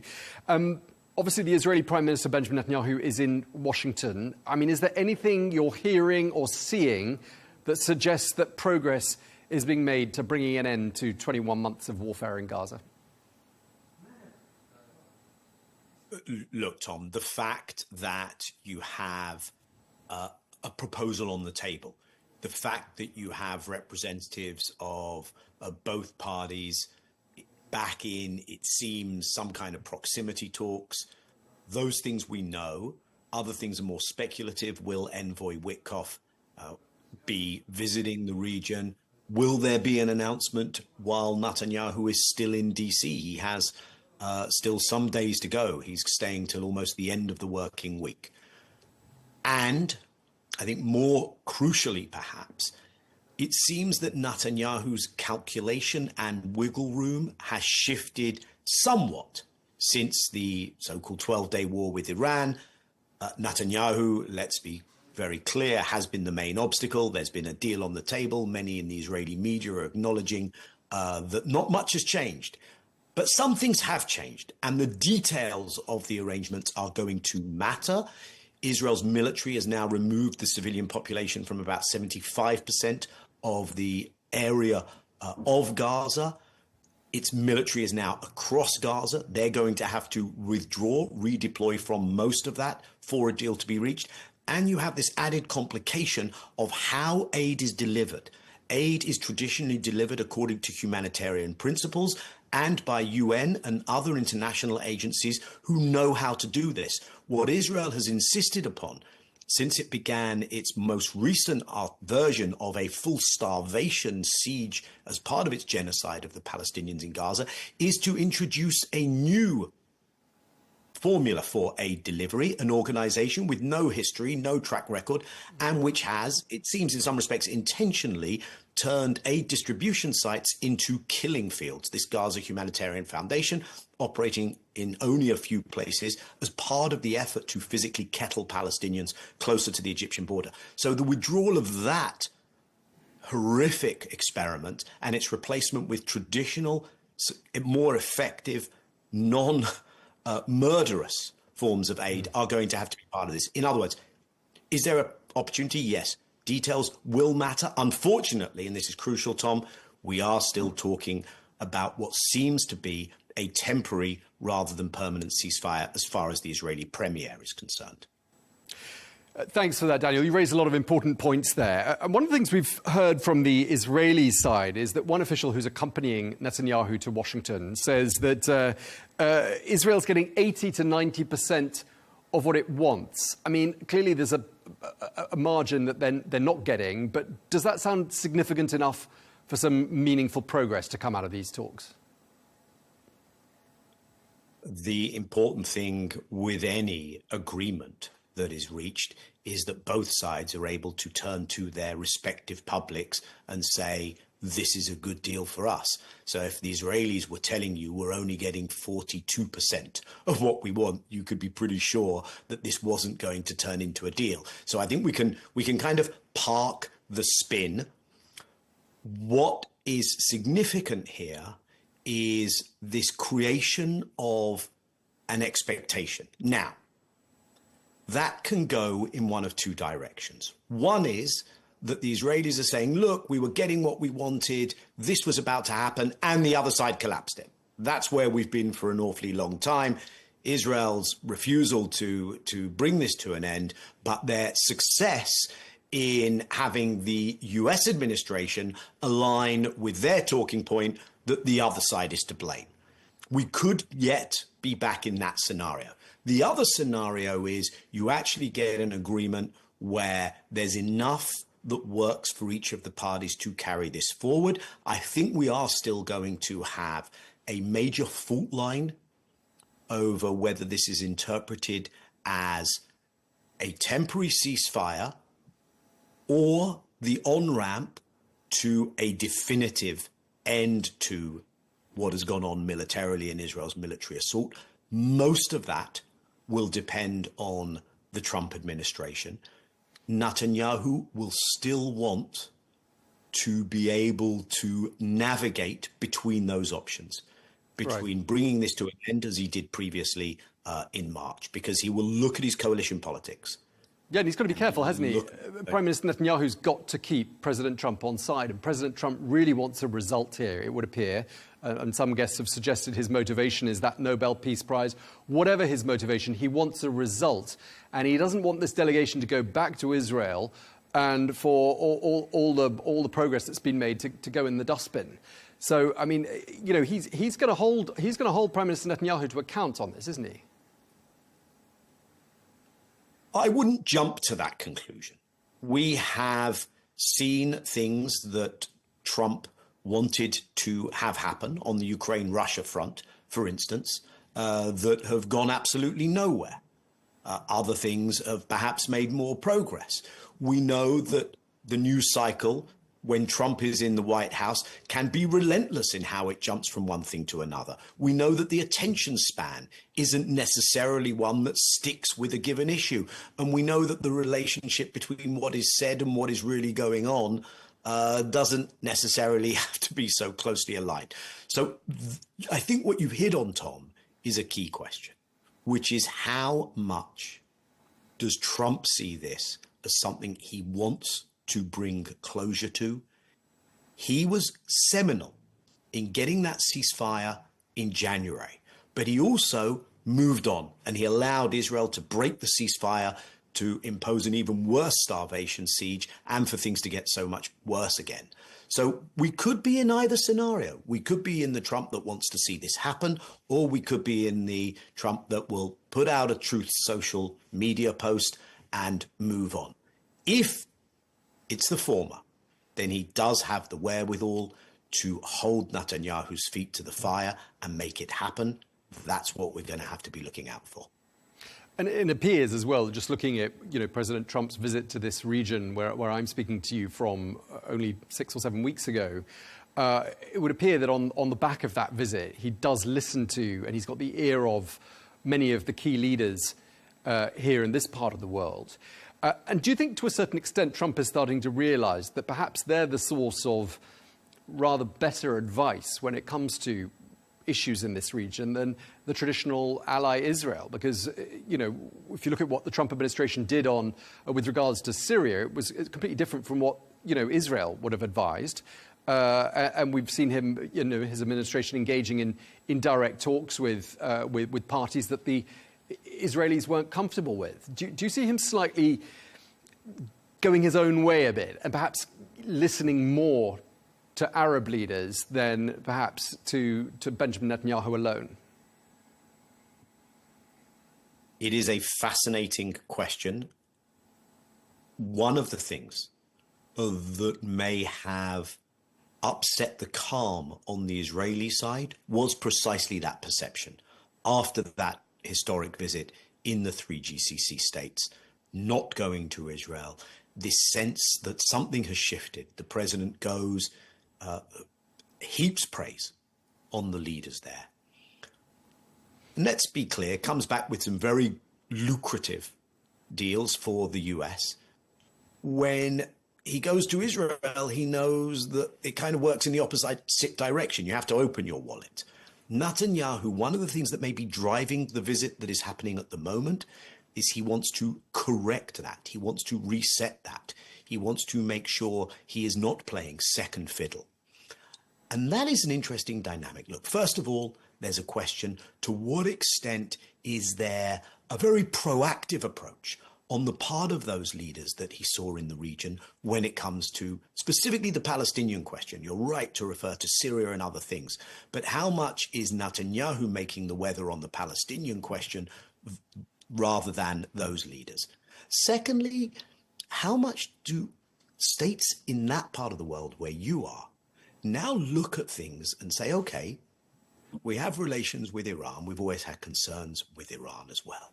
But when it comes to Israel, someone has to rein them in, because this is now having a radicalizing, destabilizing effect across the region. So we need you to rein them in, Mr. President. And how that dynamic plays out is one of the things that we're going to be looking at and perhaps following for years to come. Add to it, Tom, Trump now has an issue with his MAGA base that we haven't seen in the past, which is there is a split between America first and Israel first. A lot of his most important, influential backers didn't like the idea of going into Israel's war with Iran, and they're not particularly keen on seeing this Palestinian question continue to suck American time and credibility. But for Netanyahu, not only is his ability to have freedom of action against the Palestinians absolutely central, but also let's not underestimate the extent of the points of access Netanyahu and the Israelis have in Washington, D.C., in any administration, across those multiple points of influence in the US. You haven't mentioned public opinion in Israel, and I don't know if you think that's an important source of pressure for Prime Minister Netanyahu at the moment, not least given the fact that it's reported that 5 Israeli soldiers were killed in northern Gaza today, bringing the death toll from this war, these 21 months of fighting in Gaza, to 450 on the Israeli military side. I mean, do you think Netanyahu is starting to reach a point where he can no longer justify to his public that soldiers are dying, 5 today alone, and without any obvious end game in sight? I mean, 21 months was not really what people imagined, presumably, back in October 2023 for the length of the campaign in Gaza. I mean, do you think he is under, totally, public pressure, the like of which we haven't seen up until now? I'm not sure I'd call it the like of which we haven't seen. Netanyahu, not necessarily because of his treatment of the Palestinians, but in general is a divisive figure inside Israel, a polarizing figure. You have a pro-camp, you have an anti-camp. He has held his coalition together, and he looks less at the numbers of overall public opinion than whether he has the votes, the numbers inside the Israeli parliament. But you are absolutely right that there is a significant degree of exhaustion. Reservists are tired. Many are not showing up for reserve duty. The heads of the military, now people appointed by Netanyahu himself, are saying, what is our end game? Where does this mission go? If we need to take over Gaza, then we need more troops, more resources, etc. And one of the things that has gotten us to this point where there may actually be a decision to go for a ceasefire is that Netanyahu, I think, does now have more political options, can now go to his public and say, we did Iran, we did what we did in Lebanon with Hezbollah, Syrian regime has changed, we may have an opening to relations there. We're moving on to a new phase. He may have options for a coalition that he didn't have in the past. He is in court on trial, and he has been having a very unpleasant time of it during the cross-examination, which began in early June. He doesn't want to appear in court. He wants to get out of that. He may see a set of political options and trial options which didn't exist previously. But Netanyahu still has to make that decision to cross the Rubicon, and to cross that Rubicon in a way where he doesn't, in 60 days, if there is a ceasefire now, doesn't then return to war. Unfortunately, I wish I could tell you that that opens a vista for all kinds of positive things in the future, but a ceasefire itself is crucial. Unfortunately, I think we will still have the mistreatment, the occupation, what has been called, I think legally accurately, an apartheid regime against the Palestinians, because there is no broader horizon that Netanyahu is even contemplating embracing. Yeah, I mean, and just to wrap up, and you mentioned some of this in your first answer, but I mean, clearly unimaginable cruelty has been inflicted on the people of Gaza these last 21 months. You're on the record. I mean, obviously, I'm not trying to diminish what happened on the 7th of October.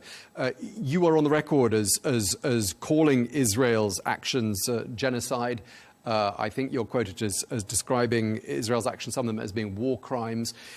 Do you see a day when people are punished? And if so, who do you see being punished for those crimes? I have to be honest with you, Tom. I am much more focused on seeing a day when the crimes end, when people can live a life of dignity, freedom, equality. You know, right now, just a life where there is food, water, a shelter available to people. I also am convinced, as you know, that this does not end well for Israelis either. The possibility of being held accountable, the possibility that impunity edges away, the possibility that there are costs and consequences, all of that matters to bring this to an end. That is why I do hope that at some stage we do see that the people, whether at the leadership level or individuals much lower down the food chain, are held accountable. Because one of the things that makes you pause before you commit that atrocity is whether you think it's going to be plain sailing getting away with this, or whether it might come back to haunt you. And that's why the initiatives like the Hind Rajab Foundation, which are compiling all those self-incriminating videos that you've seen from Israeli soldiers in their operations in Gaza. And let's not forget that this is a terrible time to be in the West Bank if you're a Palestinian as well, with the mass displacement, the mass destruction, killings, arrests there. But if the compiling of that evidence and the fact that certain Israelis, when they travel now, need to think twice, could I be finding myself under a legal challenge because of something I did and I posted and someone has gotten hold of, and they know that I'm traveling through perhaps my social media? That matters when people have to think about, do I implement a flagrantly illegal order to commit a war crime? And so that, I think, is where the rubber hits the road, and one has to go for these mechanisms of accountability. OK, well, we're going to have to leave it there. Always a pleasure talking to you. Daniel Levy, thank you very much indeed for taking the time to speak to us. Thank you.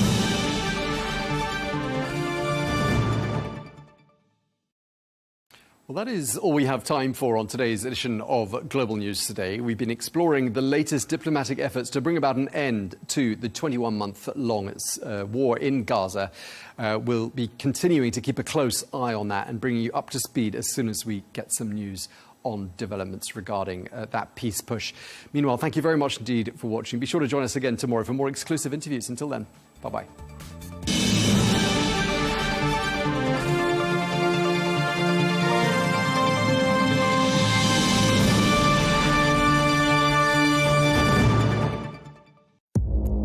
Our allies, in many cases, are worse than our enemies. Stay informed and connected with the latest international headlines. There obviously is a risk. From breaking news to in-depth analysis, it would appear that this war is coming to an end. Who buys this stuff? Investors, pension funds. We deliver the most important developments straight to your screen. Iran always wanted to deal with militia. Join us for compelling, expert-driven conversations. A curfew order has been established. And an insightful look at the issues shaping our world today. There are a lot of proposals about European architecture for security.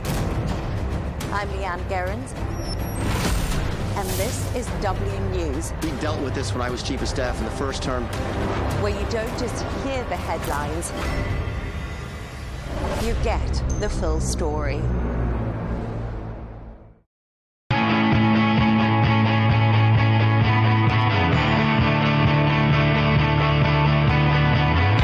Welcome to the metropolis, the big city. This is where tech, trends, and culture meet. Meet the people. See the sights. Walk the city streets. And experience the lifestyle.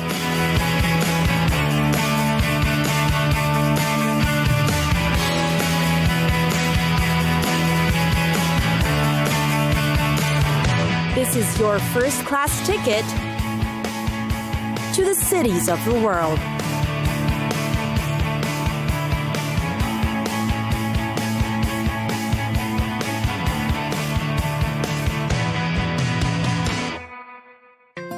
Vienna. The city of Vienna has a lot to offer.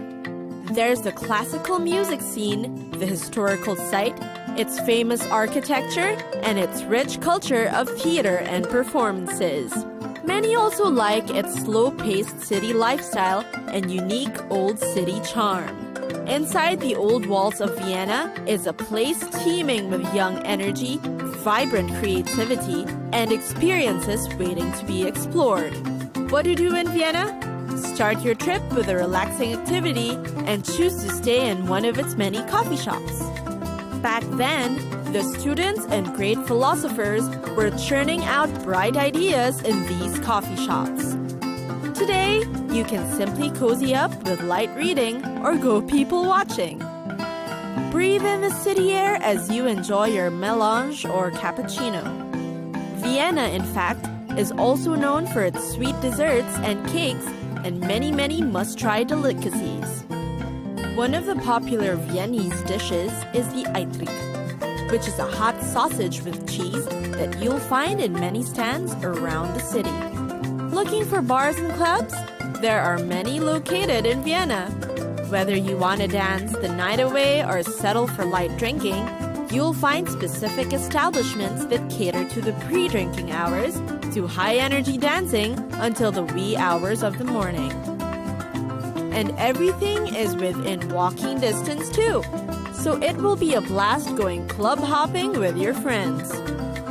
The city of Vienna is also greatly known for its busy districts, peppered with ancient and historical buildings, architecture, and design.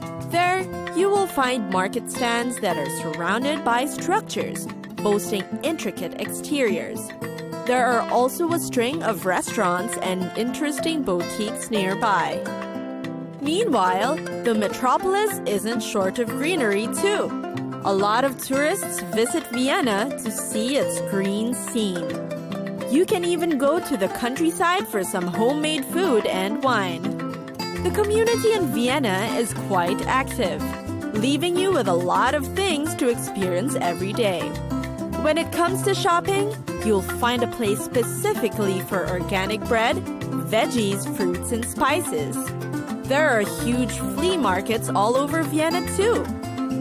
If you're lucky, you might chance upon one of the many festivals or events held in the city.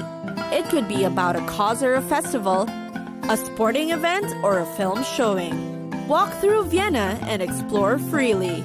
It's the best way to get lost in the city.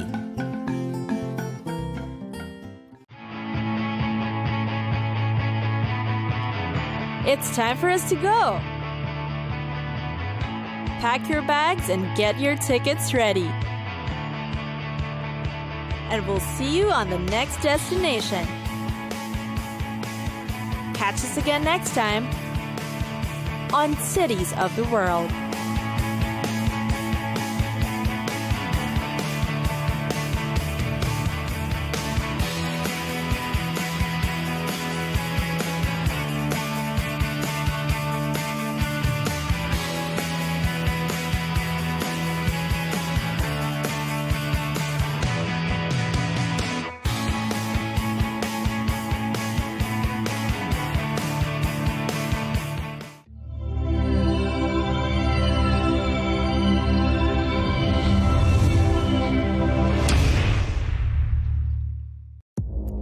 Our allies, in many cases, are worse than our enemies. Stay informed and connected with the latest international headlines.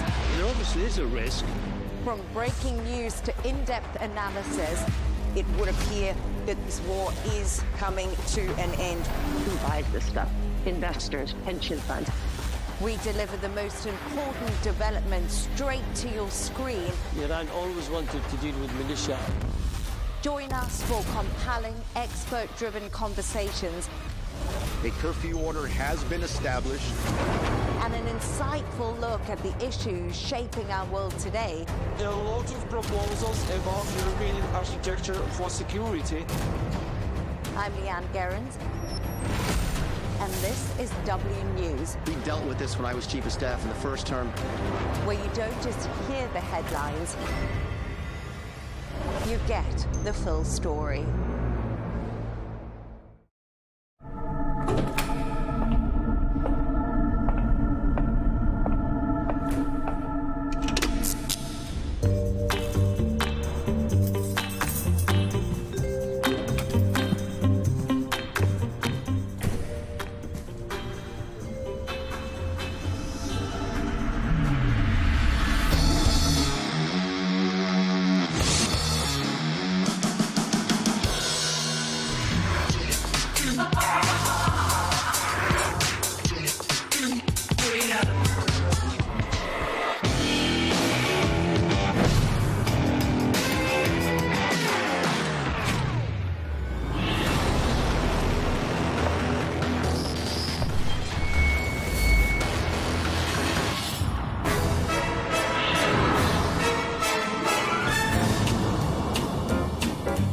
So sorry, Tom. I'm late. I'm nearly there.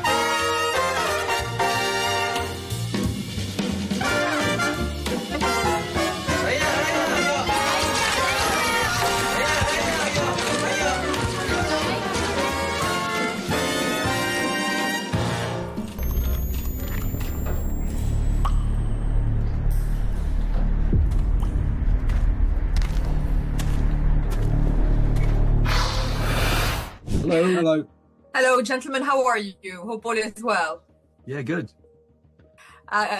Congratulations on the film. How much juice did you feel the story had from the very first one? Well, more story you wanted to tell after the first one. the petrol, if that's the juice, was the audience's enthusiasm for the first film was undiminished. You know, most films you make, they kind of fade away. They take their place in the pantheon of whatever it is. But this one's just seemed to be still alive, and had been replicated, or it had inspired so many other different TV shows and other movies and things like that.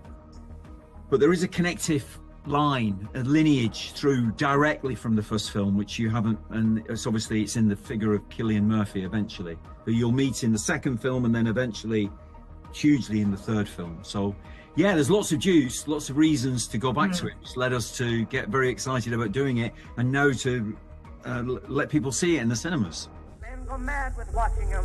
There's no discharge in the war.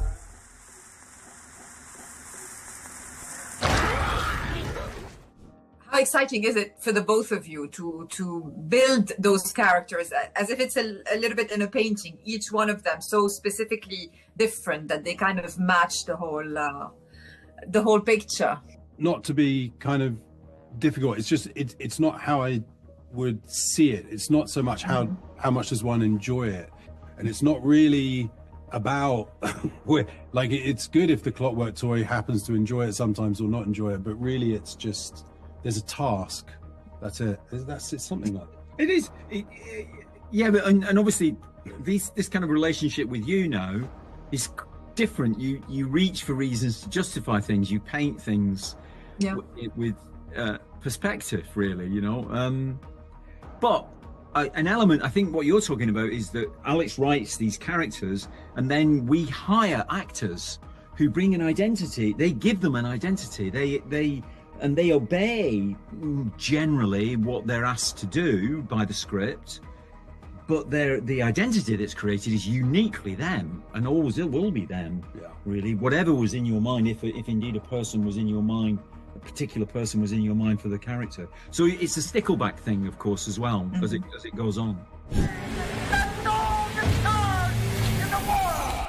The final question is the obvious fascination of audiences with post-apocalyptic type of stories.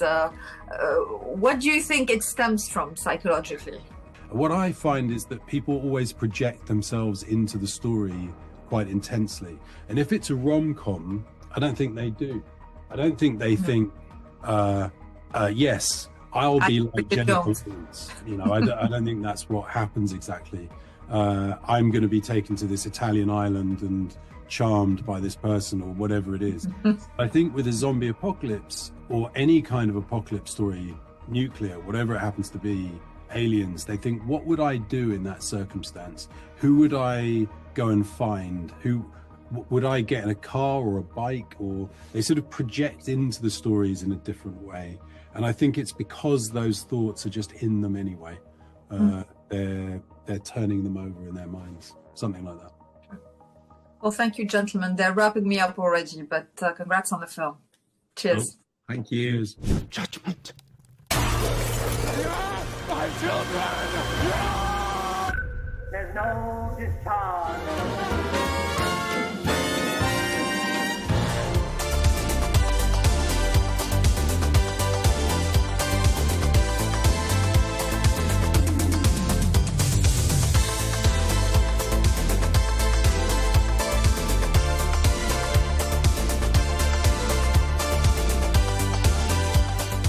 A lot of anticipation, a lot of excitement. I think over the years I've been one of those canned red carpet stalkers, waiting for all of the looks to arrive, and especially with Aishwarya Rai Bachchan, who has walked the red carpet for over 20 years now. She's really truly paved the way for all of us to be here at this sort of global stage. So to actually be here, it is pretty cool.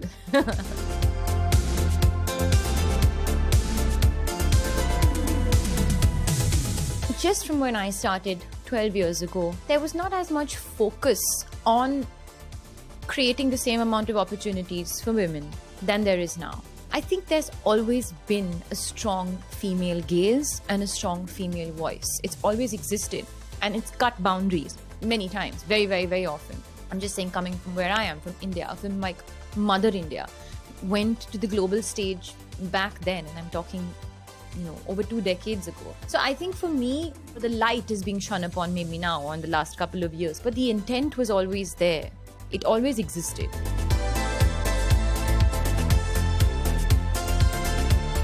It was my first co-production to go into a cinema, which is a different ballgame altogether. The first time I produced a movie that I also starred in, came directly onto streaming, onto Netflix, and it did really well. I was very grateful for that opportunity. It's a partnership that we all thoroughly enjoyed. This one was completely different because you have the pressure of box office numbers, you have the pressure of bringing people to the cinema. And while I do have some learnings from that experience, I think for me, my drive somehow has always been about the process. The process of bringing people together and working on a collective vision and being a part of that vision from the very beginning, which is not just as an actor.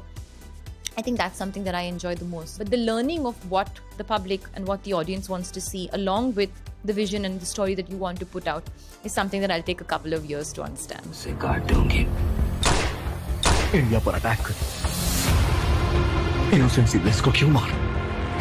ध्यान से देखो तो हर शहर में एक जंगल है. This is my first action film. It's my first film with Yash Raj Productions. It's my first spy universe film, and they have, really mastered that space over the last couple of years. Shiv is a, wonderful guy. This is his first feature film as well. He's done a show before this, which again did exceptionally well. Really had a blast working on this film because it's been extremely challenging. Physically, after giving birth, having a baby, getting into an action film is not the simplest thing to do for your body. But I'm really glad I did it because I think it challenged me physically in ways that I have not experienced before. I've also got to share screen space with Sharvari, who is my co-actor in the film. I won't speak too much about it, but she's also wonderful, and I think we've struck a very special bond. And since we're here talking about worth, and we're talking about L'Oréal Paris that is known for promoting the feeling of sisterhood, it's something that I keep very close to my heart, because I think in gossip circles, you always like to pit women against each other. I think that's something done very casually. Whereas actually, if you actually put us together in a room and there is a mutual love and admiration and respect for each other's being, personality and craft, it's actually really powerful, you know. And I think that's what scares people sometimes, because if you come together, the power is sort of infinite. So this film is really about that power. I'm really curious to see how people take to it.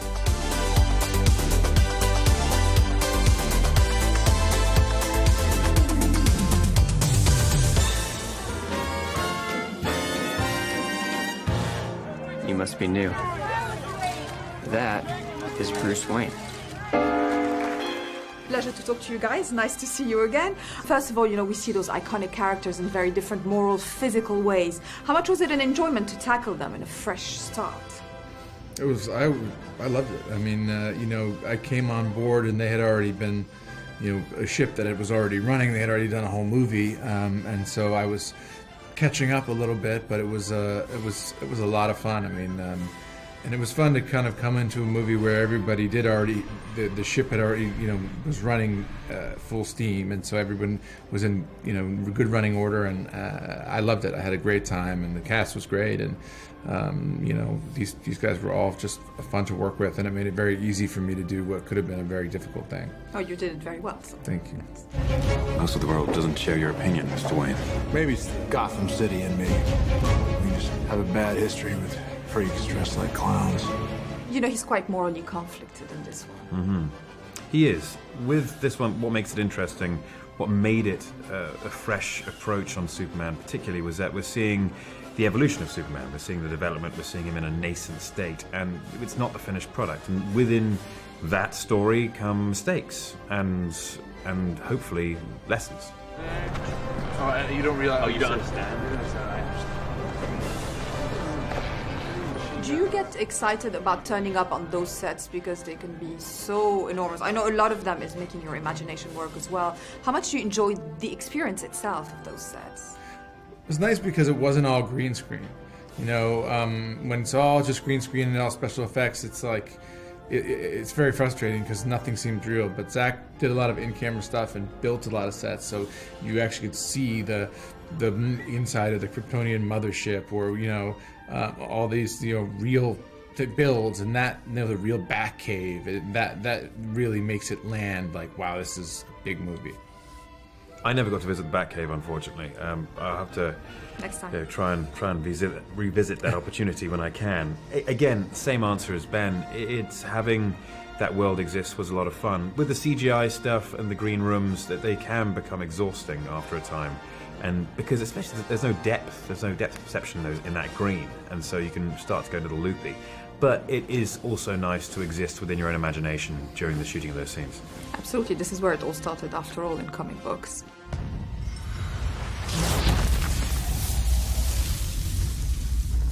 Do you get as excited as the fans, you know, to put them all together even on the same screen?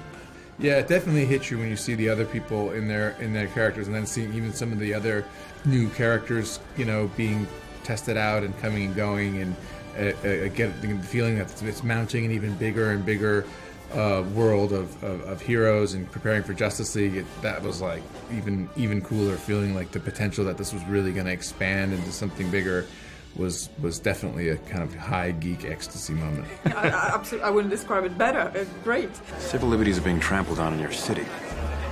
Good people living in fear. Don't believe everything you hear, son. And that's the cool aspect. There's also all the themes there, you know, the moral compass, the journalism, father figures, religious figures. There's so much there. It's quite a rich content, isn't it?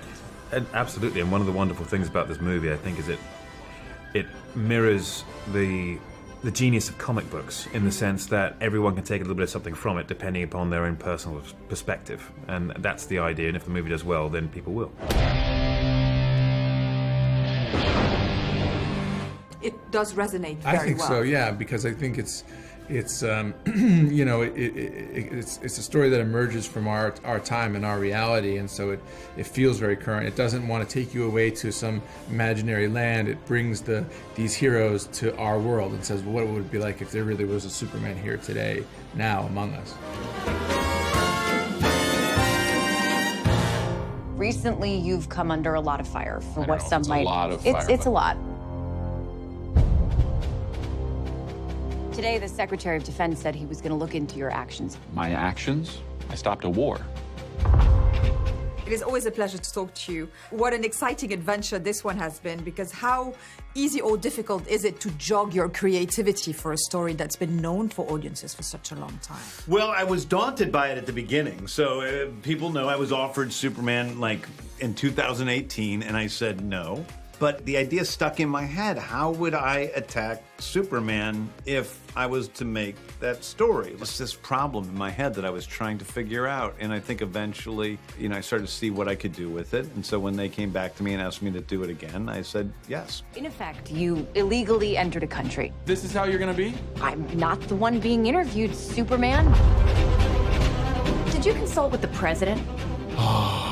I love that it was quite emotional, this one. It's not Man of Steel in any way, because he is very fragile. How much did you enjoy that aspect?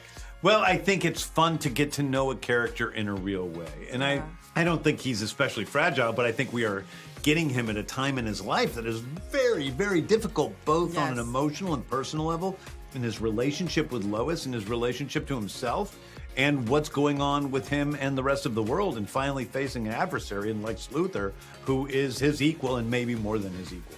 And so we're meeting Clark, Superman, at a very important time. But I love getting to know these characters in a way that we get to see what their personalities are, what his flaws are, what his strengths are, and really getting to know him in a way that maybe we haven't been able to do in other movies. You seemingly acting as a representative of the United States. I wasn't representing anybody except for me around the world. And doing good. I suppose the challenge was when you cast, not only to find David, but to find the matching actors where they would all work together. Totally. Yes, it was not only finding one person, it was finding the energy of all of them. And in fact, David was one of the easier people to find, as was Rachel. The hardest people to cast were Mr. Terrific, who was Eddie Gathegi, and Eve Teschmacher, who's Sarah Sampaio. Those roles we looked at, so many people for, because I couldn't find somebody that was speaking in the voice that I heard in my head. Whereas other people, like Skylar, was at the top of my list for Jimmy, so he was pretty quick.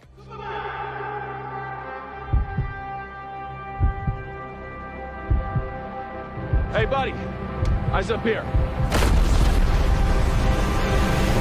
How much does the technology help the storytelling in any of these stories? Well, the technology helps in terms of you couldn't tell this story in the 80s because you couldn't do it in a moral way, at least ethical way, because you couldn't get a dog to fly. And if you did, I don't think it would be very kind to the dog. So being able to create crypto based on a real dog, based on my dog, based on all of the videos of my dog, but he's made by computers. And that's something that you just couldn't do when I was younger. So being able to do that, and then having so many people come in here and say, hey, how much of the dog was an actor? And I'm like, none of the dog was an actor. It was all computer.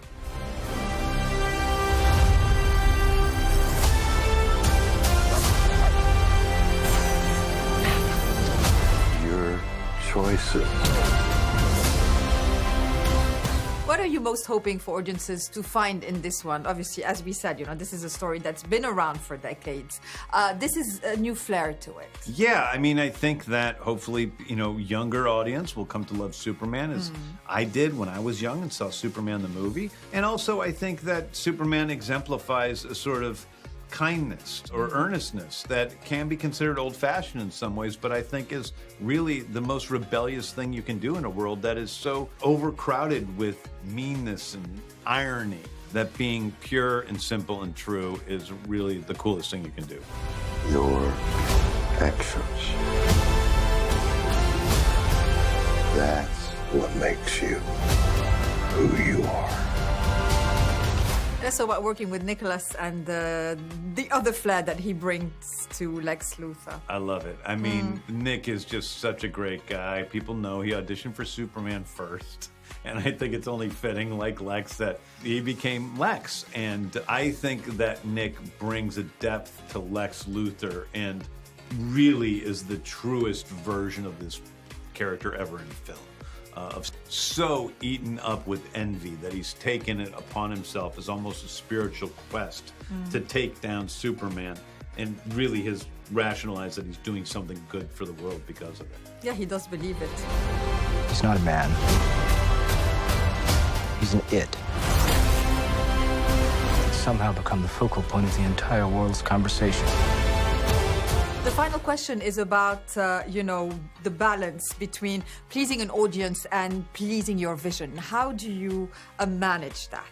First of all, I'm the first audience member, so I'm lucky and I'm kind of basic. Like, I like things that most people like. So when I sit and watch a movie, I'm the first person that's watching it. And if I enjoy something and am proud of something, I usually find out that audiences like it as well. I am very conscious that I'm making a movie that is for as many people as possible. And I'm making when you're making a movie, you're making a machine to give people an excellent time, not only, in terms of the thrill ride of it all, but in the emotions of it, the story, how it moves you. And so I do show the movie to many, many people, kind of seeing what works and what doesn't with other people. But I always have to balance that against what my core belief is. Thanks ever so much. It's lovely to see you again. Thank you very much. You too.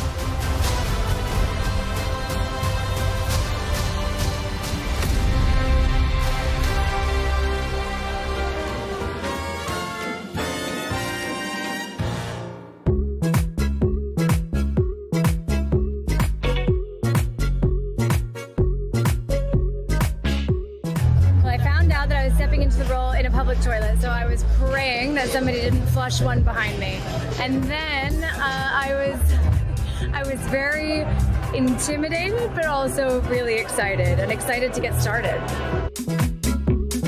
I think it's perhaps necessary now more than ever to keep asking questions about what the truth is, how we find it, and how we share it, who gets to say it. I think it's vital as it's always been, and maybe with renewed urgency. I think that Superman at the end of the day is somebody who wants to be human. I think that we all want to be him. We want to fly and have beams come out of our eyes and do all of that stuff. But what he wants is what we have, being one of us, being able to connect with each other, to love and be loved. That's what Superman wants at the end of the day. Rachel is a lot like Lois Lane, so I really love her as an actor. She's a very controlled, dynamic actor who is able to be assertive in the same way that Lois is. She questions everything in the same way that Lois does, and she really puts herself completely into the role, and she's amazing as Lois Lane.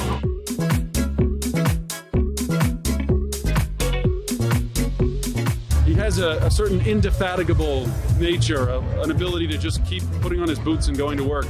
It's not easy to take a day off when you're Superman because you know how much a difference you could be making. And I love a day off when I can get one.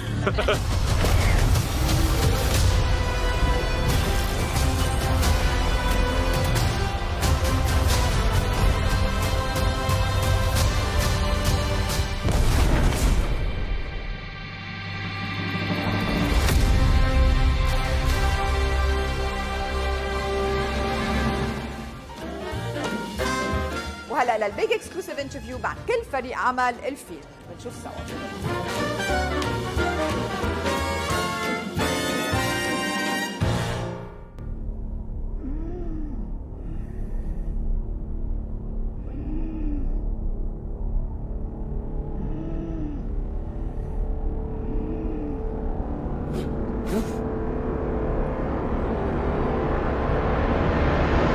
First of all, it must be so much fun to be touring for this. I saw all of you guys' Instagram posts and stuff like that. How much are you making it entertaining for you? It was kind of scary to begin with because I don't think any of us really knew what we were doing with those videos or anything. But luckily, we have a fantastic marketing team and a lovely social team who has, who are tapped into the trends and whatnot. Who's taught us a lot about TikTok. Yeah. So and then once we gave over to them, it was a lot of fun to make all these crazy, ridiculous videos. And you know how to vanish from your seat. Yeah, yes, exactly. Thank you very much. It's mostly just been nice to get the band back together again. Yeah. I'm on my way to London. London? She's on her way to London. London! We've had a great time. Yeah, and then there's Nick. And then there's Nick, who's blonde now, apparently. Yes, have you seen him? Yes, it's working. Yes. It's working. It works even for Lex Luthor.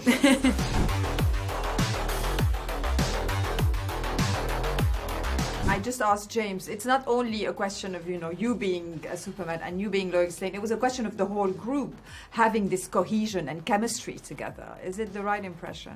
Yeah, James does ensembles very well, and although this isn't an ensemble film in the same way that Guardians of the Galaxy is, he knows how to populate a world with characters who feel full and vibrant, and where you sort of do feel like I'd go watch a whole movie, with just Guy Gardner or just Hawkgirl or Jimmy Olsen's spin-off series, and that it's bittersweet, because on the one hand, it's amazing to have so many great actors come and give such love to these parts, and on the other hand, you feel like you don't get enough of all of them, because the movie does have its central focus and its central relationships, but then you feel like you want more of all of it.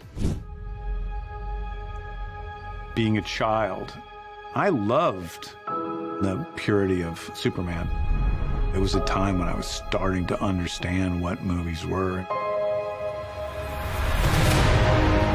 How did you feel the Lois and Clark chemistry needed to be? We talked about this a lot.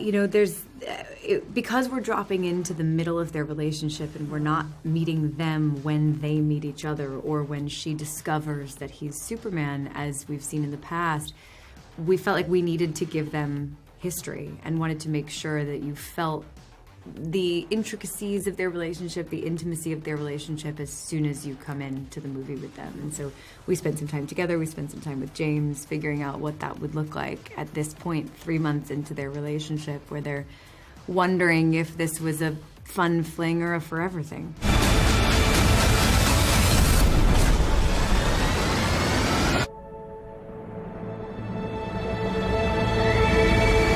It felt quite emotional to me anyway. This is a version of Superman that feels much more emotional and introspective. Were you guys aware of that, and did you enjoy this aspect?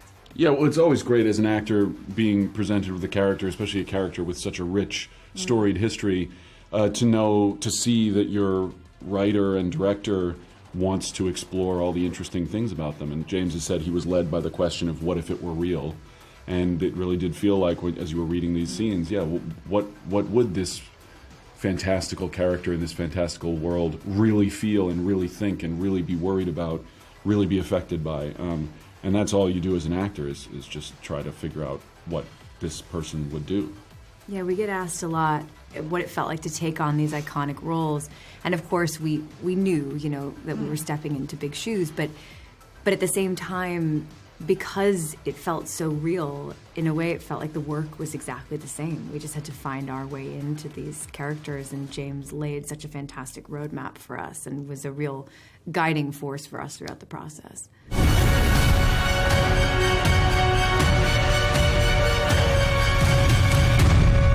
And finally, what do you feel makes the audiences endure with their love of those characters after decades? Well, who doesn't want to watch passionate people go to the ends of the earth for the things that they believe in, whether that's love for each other, love for humanity. I think this movie in particular is filled with people who are not always graceful in their pursuit of that, but who will band forces and do it together. When don't we need a Superman in our very complicated history as a global community? I think we have so many great heroes who have this sort of have greatness thrust upon them, great superheroes and iconic characters who have a bitterness or a chip on their shoulder, and they're cool and they're edgy, and they're really good at what they do, but maybe they wish they could do something else, or there's a sort of a cool darkness to them. And I think Superman is just the other side of the spectrum, which is the enjoyment of watching somebody go to work and really love what they do. Somebody who has all of this power and has these responsibilities, but also has this great joy and playfulness in taking them on and in fulfilling them. It's not to say that he doesn't have his struggles, but ultimately he loves what he does. You've talked a lot about that hope being contagious. That kind of feeling of stepping in and helping and doing the right thing. When one person does it, and especially someone as aspirational as Superman, it inspires other people to do the same. Yeah. And he can lift the girl up. Yes, exactly. Effortlessly. Thank you so much. Superman as a character who's good. Who is filled with hope. He saves people because it's the right thing to do. We could use a little bit more of that.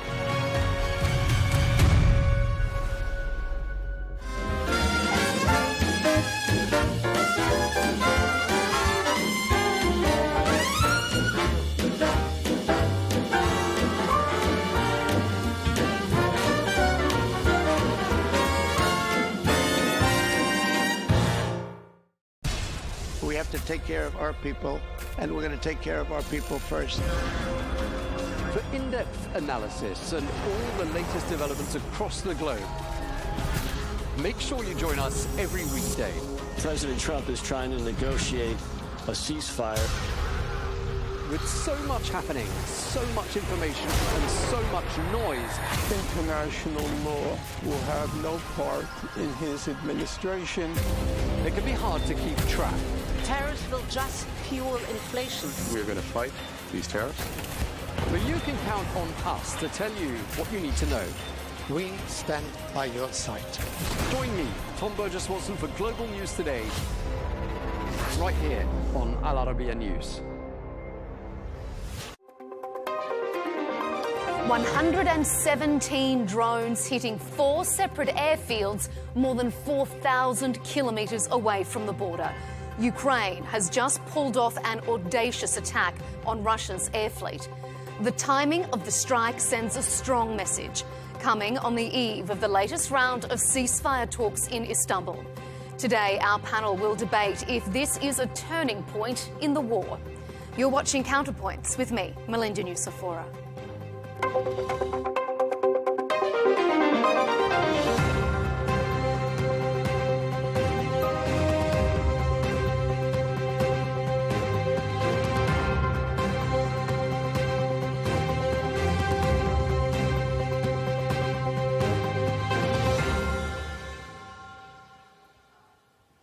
During that infamous White House face-off between Presidents Trump and Zelensky, the US accused Ukraine of not holding any of the cards. Well, it turns out President Zelensky had an ace up his sleeve. For 18 months, Ukraine has been planning a highly secretive, high-stakes attack deep in Russian territory. Using drones worth only about $1,000 each, Ukraine reportedly took out 40 prized Russian bombers, causing about $7 billion worth of damage. Our Operation Spiderweb yesterday proved that Russia must feel what its losses mean. That is what will push it toward diplomacy. And when Russia takes losses in this war, it's obvious to everyone that Ukraine is the one holding the line, not just for itself, but for all of Europe. But is it enough to give Ukraine an edge, even just in the short term, during this protracted stalemate? It will certainly have changed the dynamic around the negotiating table as talks resumed in Istanbul on Monday. Ukraine will use this show of strength as a bargaining tool, but it could backfire, giving Russia and the US more ammunition to accuse Kyiv of derailing the peace process. There's no sense that the talks will end the war anytime soon, and at the same time, Europe has turbocharged defence spending and Western allies have given Ukraine the green light to use long-range weapons. So, if anything, an expanded conflict may be on the horizon. On this episode of Counterpoints, we'll debate if Operation Spiderweb is a turning point in the war, what impact it will have on negotiations in Istanbul, and has Europe left it too late to up its own defences? Well, to discuss the prospect and potential of both conflict and peace, I'm joined by Sergei Markov, a Russian political scientist and former close advisor to Russian President Vladimir Putin. Major Jonathan Shaw, the former UK Special Forces Chief and a former Assistant Chief of the Defence Staff of the International Security Policy. And rounding out our panel, Cenk Uygur, host and CEO of the Young Turks, an independent American media organisation. Gentlemen, thanks for joining us here on Counterpoints. Well, from the long-term planning, the execution, to the timing of Ukraine's drone assault on Russia's Serbian airbase, it was shocking. It really came as such a surprise. And it certainly demonstrates a military that's much more capable and much more coordinated than many gave them credit for. But on the other side of the battlefield, there are also signs that Russia's summer offensive is about to kick off. So, Jonathan, let me ask you, first of all, you're a military man with vast experience. What do you make of the latest attack? Was it a good move? Did it make strategic sense for Ukraine to do this operation at this time? Well, we'll get a better clue on that with the benefit of hindsight, but at the moment it looks like it's a telling comment just before peace negotiations recommence. It sends a very strong signal to Russia, but particularly the world, and in fact, particularly to the United States, that the Ukraine is going to fight its own war for its own reasons and is not going to be dictated to by its so-called allies like the United States. And I think that's really significant. And also, to anyone who thought that the game was over, that Ukraine was finished, I think it's a very interesting development. The fact that people are saying it took 18 months to plan must have certain people thinking, well, if that one's just come to fruition, what else have they got planned there? What else is brewing? And I think that sows that little seed of doubt in people's minds. And if you're going into a negotiation, it's always useful to sow the seeds of doubt in the opponent's mind. Cenk, I'm going to come to you with to pick up on some of the US points that Jonathan said there. But Sergei, is Russia now thinking, what else does Ukraine have up its sleeve? If this has been 18 months in the planning, as Jonathan said, is Russia preparing for something potentially even worse? Of course, this attack was a big failure of Russian army and big success of Ukrainian army. So as British, because traffic of these drones cannot be done by Ukrainian army. The Americans already told many times that it's not Americans help Ukrainians. So who else? British.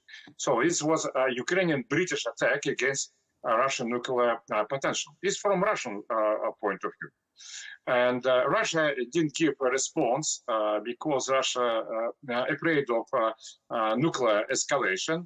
But Russia wants to stress that leaders of Great Britain are moving all the world close to the nuclear catastrophe.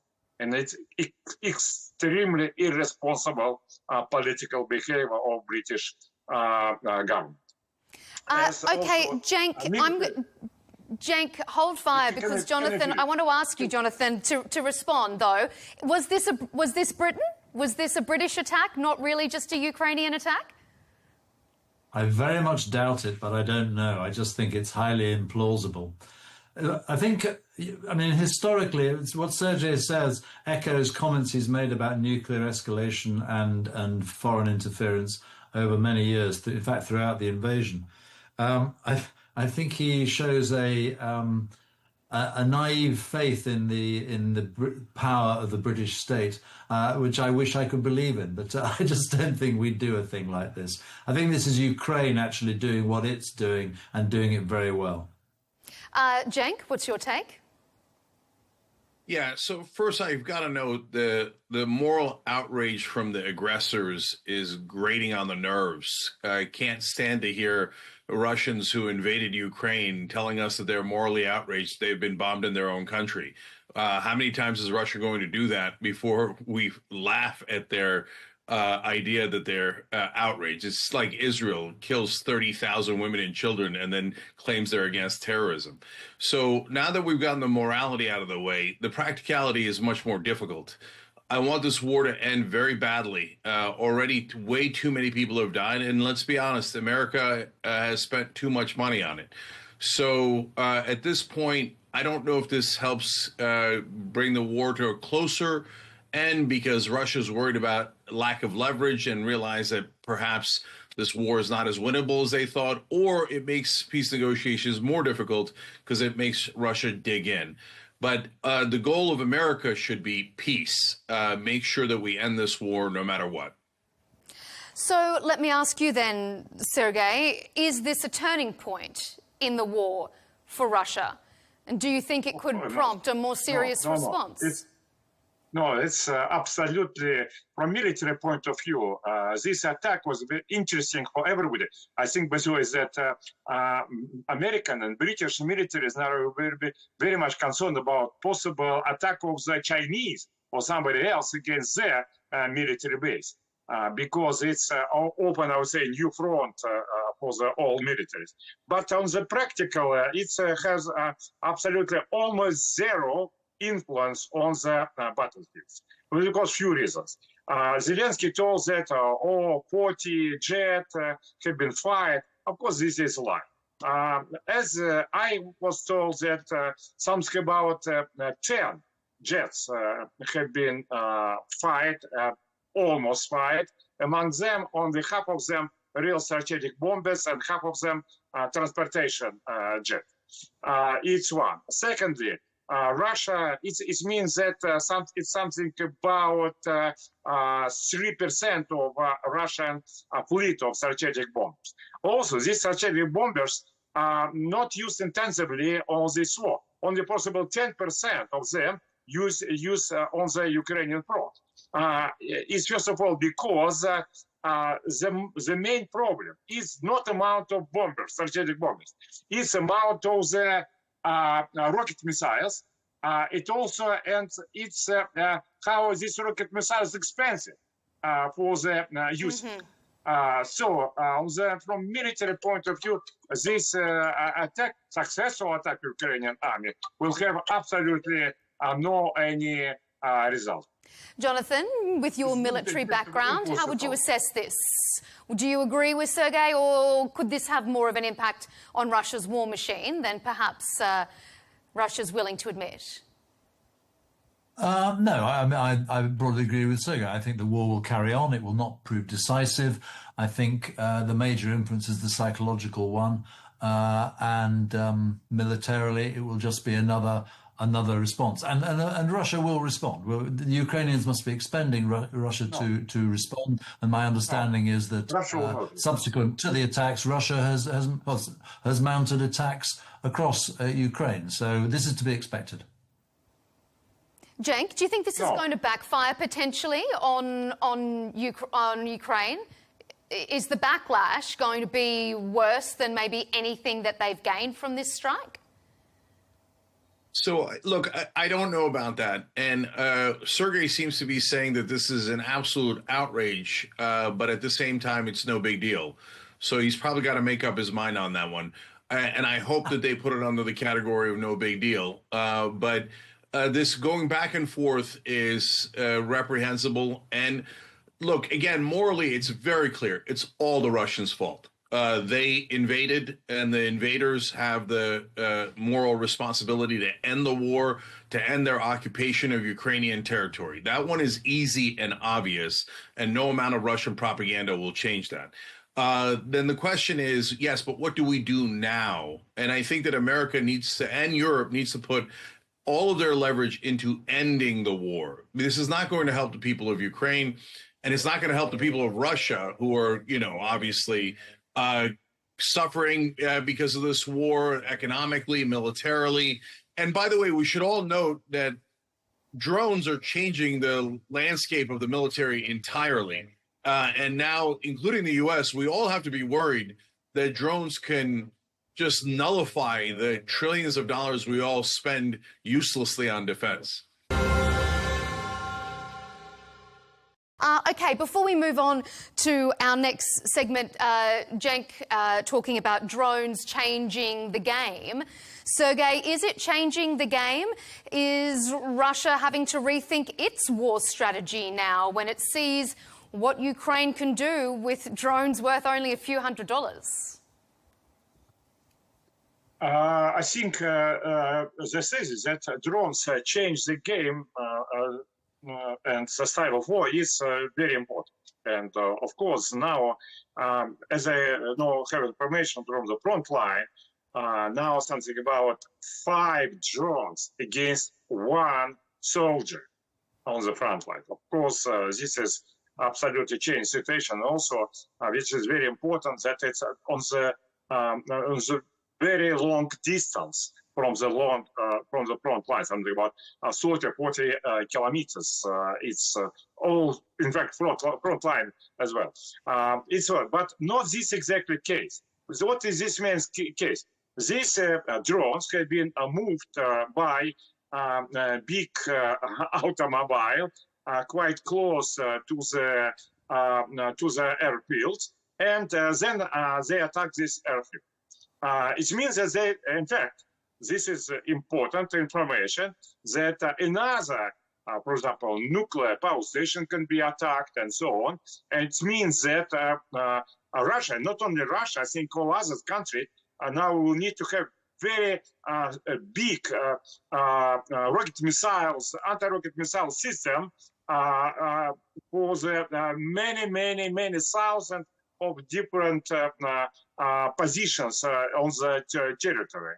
Of course, it will be very costly. Now it will be extreme boom of this anti-rocket missile system in Russia and also everywhere. This is partly changed, but on the front line, it's they already used drones. All sides of this war try to produce drones as much as possible, and the style of the drones also as much as possible, because troops, armies need, dozens and possibly hundreds of different source of the drones for the specific issue. This will be very much developed, but it's not connected exactly with this accident. Okay. I want to say. I'm going to move on to our next segment because I've got a question for you on that, Sergei. The latest round of talks have just wrapped up on Monday in Istanbul. They lasted less than 2 hours, and that's not hugely an encouraging sign. A new prisoner exchange has been agreed to, but nothing else concrete seems to have come out of this second round of Istanbul talks. Sergei, you've been speaking with members of the Russian delegation that were in Istanbul.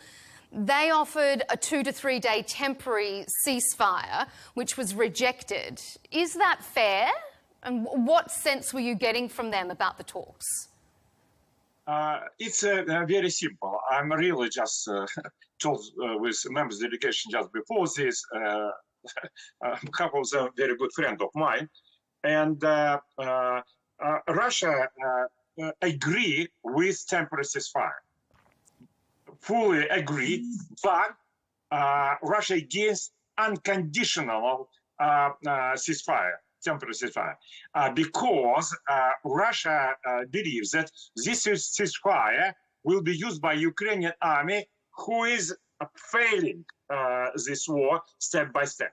It will be used for a few things. First of all, moving a lot of arms of Western countries. That's why Russia conditioned no arms from Western countries to Ukrainian army. Then it will be used for mobilization. You should understand that Ukrainian men, they don't want to go to this war, and more than 1 million of them hide away in the different places. It will be ceasefire. It could be argued that the same could be said for Russian fighters. Cenk, you're shaking your head there. What have you got to say to that? Yeah, this brother's talking about how the Ukrainian men are hiding. Are you kidding me? You guys had to bring in North Koreans because you didn't even want to fight the war that you started. So it seems to me that the Russians are the ones that are running from the war, and I don't blame the citizens of Russia. I support the citizens of Russia. I blame the leadership who dragged them into this war and got them killed for no reason at all. What are you trying to reconstitute an empire? And this is all about Vladimir Putin's ridiculous ego? And you're here supporting it? And what I'm hearing from Sergei makes me believe the Ukrainians did the right thing, because he's just said, oh, the Ukrainians have no ability to continue the war. Well, they just showed you that they do have an ability to continue this war. So you better get to the peace table. And he's saying that he doesn't want a ceasefire. So again, it appears to be completely the Russians' fault. I desperately want a ceasefire. I want citizens and even soldiers on both sides to stop dying. I don't want any more deaths or violence or war. And I can assure you that the American voters do not want more war. So, look, if he's serious about it and Russia is serious about it, they should get to the peace table right now. And I'm on the opposite party from Donald Trump, and I voted against Donald Trump. I worked against Donald Trump, but he does seem like he wants to drive towards a peace deal here, and he does seem to have realized that the real people blocking it are the Russians and Vladimir Putin. Maybe I say a very important thing. I think you disinform. It's not Russians ask North Koreans to come to the Kursk regions. It's North Koreans ask Russia possibility to take on this war because they want to be trained very much during the modern war. They want to be more prepared to this war. And as you may know, Russians had no mobilizations. Russians take only volunteers, Of course, they pay good money to those volunteers, but nevertheless, it's only volunteers. And also one of the reasons Zelensky wants to use this period of ceasefire for inviting British and French troops to Ukrainian territory with possibility of the anti-rocket missiles, which should close the sky above the Ukraine. What's the reason for Russia to agree with this? Russian politicians maybe think that they are bad, but they are not crazy for sure. Jonathan, you were shaking your head and smiling there during that exchange. What's your take on that? The mobilization issue is an interesting one. I mean, Sergei is, of course, right that Vladimir Putin has not mobilized Russian society because that would affect his key base in Moscow and St. Petersburg, which is why if you look at the videos of the people who are actually doing the fighting for the Russians and who are dying for the Russians, they tend to be people from the Russian Empire. And let's be quite clear, Russia is not a country, it is an empire. It grew over about 400 years when it grew, starting with Peter the Great and working all the way through. And it took a long time to conquer the landmass that we now call Russia. But Russia is not a unitary state. And most of the people who are doing the fighting are from the Far East and to the uninitiated Westerner like me, look more like Chinese than they do like Russians. And that's the reason that Vladimir Putin has not mobilized Russian society, because he doesn't want to mobilize his own key supporters in Moscow and St. Petersburg. At the conclusion of the talks in Istanbul, President Zelensky, who's in Vilnius in Lithuania, not in Istanbul, Turkey, renewed his calls for additional and tougher sanctions on Russia. But it seems that the current sanctions aren't even working. Recent analysis found EU member states have paid Russia 209 billion euros for energy imports since the war began. So, Jonathan, you're in the European security context. Are Ukraine's Western allies, particularly in Europe, letting Ukraine down? Yes, very much so. I was appalled when I read those statistics. You're absolutely right. We are still paying Russia to keep its war going against us. So I think that is a very serious point. And it is interesting that this far into the war, we can still talk about hardening sanctions and how we actually do it. One of the interesting side effects of that is that the Chinese will have noticed how mealy-mouthed the West are in imposing sanctions, which means that the threat of Western sanctions on China for invading Taiwan, that threat has now been reduced, because I think the Chinese have seen the Russians as being the masters at evading sanctions. Cenk, there's all this talk about maybe Trump will impose this new sanction package that Lindsey Graham is pushing for in the US. It's like all this stick and carrot game, but the stick never comes out. Do you think that Russia has no concern about about sanctions? Yeah, I'm worried about it because we all have to get serious about peace. And so if you're going to do that, you have to sanction the country that is causing the great majority of the violence. We should, by the way, again, do that for Israel as well. We should take away all their funding and actually sanction them. And we should do likewise for Russia. And there's no reason not to do it. And by the way, Europe has a greater responsibility here. We are helping to defend Europe. So Europe continuing to buy energy from Russia and not seeking other sources, well, is greatly counterproductive. So do you mean it or don't you mean it? Is this a horrible moral crisis, which I think it is? I think what the Russians did is terrible. But if the European countries are claiming that it is, they should help to finance this war in an even greater way, and they should stop buying from the Russians, obviously. Sergei, have the sanctions pinched at all, or is Russia not phased? Of course, sanctions is the best thing. Sanctions stolen my money, my personal money. I lost because of them, because of sanctions. And there's a lot of people also in Russia, including, first of all, in the high class and the middle class, they lost all money because of this. Also, they want to go to the Paris, to the, Greece, to travel, and the fact that they cannot do it, it's a bad thing. But at the same time, we're proud that because of geopolitical sanctions, our economic growth is 3%, American economic growth 2%, and European growth is 0%. It will be continued. It's big stupidity of Western countries. And I think Donald Trump understands very well that anti-Russian sanctions in the United States move Russian economy close to the Chinese economy. And Chinese economy, its main strategic challenge to the United States of America now and for the next years and decades.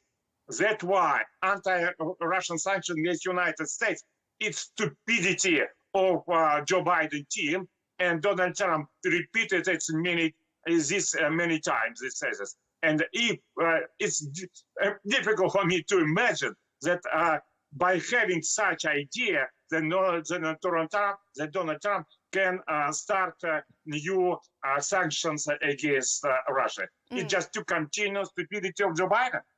Cenk, Russia has reiterated its red line that Ukraine should never be allowed to join NATO. And the US Special Envoy, Keith Kellogg, said again recently that Ukraine's membership is not on the table. But that seems to go against what we've just heard from the alliance's Secretary General, who said all 32 members are in consensus about Ukraine's path. So who's playing politics here? Who's not telling the truth?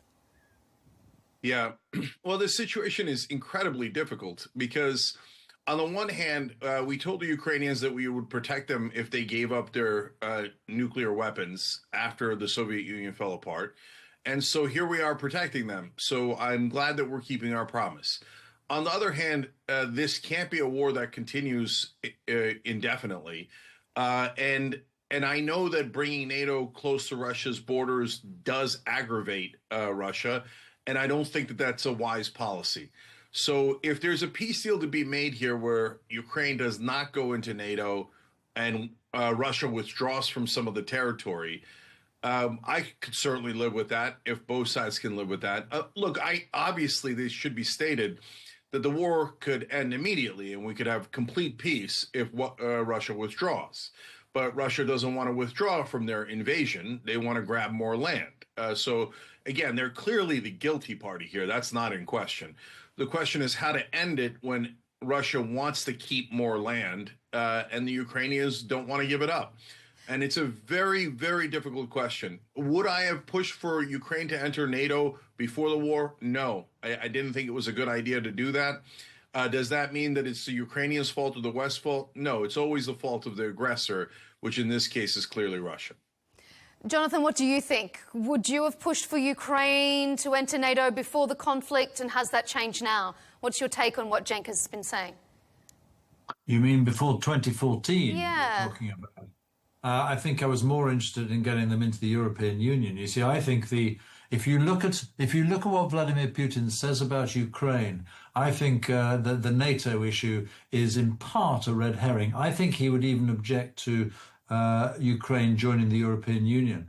Why is that? Because if Ukraine managed to join the European Union, became a successful Slavic state, like a lot of the other East European countries have done, then it forms a competing political model for the Soviet model, the Russian model, which has fundamentally failed. I mean, the Russian model is a disaster economically and socially and culturally. I just think it's a disaster. And what they can't stand is someone showing them up for being that. So that's why they don't want Ukraine to be part of the European Union, because it would lead to the improved politics, improved social life, the improved living conditions of the people, and form an absolute unflattering comparator with Russia, which is, I think, a basket case. Sergei, should Ukraine ever be allowed? It doesn't seem like NATO have much consensus here, but maybe they will enter. Of course, Russia not against membership of Ukraine in NATO, not against occupation of Ukraine by NATO. Why?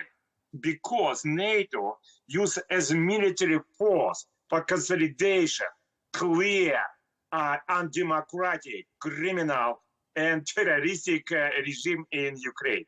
And its main goal to change identity of Ukrainians by using terror against it. It's exactly what Russia demands to stop, first of all. That's why stop political repression against Russian language. Stop political repression against Orthodox Church, which combine identity. Stop political repression against Russian culture. Russia say, we believe that there should be no restoring of monumentum to the Lev Tolstoy and Fyodor Dostoevsky in Ukraine. It's what we fight it for. And you fight it for, and so your country's gentlemen support absolutely clear and democratic regime. I know that your government are lying that Ukraine is a democratic country now. They know that they are lying. You know that they are lying. Everybody knows that it's absolutely clear, not democratic regime. And from our point of view, most important, not exactly Ukraine, most important that Europe already not democracy. If they can support absolutely clear repressive regime, they're ready to continue. It means that they're ready to... Cenk, what's your take on that? I actually want to ask Sergei a question. Sergei, do you see that NATO keeps expanding, at least partly because Russia keeps invading its neighbors, and that the invasion of your neighbors is deeply counterproductive because it makes everyone want to seek NATO protection? We know that Finland and Sweden, they joined NATO after this Russian-Ukraine war started. At the same time, you should understand that from our point of view, it means almost nothing from security point of view, because being a member of European Union and based on the agreement between NATO and European Union, Finland and Sweden already been part of the military machine of the NATO and Western coalition. So it's not so big problem. And well, if it's not such a big point, why did Russia make such a stink about it? Yeah, not NATO itself, the threat to Russia, but the idea of NATO leaders to make Ukraine anti-Russia by using terror against people in Ukraine, and to make the conflict between Russia and Ukraine endless, as between India and Pakistan, as between Israel and Palestinians. It's what Russia wants to take as a threat. Jonathan, is NATO trying to make Ukraine anti-Russian? I don't think, I think that would be one of the easiest sells if it was required. I actually don't think it's required at all. for most of the Ukraine, in all the censuses taken before 2014, showed that Ukraine was split. There was a small section on the eastern edge, which had been traditionally part of the Russian Empire, but the western part, all the way of Ukraine, which had been part of the Polish-Lithuanian Empire or Commonwealth for 400 years, until Peter the Great was given Ukraine by the Polish state back in sort of the late 17th century. That's the sort of split in the country. So it was already the case that most of the country was Western looking, and there was a slip on the eastern side that was Eastern looking.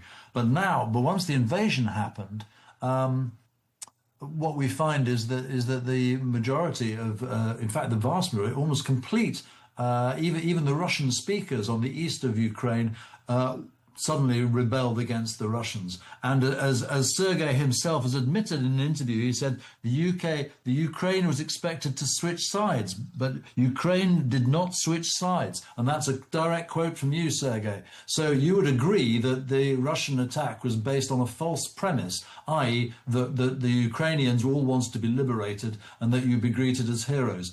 Completely the opposite has happened. You've been rejected as terrorists, as infiltrators, and it just feeds back to, if you're talking history, the Holodomor, when Stalin starved to death. Is it something like 20 million people in Ukraine before World War II? Horrific. So I think there's no need for NATO to sell anti-Russian feeling to the Ukrainians. They have that in spades. Sergei? I told many times that a lot of Ukrainians like Russian, but of course nobody like Russian rocket missiles with striking your city, and from which you have to hide away in the base. But same time, I want to stress there are now it's impossible to say about preference of Ukrainians, because look at the Germans, they fight for Adolf Hitler when Adolf Hitler already killed himself in Berlin and so on. Same Ukrainians, they live under the now totalitarian, new modern totalitarian neo-Nazi regime. So they have no freedom to express their opinion. It's exactly one of the things which Russia demands. And you can compare, for example, how free Russia and Ukraine. It's very easily. I'm quite active in different media. And before this Ukrainian war, during 8 years on Russian TV, I took part in different shows. Every day on every Russian TV channel, you could see some Ukrainians who express opinion of the Ukrainian government. Every day, many times on Ukrainian TV during 8 years. No one person can express Russian opinion. Of course, you accept it's most difficult for you that Ukraine is not democratic country. If democracy and freedom come back to Ukraine, you will see they will like Russia again. Well, what do you think about that, Cenk? I feel like by the look on your face, you have an opinion. Yeah, I mean, it's hilarious to see someone supporting the Russian government talking about freedom. Putin has totally ended democracy in Russia. It's now unofficially a dictatorship, and he seized all power. And if you question him, you wind up tripping out of your window or having a bathtub fall on top of you. So the idea that Russia is free is preposterous, run by the dictator Vladimir Putin. So he denies freedom to his own people. He denies freedom to the people he invades. So, brother, you got no leg to stand on there at all. So, look, these two warring sides have to come to a conclusion. Do they want peace or don't they want peace? So, for example, in Israel is saying, no, we don't want peace. We want Gaza. We want to take that land. And they reject every peace deal. And in this case, look, I think both sides are intransigent. I don't want Ukraine bombing deep into Russia.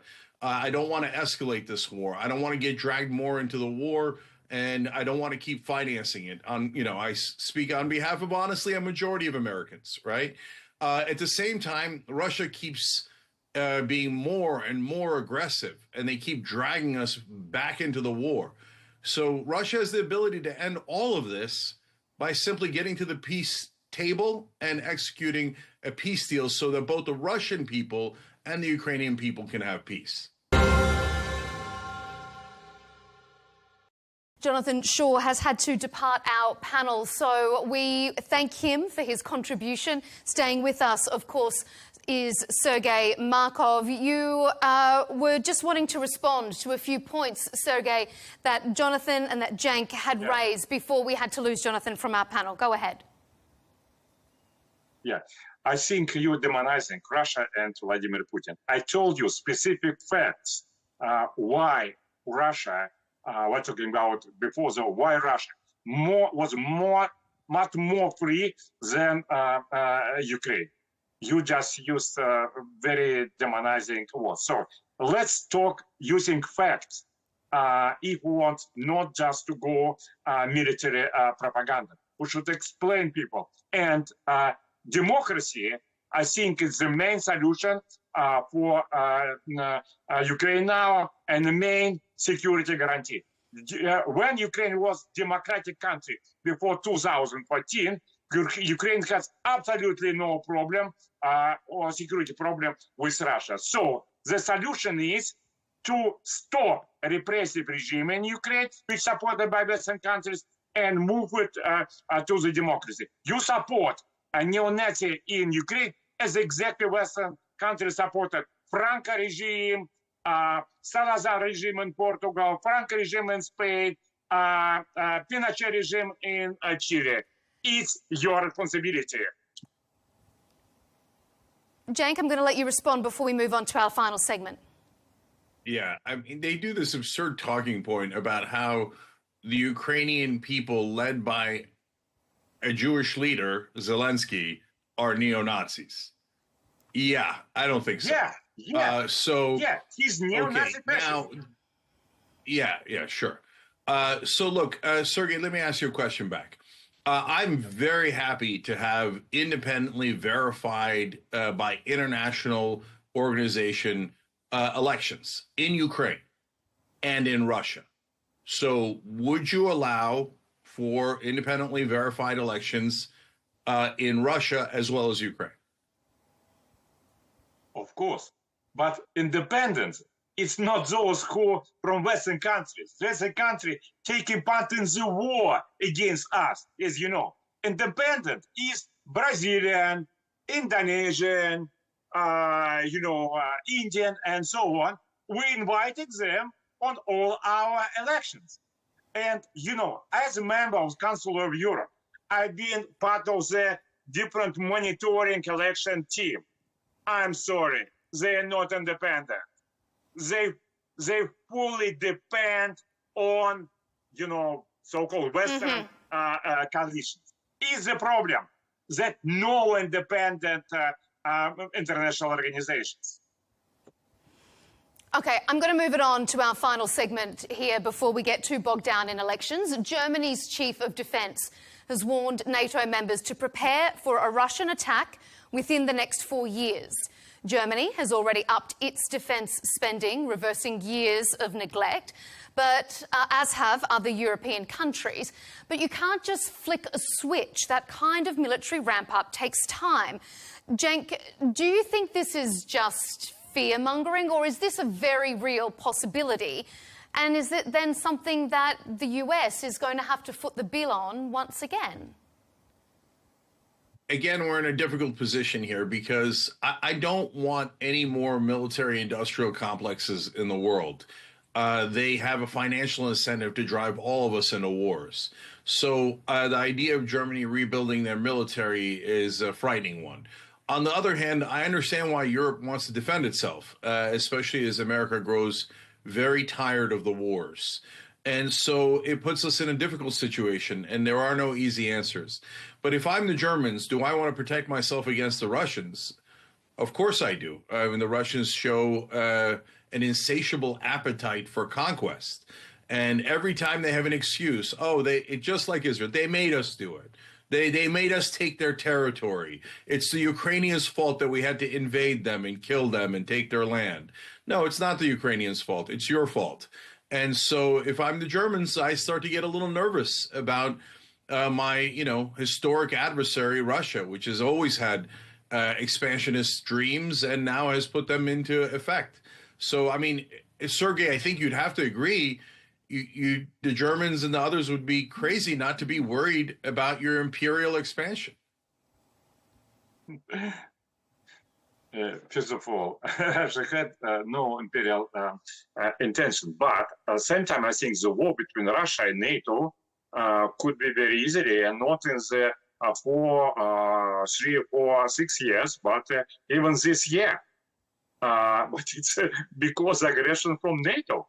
If NATO countries will send its troops to the Ukraine to take part in the war against Russia, this war will be started.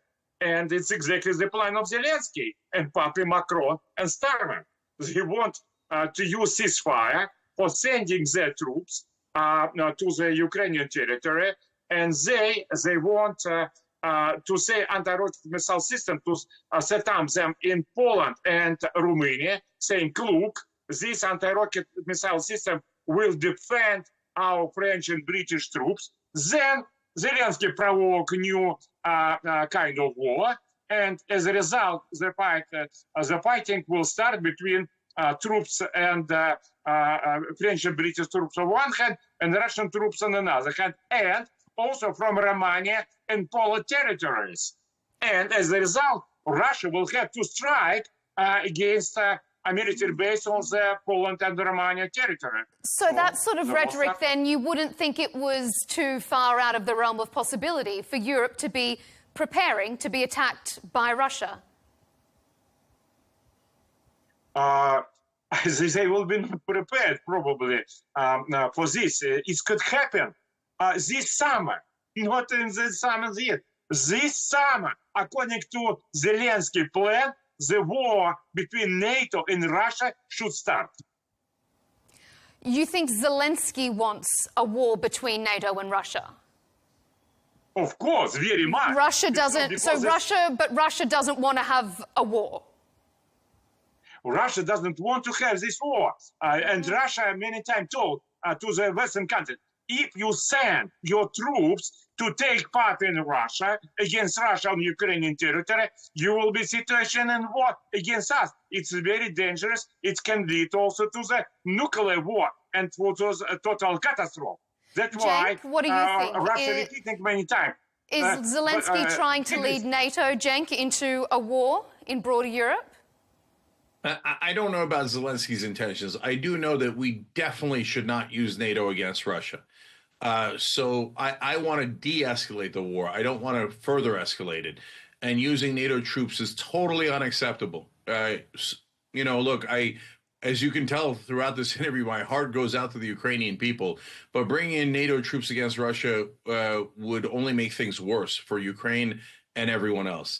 Okay, but, it's not helpful to... hold on. It's not helpful to have Sergei threaten Russia attacking Poland and Romania next, perhaps as early as the summer.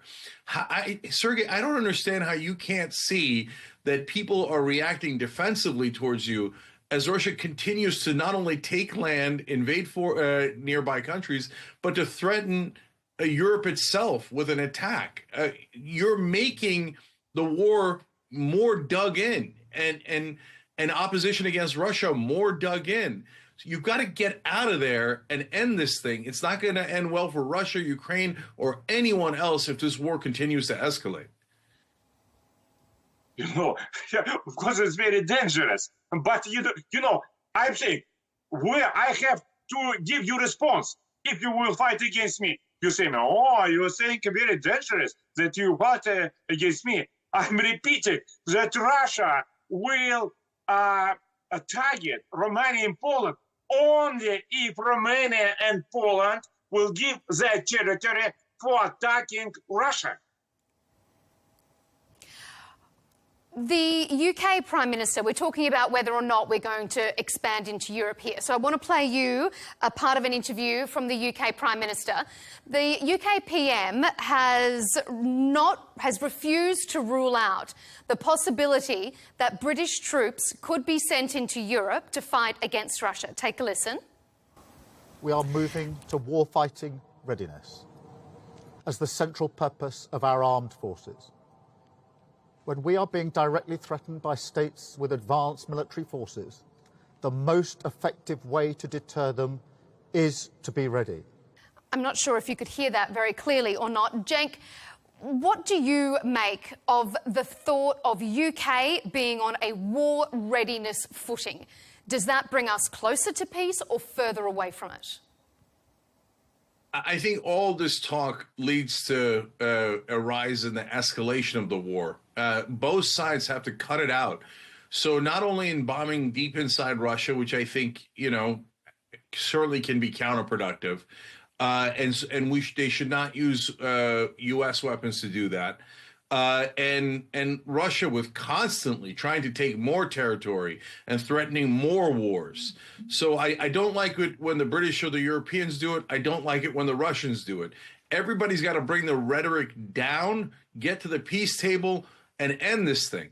So if you don't do that, if Sergei comes in here later and says, oh, NATO made Russia take more of their land. NATO made Russia invade. NATO made Russia kill all these civilians. It's not going to help anyone. And he again threatened nuclear war here. That's dangerous, insane talk. So who wins from nuclear war? No one, including the Russians. You've seen the map, right, Sergei? Ukraine's right next to Russia. So I don't know what kind of maniacal talk this is, but both sides have to bring it down, get to the table, and end this. So just finally, Sergei, is this going to bring us closer or further away from peace? This talk from the UK that they're on a wartime footing now. From our point of view, French and British leaders, they are making every dangerous step to escalation when they're talking about sending their troops to Ukrainian territory. It's we want them, please don't do it. And sometimes I will say you that now a big discussion inside Russia, frankly speaking, we don't understand why Western leaders and Western media and Western experts just don't want to see how the awful devil they created in Ukraine. If you created this devil and if you support this devil, who are you? Why you ignore this absolutely clear fact that Ukraine not democratic country? It's awful devil now. This devil kill Ukrainian people, which from our point of view, they are Russians. Because, if you may know, Ukraine been part of the Russia during 1,000 years. And Kyiv was Russian capital during 3 centuries. For us, it's civil war. Cenk, before we wrap up, it's still a war? Yeah. This is what leads to endless war. The Turks can say, what? We had Athens for 500 years, so we should go back and get Athens.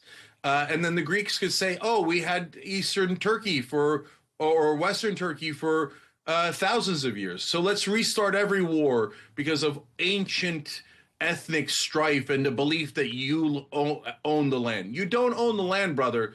Okay, Ukraine is Ukraine, Russia is Russia. Get out of Ukraine, end the war, stop attacking your neighbors.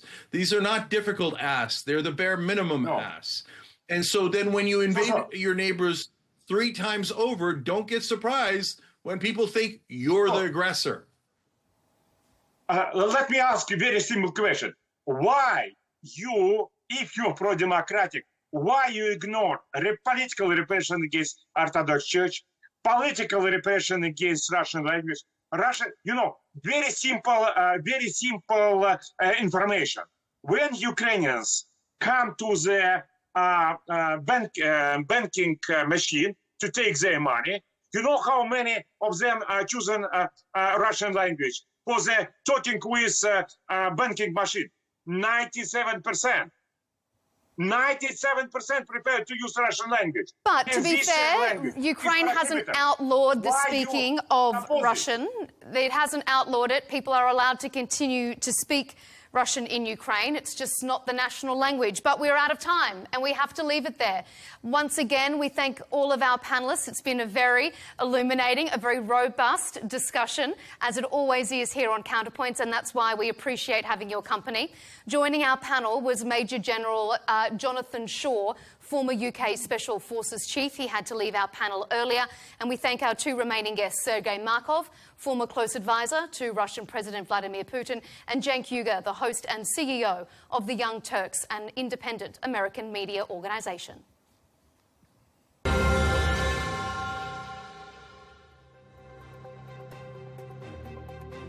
And thanks to you at home for tuning in to Counterpoints with me, Melinda Nucifora. Remember to subscribe to Al Arabiya English on YouTube to keep across all our debates and exclusive interviews. And be sure to follow us on X and TikTok. We'll see you next time.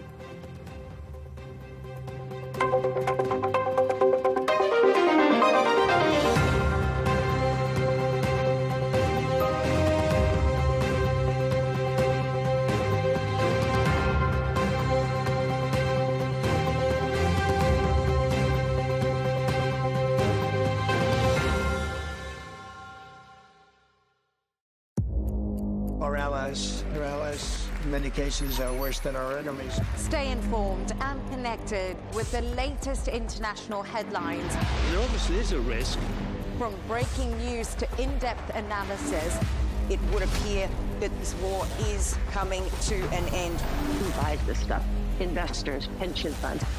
we deliver the most important developments straight to your screen. Iran always wanted to deal with militia. Join us for compelling, expert-driven conversations. A curfew order has been established.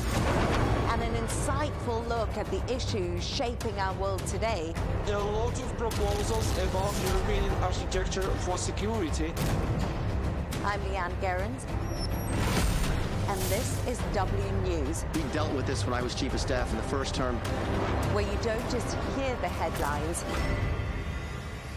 you get the full story.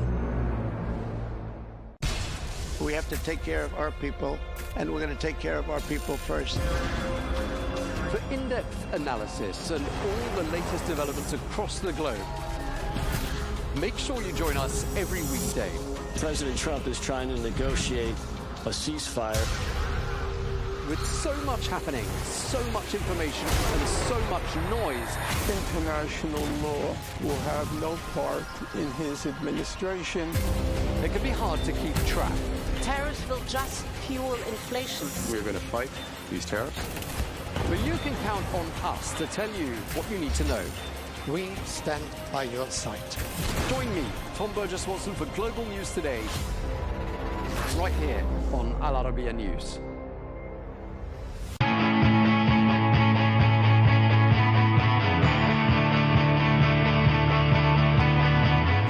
Welcome to the metropolis, the big city. This is where tech, trends, and culture meet. Meet the people. See the sights. Walk the city streets. And experience the lifestyle.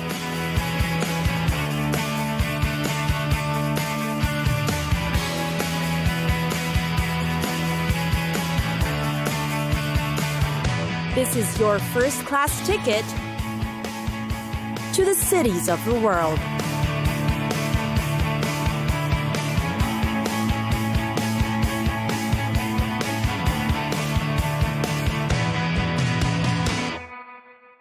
Moscow.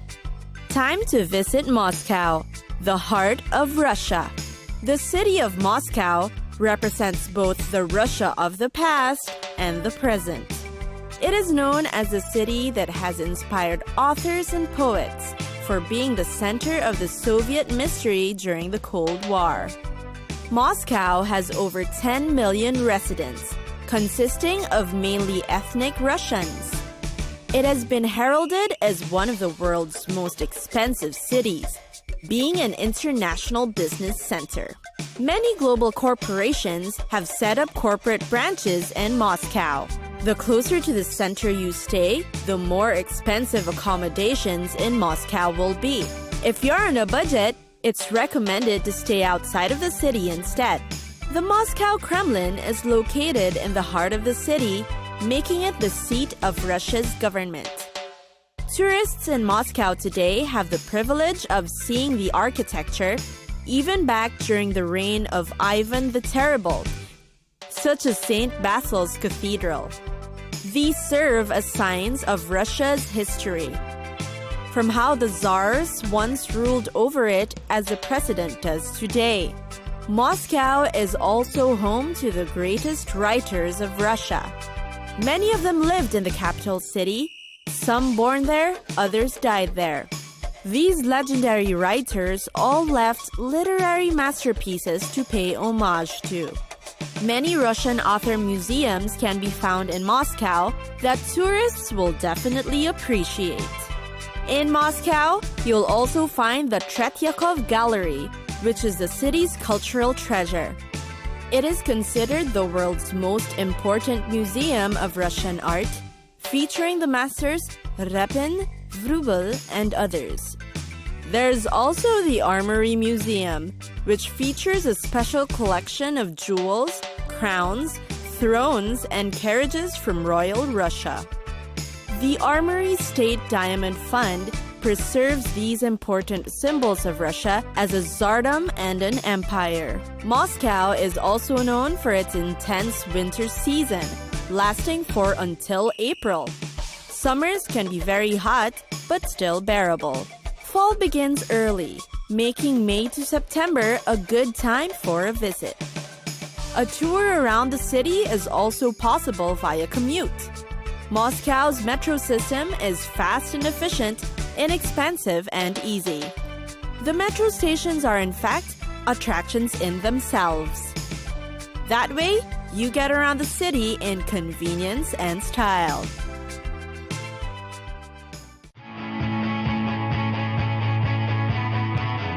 It's time for us to go. Pack your bags and get your tickets ready.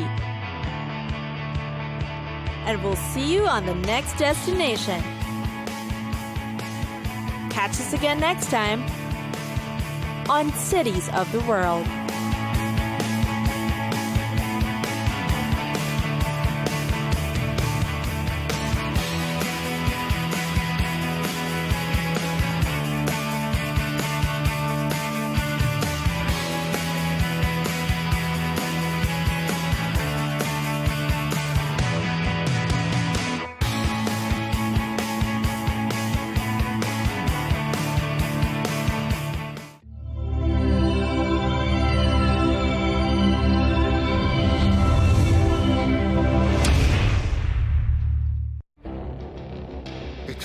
Decades are passing by in a matter of weeks. Seismic shifts in the world order. Never, ever will be part of America. With so much happening and so much noise. Whether it's political upheaval, Canada has been ripping us off for years. economic shifts, or social movements, And no one wins from tariffs. I think America can be more friendly to the rest of the world. For in-depth analysis and all the latest developments across the globe. To have an inclusive policy together. The meetings with Hamas gave me some hope. We're in another nuclear arms race. the most important development straight to your screen. Welcome to the dressing room. I'm on my own. I need backup. And an insightful look at the issues shaping our world today. It was not going to happen, that war, and it happened. Join us on Arabiya News, where the world talks.